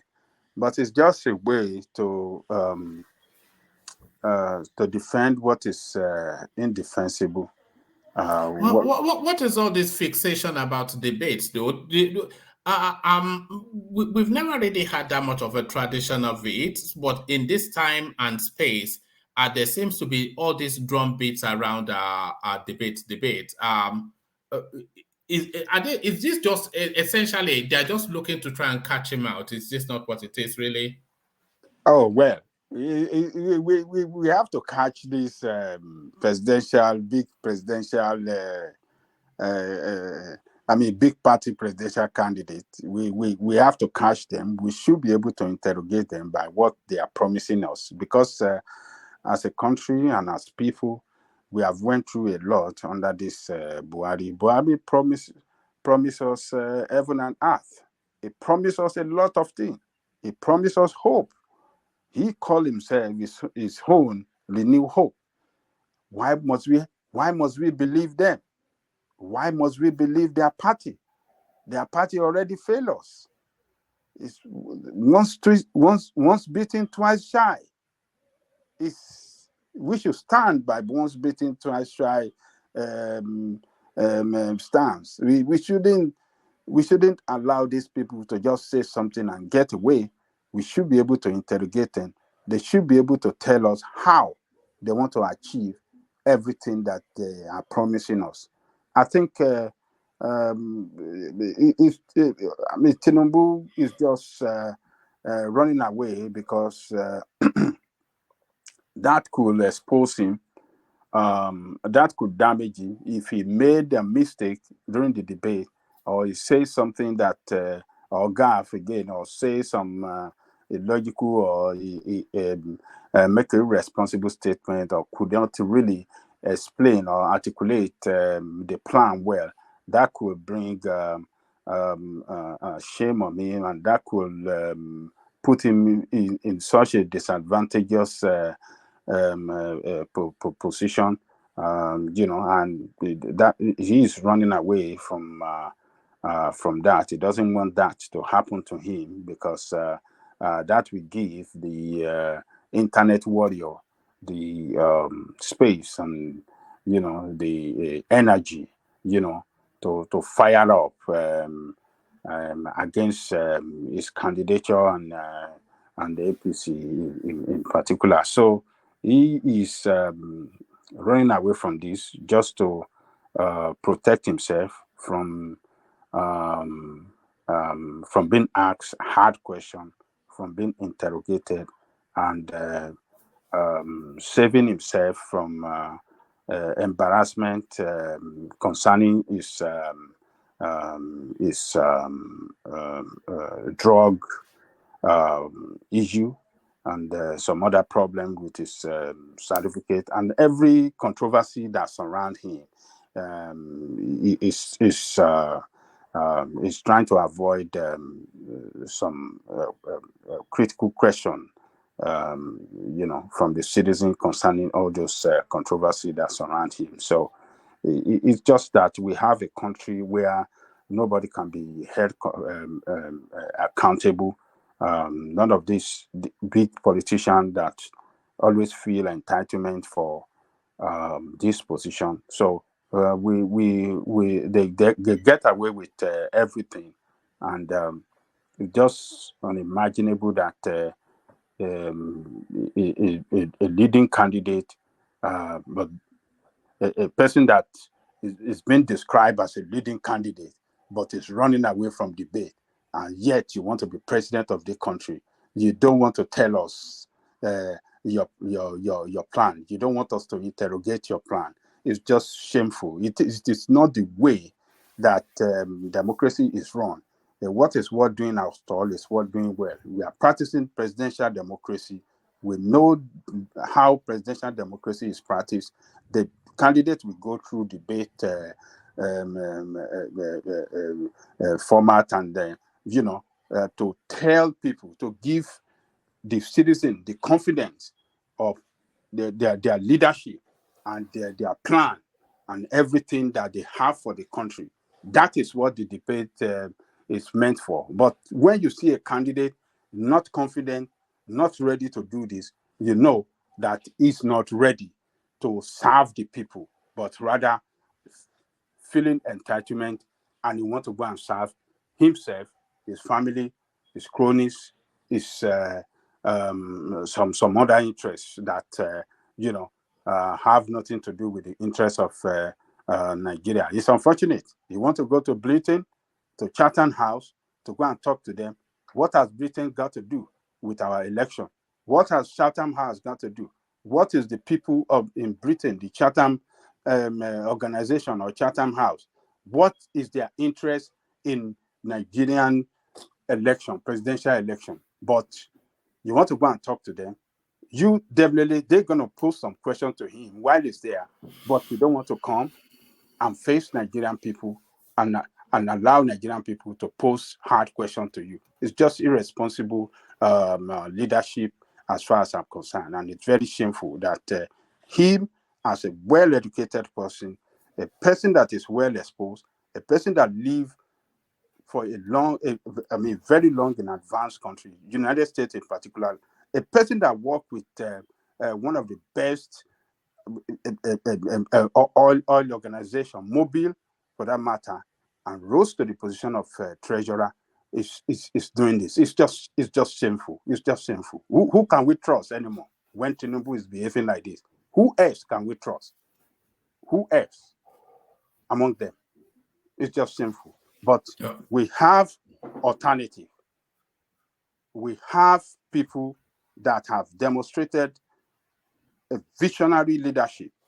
Omoyele Sowore, he has sat down, he has articulated his plan for the country. He never get caught by any hard question. Every hard question posted to him on Candida this thing, he answered them quite excellently well. He touched on every plan that he had for the country. So that is the option for us. So people, you don't have to care about them. They don't care about you. Go for Omoyele Sowore. That is my recommendation for you. That is the one that those are the visionary leaders that we should lead us into, a better future. Not these old cargo, old guards that gaff all the time, that doesn't even know most of the time what they are saying.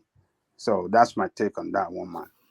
All right, brilliant. And to the 206 billion to the 206 billion naira gap in the budget. So budget padding again, this is how they came in. How do you even make that size of an error to the point that it was easily picked up by the parliament? Corruption, no other way to describe it.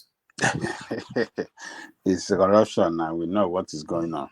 How can you make such error? How did $260-something billion got into the budget by finance minister? Well, I think she was trying to be smart. She wanted to, she did it alone by herself.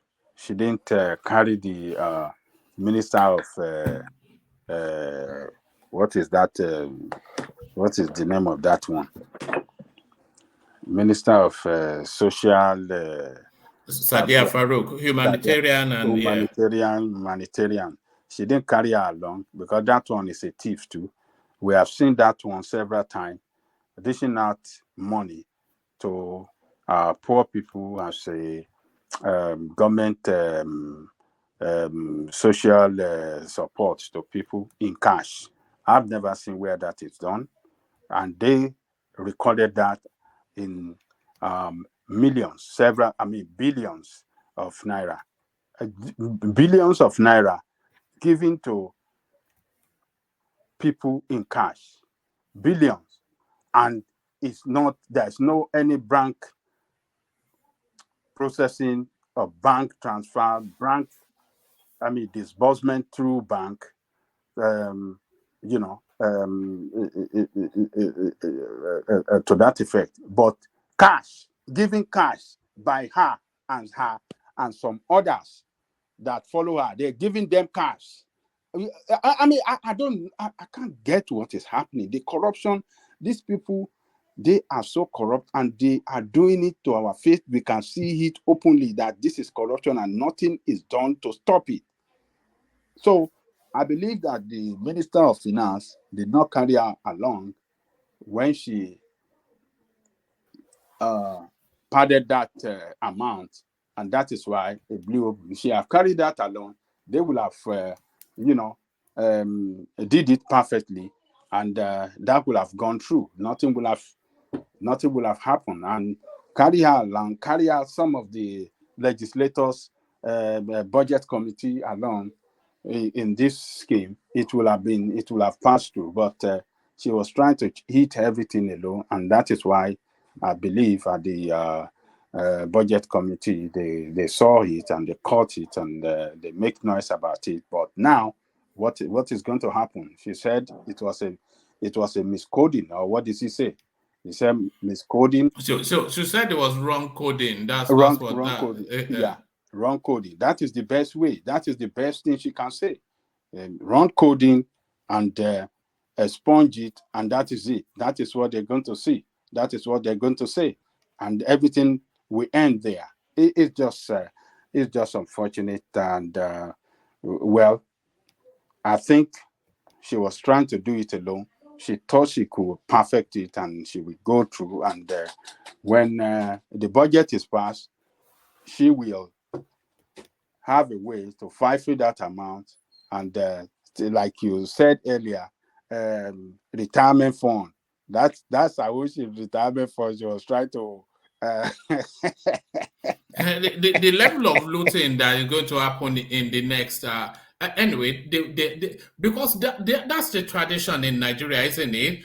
When they are leaving office, they empty the coffers, either at state or at the federal. They just steal everything, and then the next guy will write it off and then start again, only to do the next same thing when he's about to leave. This is the worst administration so far. This is what they are going to do. I can hear Patrick saying that, oh yeah, they will have money for this, they will have money for that, they have money for salary for this and that, everything being budgeted. They cannot loot everything. Yes, they know what they are going to loot. They will loot all the money budgeted for what do you call it? For capital project. And all those ones will be gone. They're not going to leave anything for Buhari. They will award it. They will award, for incoming president, they will award that contract. And, that is the way they're going to, that is what they're going to do. And some other little thing that they know. But that of salary, they will not touch it. That of, some other recurrent of the expenditure, they might leave some of those one, like to, not do much about that. But where you have huge money is the capital project. And they will award that contract and they will get away. What is the next president? They know that is their own president that is coming in. They will do everything for Tinubu to win election.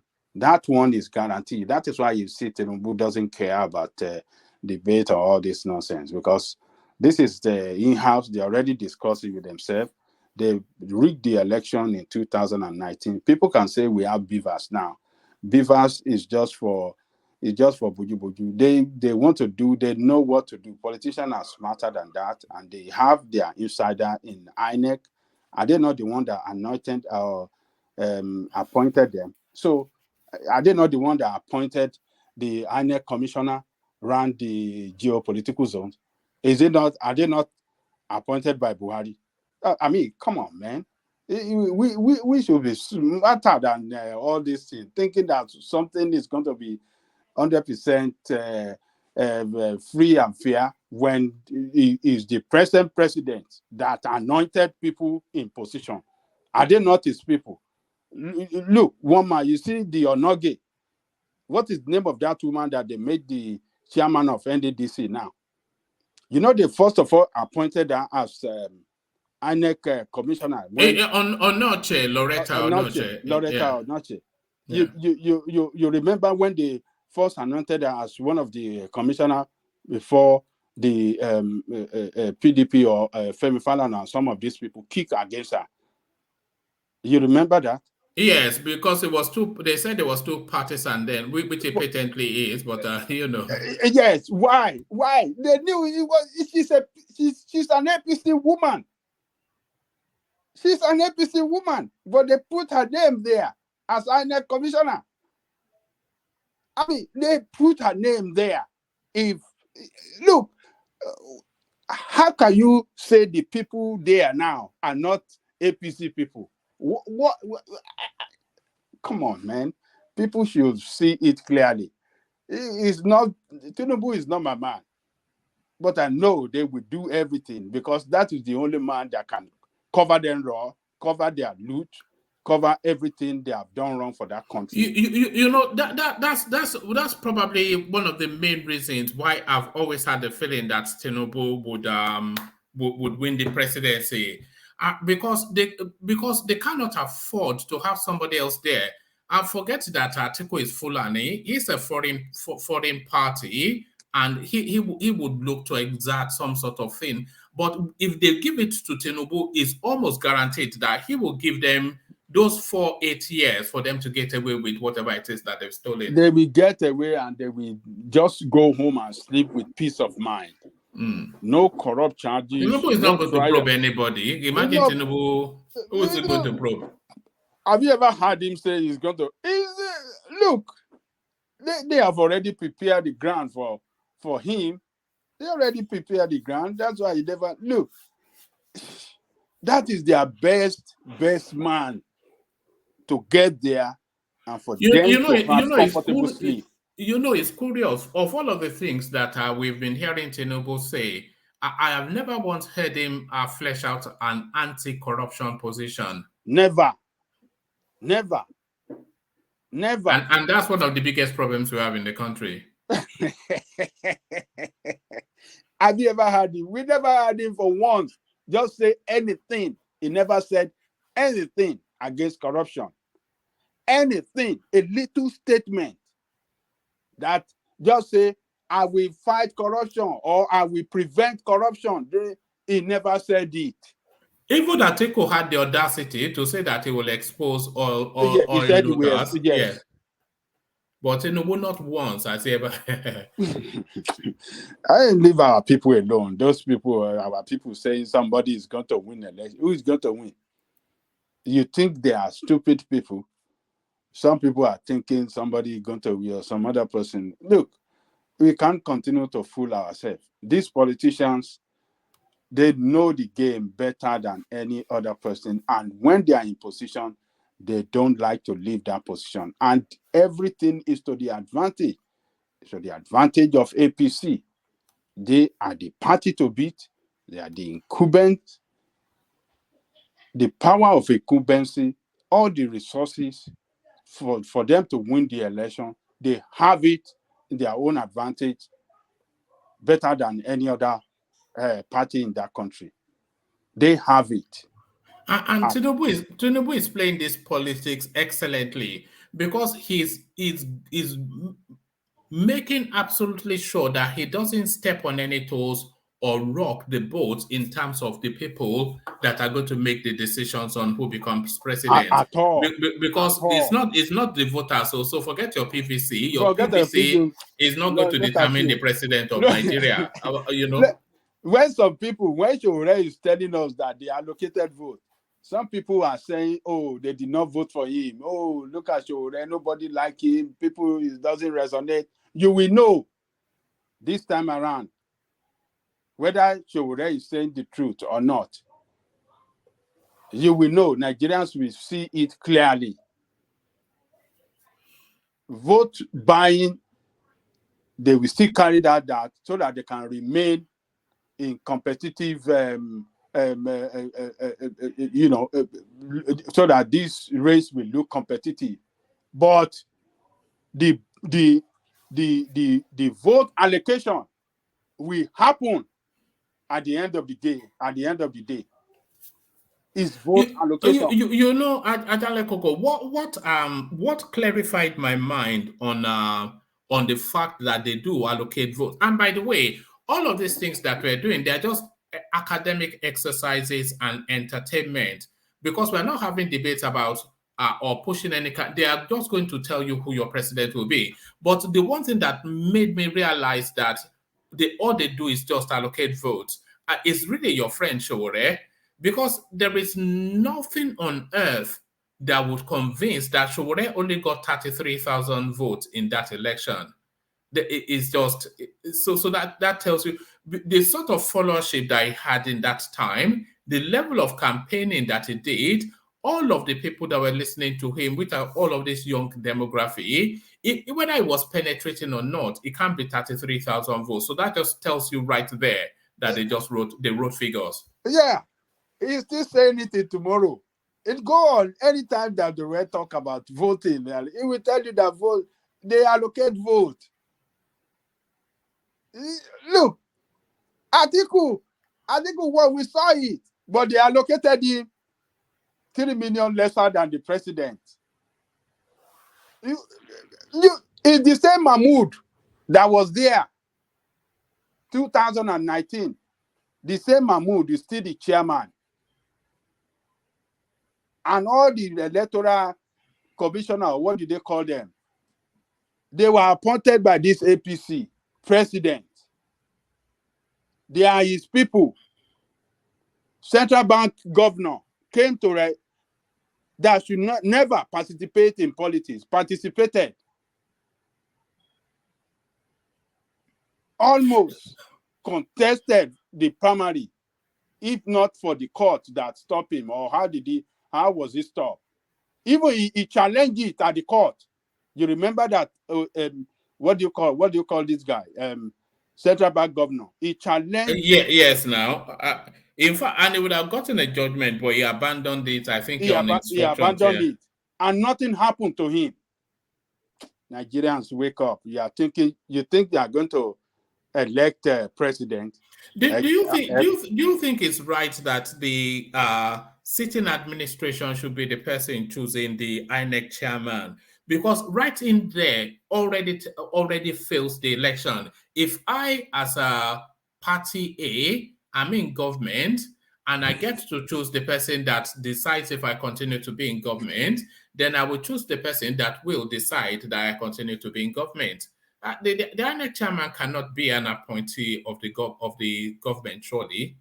It shouldn't be, but one man, what do we have? That is what we have.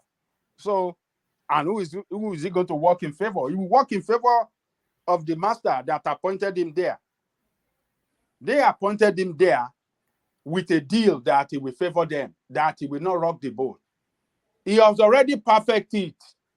The man already perfect how he will rig in favor of APC. He already perfect all this juggling here and there, people running up and down and shouting here and there, walking long distance, 1 million man march. Epele continue walking 50 miles, 1 million man march. A lot of people will be shocked on that election. That election is going to be one-time election. It's not going to go to the run. No, it's not going to be a rerun. And it's also the way they are going to do it, they are not even going to leave the room for Atiku to be able to overturn it in the law court. Yes. It will be a straight victory for Tinubu, and that's just it. We can discuss all day and shout. It's going to be. We all know. Even the people shouting Obi, they know. There's nobody that does not know. We all know. We all know now. They are just hoping against hope. I think it's just for the entertainment. We all know that this is how it's going to go. We do know. Des will not believe also. Des knows now. Des is not a fool. He just has 1,000. He's too rich. He's making too much money in those drugs, so he wants to be throwing money in the bin. You know. Who doesn't know that? When they tell you so, they got 33,000 votes, and then is it not the same set of people that are running the system? It's the same people. The same people still there, and they rig it. They said they did not have what did they call this this server? Yes, so they budgeted money for server. Yes. They budgeted money for server that very year.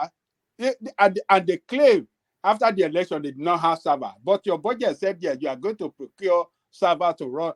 I mean, look, everything was so clear that they rigged that election and they get away free. Do you know what Atiku said after the election? He said even under the military, they never rigged that badly. Even as somebody as corrupt as Atiku, he was alarmed. Yes, that was true. it wasn't that bad the way they did it under the military.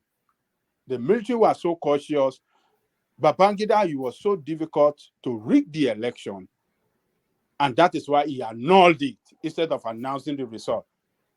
It was so difficult to rig it. But these people did it. Civilian, when military cannot, with gun, couldn't have the way to rig the election. But we civilian did it, koro, and get away with it. And people still thinking that it cannot happen because they introduced BFAS. BFAS score. Bongo ni.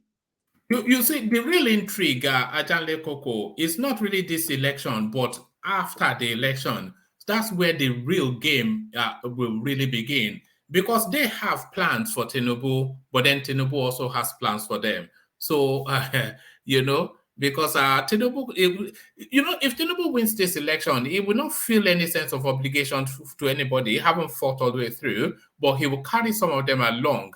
But then, they have embedded so much within the system that they feel that whoever is the president, they can still pull the strings. Or there's a council for something wealth that Nigeria has, where all of the monies are packed. It's packed with all of these people. CBN packed with all of these people. NMPC packed with all of these people. They control the military. They control everything. So irrespective of who the president is, they feel they have charge. But Tinubu has plans for them, but they have plans for him. Oh, yes. It will protect them. It might let them go. It might sack all those people and let them go, but they will remain in the party, and they can still be compensated with a different position. In that federal government, do you know how many position of appointment that is opening at the federal level? I think it's over maybe 60,000 or something like that. Or 6,000 or 60,000, I don't know, but it's a wide, a range of positions at the federal level. It's just that we look at the federal cabinet as if it's the hill. There are some other positions that they are not even known. There are people we eat and fight. Plenty, thousands of them. So. I think Tinubu is planning to break their hold on the government if he becomes president. I think he wants to permanently end this racketeering. Not because it's not a racketeer as well, but I think he wants to break the Fulani stranglehold on Nigeria. That I cannot say anything, because when you have a deal with people that got you to power and they still have a very strong hold of the military and some other strategic position, you want to, tread it softly and not go too hard. Somebody that could do that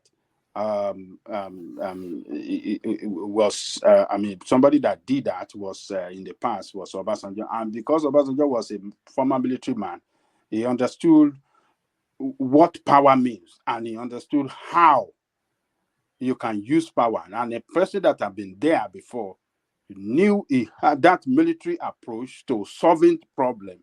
He applied it, and they respect him too. And he had the backing of the military, the top brass military with him. But will Tinubu enjoy the backing of the top brass military retired?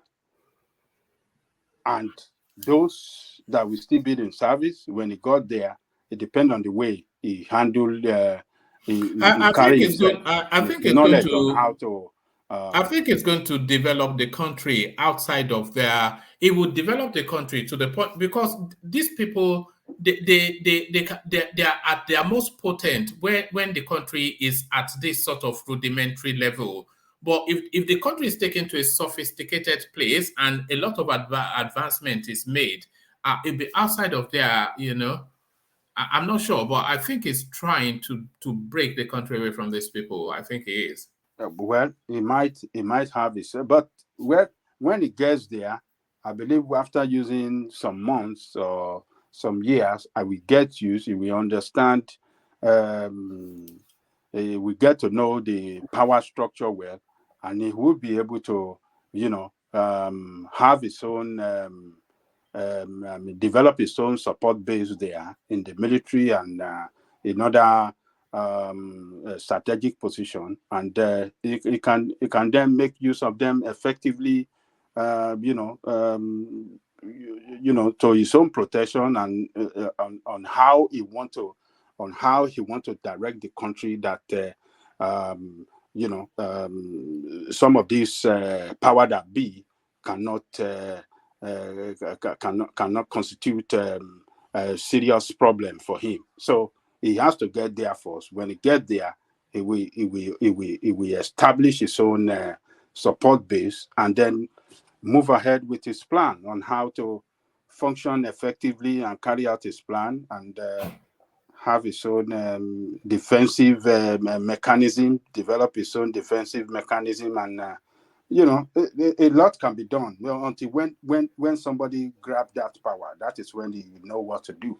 But for now, I don't think that he have idea how the military structure works and some other power behind it as well. I don't think he have the idea now. But when he gets there, everything will come clearer to him, and then he can strategize and do something that he feel that is right for him, and maybe selfishly for him, or maybe for the good of the country. Who knows? But it's just a matter of time, one man. But to me, I don't have confidence in any coming election that will be free and fair. I believe it is. It will be perfect to the advantage. They will perfect it to the advantage of APC. That is the way. That is what I see. What it could end up after that, what could be the maybe there's going to be pushback. Maybe they will do it in such a very silly way that will look open to Nigerians that, oh, this is open robbery, this is open rigging. Maybe they will do it perfectly. We don't know what will be the outcome, but I know they are not stupid. I know those APC people are not stupid. No, they will not let that power go. They still want to hold it. And Tinubu being their candidate. Because of course, if another party wins, it will destabilize them. It will mark the. Do you remember Sule Lamido? Do you remember Babangida something Aliu? Yeah, Babangida Aliu, former Niger State governor. Yeah. So all of those people, where are they now? They're just in the political. and that is what will happen to this. That's what will happen to them. I don't think they're ready to give that up just yet. And they might be probed. And they know Atiku. They know that Atiku is a desperate politician. He has been pursuing this thing for a long time. If he comes there, he will want to go after them and crush them politically. He will want to go after them and crush them, because that is the best he could do. We want to crush them and have some of their men maybe move to PDP to strengthen PDP, and then use that political capital, to advance the chances of PDP in the next election. But as it is now, this APC are in control of the majority state. They are in control of the Senate. They are in control of the Federal House of Reps. I mean, it's not going to be easy to defeat them.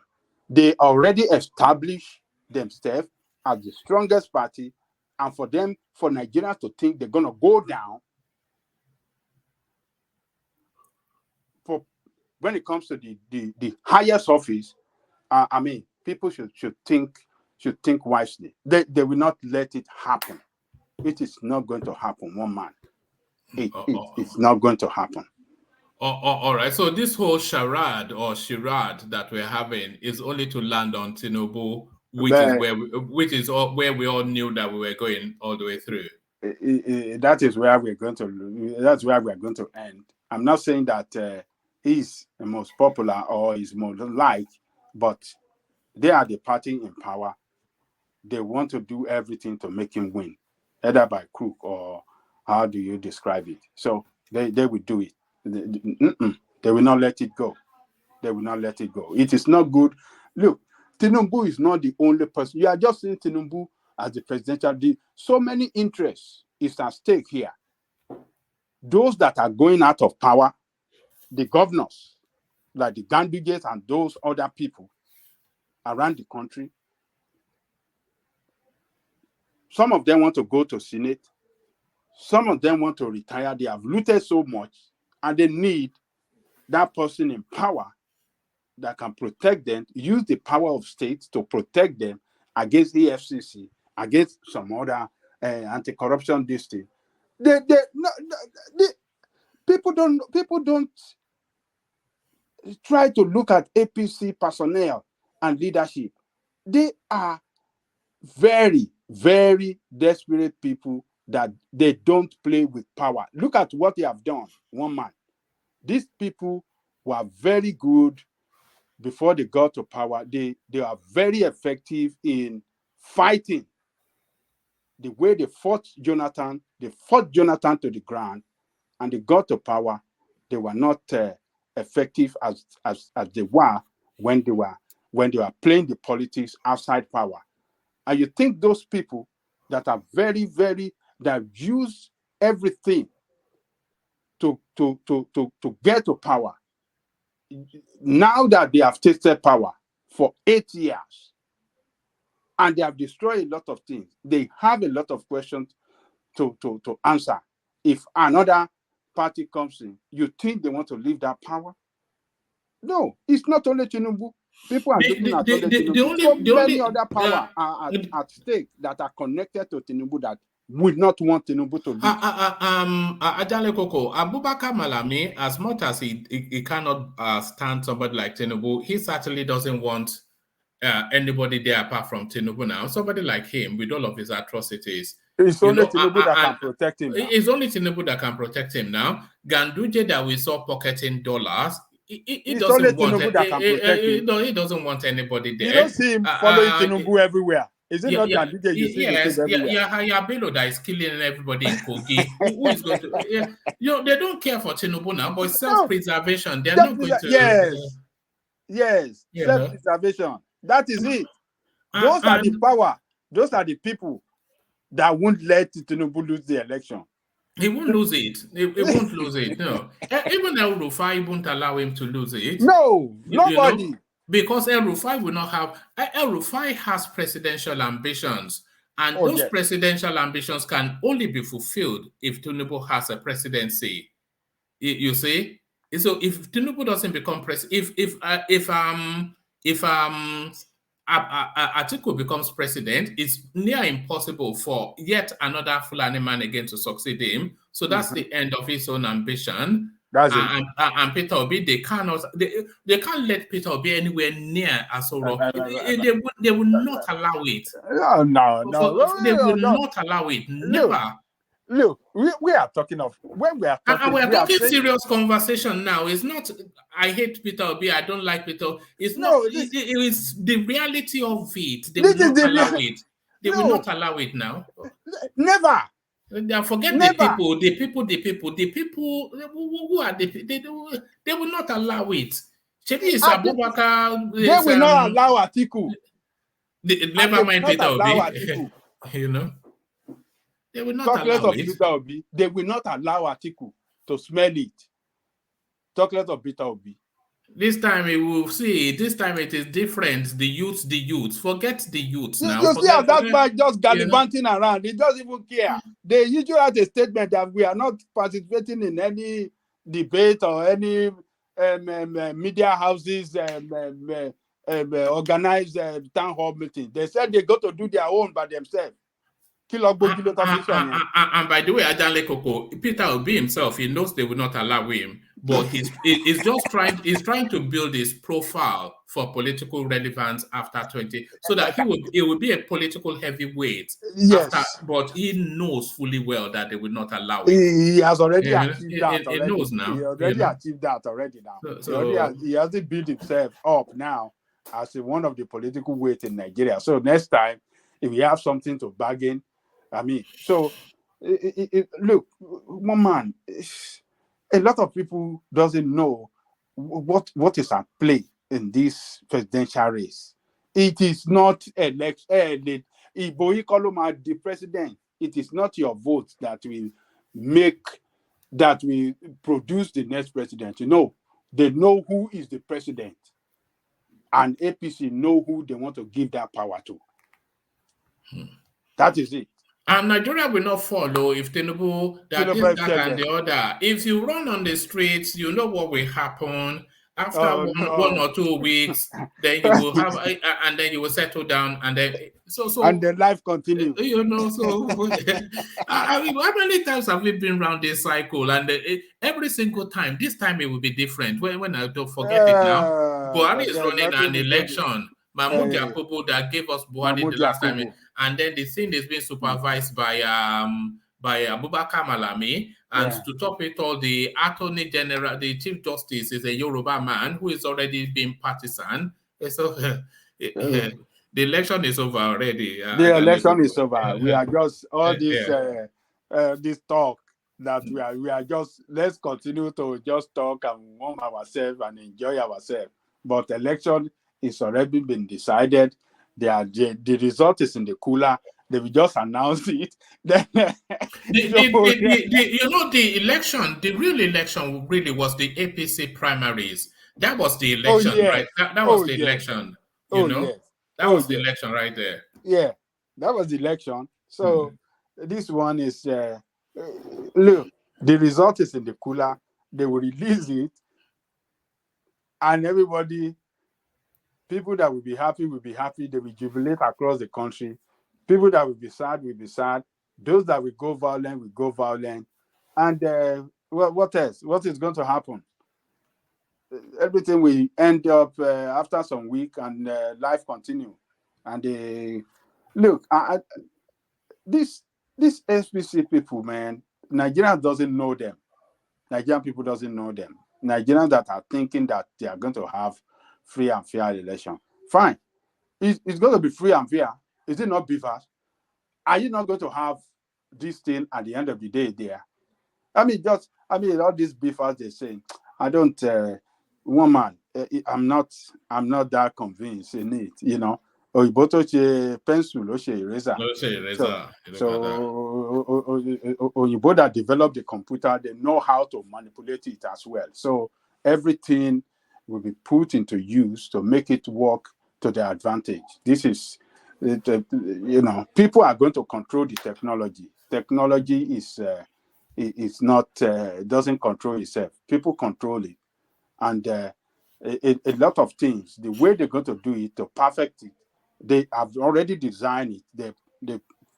They've done their test run. They know how they will carry it out that will look perfect. And by the time they announce the result, everybody will say, majority of people will start to fight. Even letting Adeleke win Osun State is part of the plan. So yes, it's part of the plan now. You say, okay, what are you talking about? Yes. How can you say it's not credible? When Adeleke won, if they wanted to ring, they would have people. And then when you know that, Oyetola will be giving ministerial appointment now. Oyetola will be giving ministerial appointment at the federal level as an appointee from Osun State. The governor of Osun State, the one that just left now. When APC win, you think they will not give him appointment? Of course, no. It's his cousin one, and then they sacrificed him for they will his give him appointment. Of course, they will give him instantly. He's going to be the number one choice from Osun State, number one minister from Osun State. Oh man! All right, Ajanle Koko. On the 25th of February, I'll be right here with a big bottle of champagne and a big smile on my face. I told you so. I told you so. All this abuse that you come here and give. I don't really like Tinubu. A lot of people will think differently, but it's just the reality of it. The atrocities of this administration. people that want to continue to be relevant in politics, Tinubu's connections, and you know, all the storylines, even the INEC chairman, who is notoriously corrupt, he even wants to cover himself. He will run this last scam and then hand over to somebody else, to the INEC chairman. But no, the time for change is not now. You know, it's going to be APC in 2023. It just is. Yeah. It is it. I mean, people should not just stress out themselves or try to kill themselves. Look, if you are listening to us, if you are supporting any candidate, just take it easy. Don't look, Nigeria is not a country where justice, fairness, equity is practiced. I want you to have that in your head. If you are thinking it's going to change in 2023, that you are going to have free and fair election that will bring out the president of the people, forget about it. Don't kill yourself. Just relax your mind. Whoever you want to vote for, go and vote. And when the outcome does not come in favor of your candidate, don't go wild. Don't do anything. Just believe Nigeria is a state where justice, equity, fairness will never be at play. So that's the way I see it. Thinking that the right candidate will win the election in 2023, no, it's not going to be. It's the candidate of the president that will win. The candidate of the president and the candidate of the cabal in APC, whoever they want. And I want you to just look at it yourself. Think about it. Who is their candidate? If you don't know who that candidate is now, then I think we are just we don't really know. We don't really know. And it's unlikely for them to rig it in favor of Atiku. Just because of the weak, apart from the fact that they don't want him to come in, but also for the weak factor, with Wike taking so much from him and Peter Obi taking so much from him, it's impossible for you then to announce Atiku as the president. It's impossible. They have reduced him completely. Yeah. They have reduced his strength. They have shattered his strength. The PDP strength has been shattered completely now. And everything is in the favor of APC. And they will use that to their advantage. And at the end of the day, when the result comes and we clinically analyze it, you will see that most of their states that they govern, they will win all those states. Go and mark it down. APC will win all those states.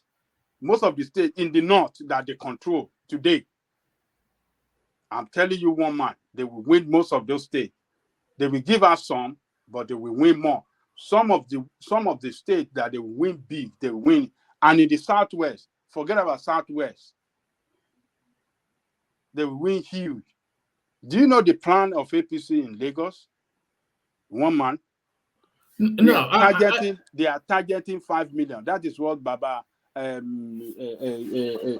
what's the name of this man from Lagos said? He said they are targeting 5 million. Is it Bisi Akonde? No, this Body George. So this man that was Minister for Works, you know, Obasanjo. What is the name of this Baba? Oh, I can't remember his name now. I can't remember his name. All right. He said the vote they are targeting in Lagos is 5 million. You know, all those people that come here and tell us that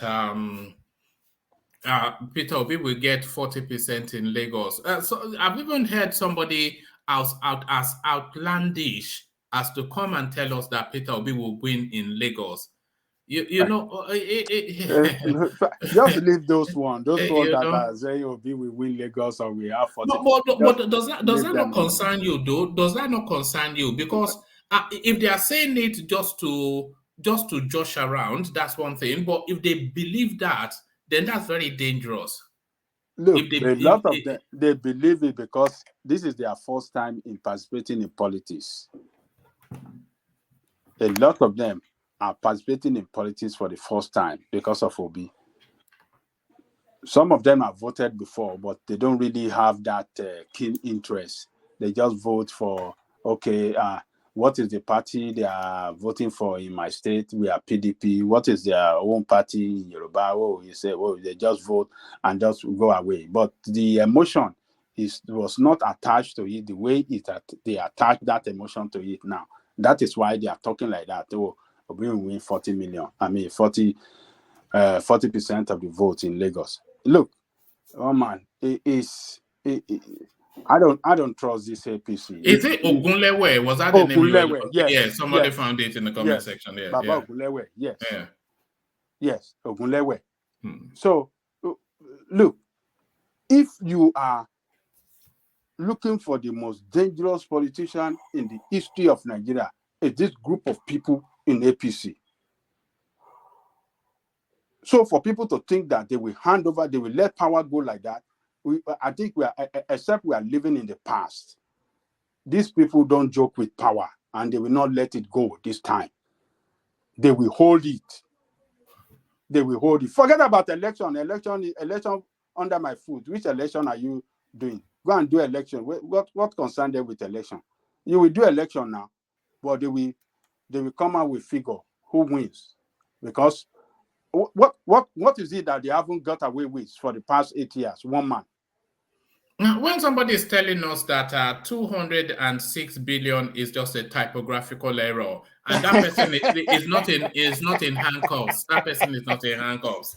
So, and they tell you that monkeys are eating money. You know, when you can see the accountant general went away, stole about 100 billion at a go. Do you know he got married the next week after they said they had arrested him? He got married. And he's a free man now. They got a bail for him. He's living in his house. These people, this group of people in APC, you think they will conduct free and fair election for you in this Nigeria? You are living in what do you call Second World War period. They are desperate people. They don't joke. They never joke with power. This group of people in APC are the top leadership.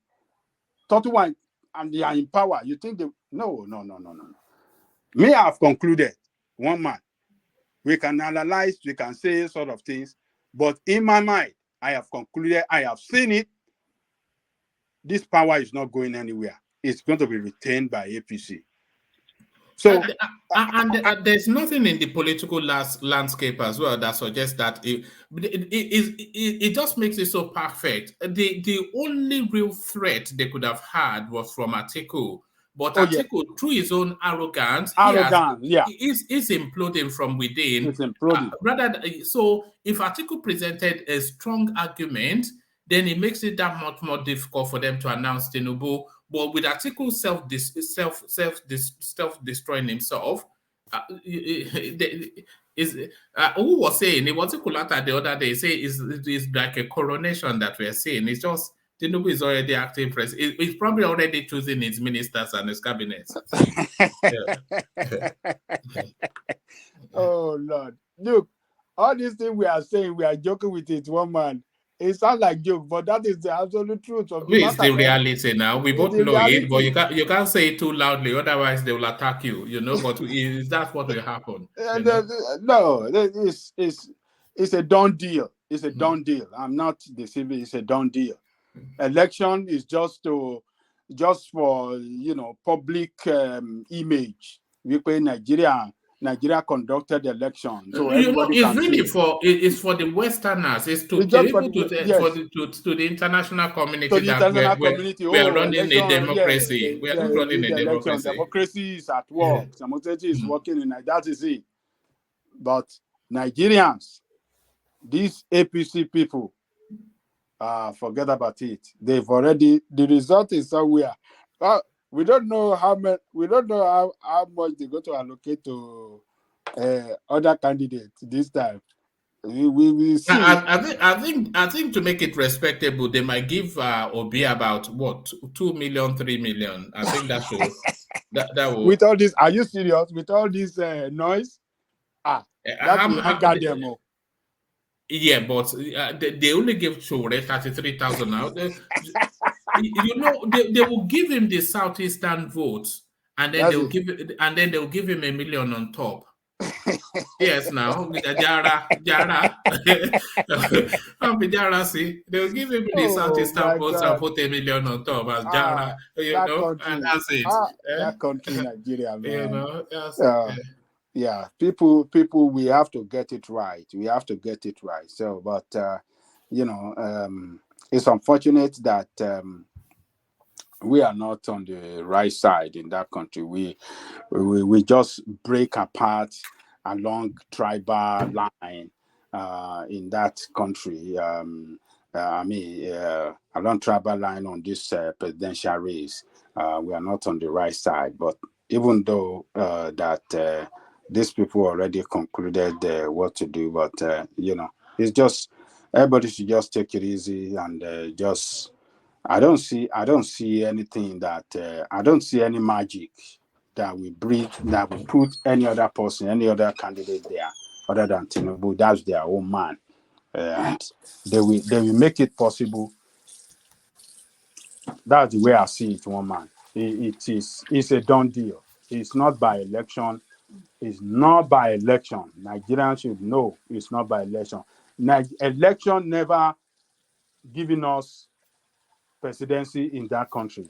Everything since 1999 have been rigged when it comes to the topmost position. That topmost position particularly is been rigged, and nothing is going to change this time. Nothing is going to change at all. That's the way I see it. It's going to be same old. And the change will come post Tinubu. So after Tinubu, and then we'll have a new breed of politicians coming through.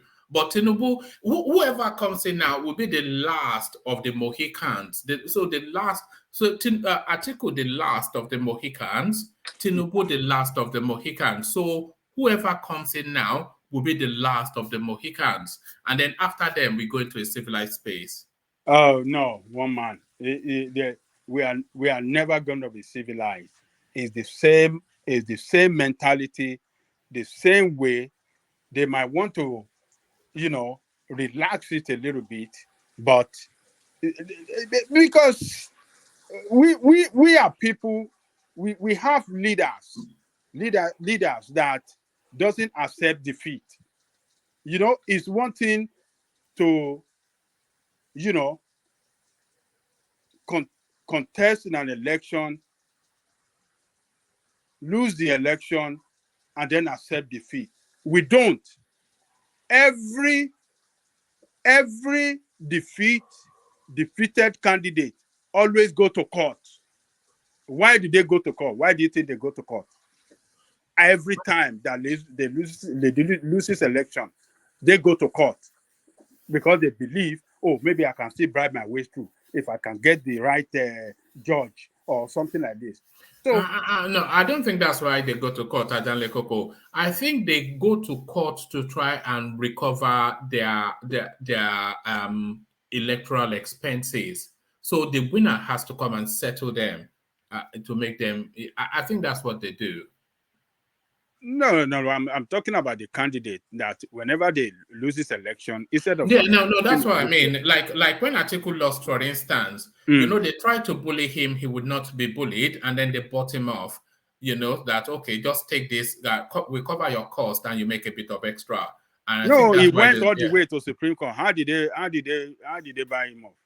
Oh, that's true, actually. But it went all the way to Supreme Court. Yeah. It went all the way to Supreme Court.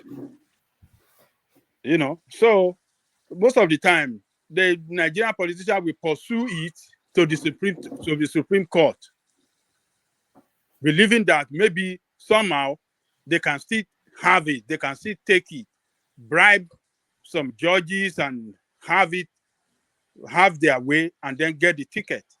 You know, you don't win on the Nigerian. Look, it's not going to change one man, because we never accept defeat. We are not people that will just accept defeat and congratulate and then walk away. No, we are not. We are not. It's unfortunate. And that's why that space will never function well. It is going to be the same, rigging all the time. You know, it's unfortunate, man. Oh, all right, brilliant, Ajanle Koko. So a good spot to round it off. We've gone past the 5-hour mark, so I think bed calls. So I'm not sure if we still have Akim. I suspect Akim might have gone. All right, Akim, are you there? Yeah, he's gone. You know, you will have interjected. Yeah, it's very quickly. No. All right. Wrap it up for us, Ajanle Koko. Wrap it up. Thank you, one man. Thank you, our listeners around the world. All the contributors that came today. I thank you all for your contribution. Come back tomorrow and let's do another round with one man. To our brothers at the comment section, Ayo, Crown, and everybody there, Kashi, everybody. Thank you all for standing with us till this time. You are the strength of the platform. Please come back tomorrow and let's do another round with one man. So, and listeners, click on the like button. That's what you can do to help the YouTube algorithm of this platform. Click on the like button, share, subscribe, and one man, nice interaction. The way we ended it is was not we didn't prepare for it like that, but you know, it came organically, and you know, we just we just have to tell our people the truth. That's just the truth. So we have said it all. People should prepare their mind. Their candidate, if your candidate does not win, accept it, move away. Election is never won in Nigeria on a clean slate. It's by allocation of vote. So be ready to get vote allocation. It might come in favor of your own candidate. So if it does not come in favor of your own candidate, wait till next time. Maybe your candidate will have it. So that's the way I see it. One man. See you tomorrow. The Eagle, have a good night, and have a good morning over there in Britain. Thank you.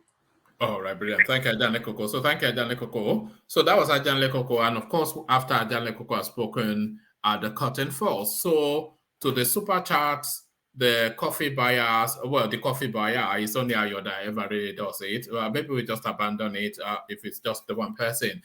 So to the super chatters, the coffee buyers, the in-betweeners. So thank you, one and all. So another session, it has an organic life of its own. And this is how it has ended today. Make sure you are dialed in for tomorrow, because, of course, it never stops. But I'll leave you here. Carry the conversation on within the comment section. But here, I say, peace.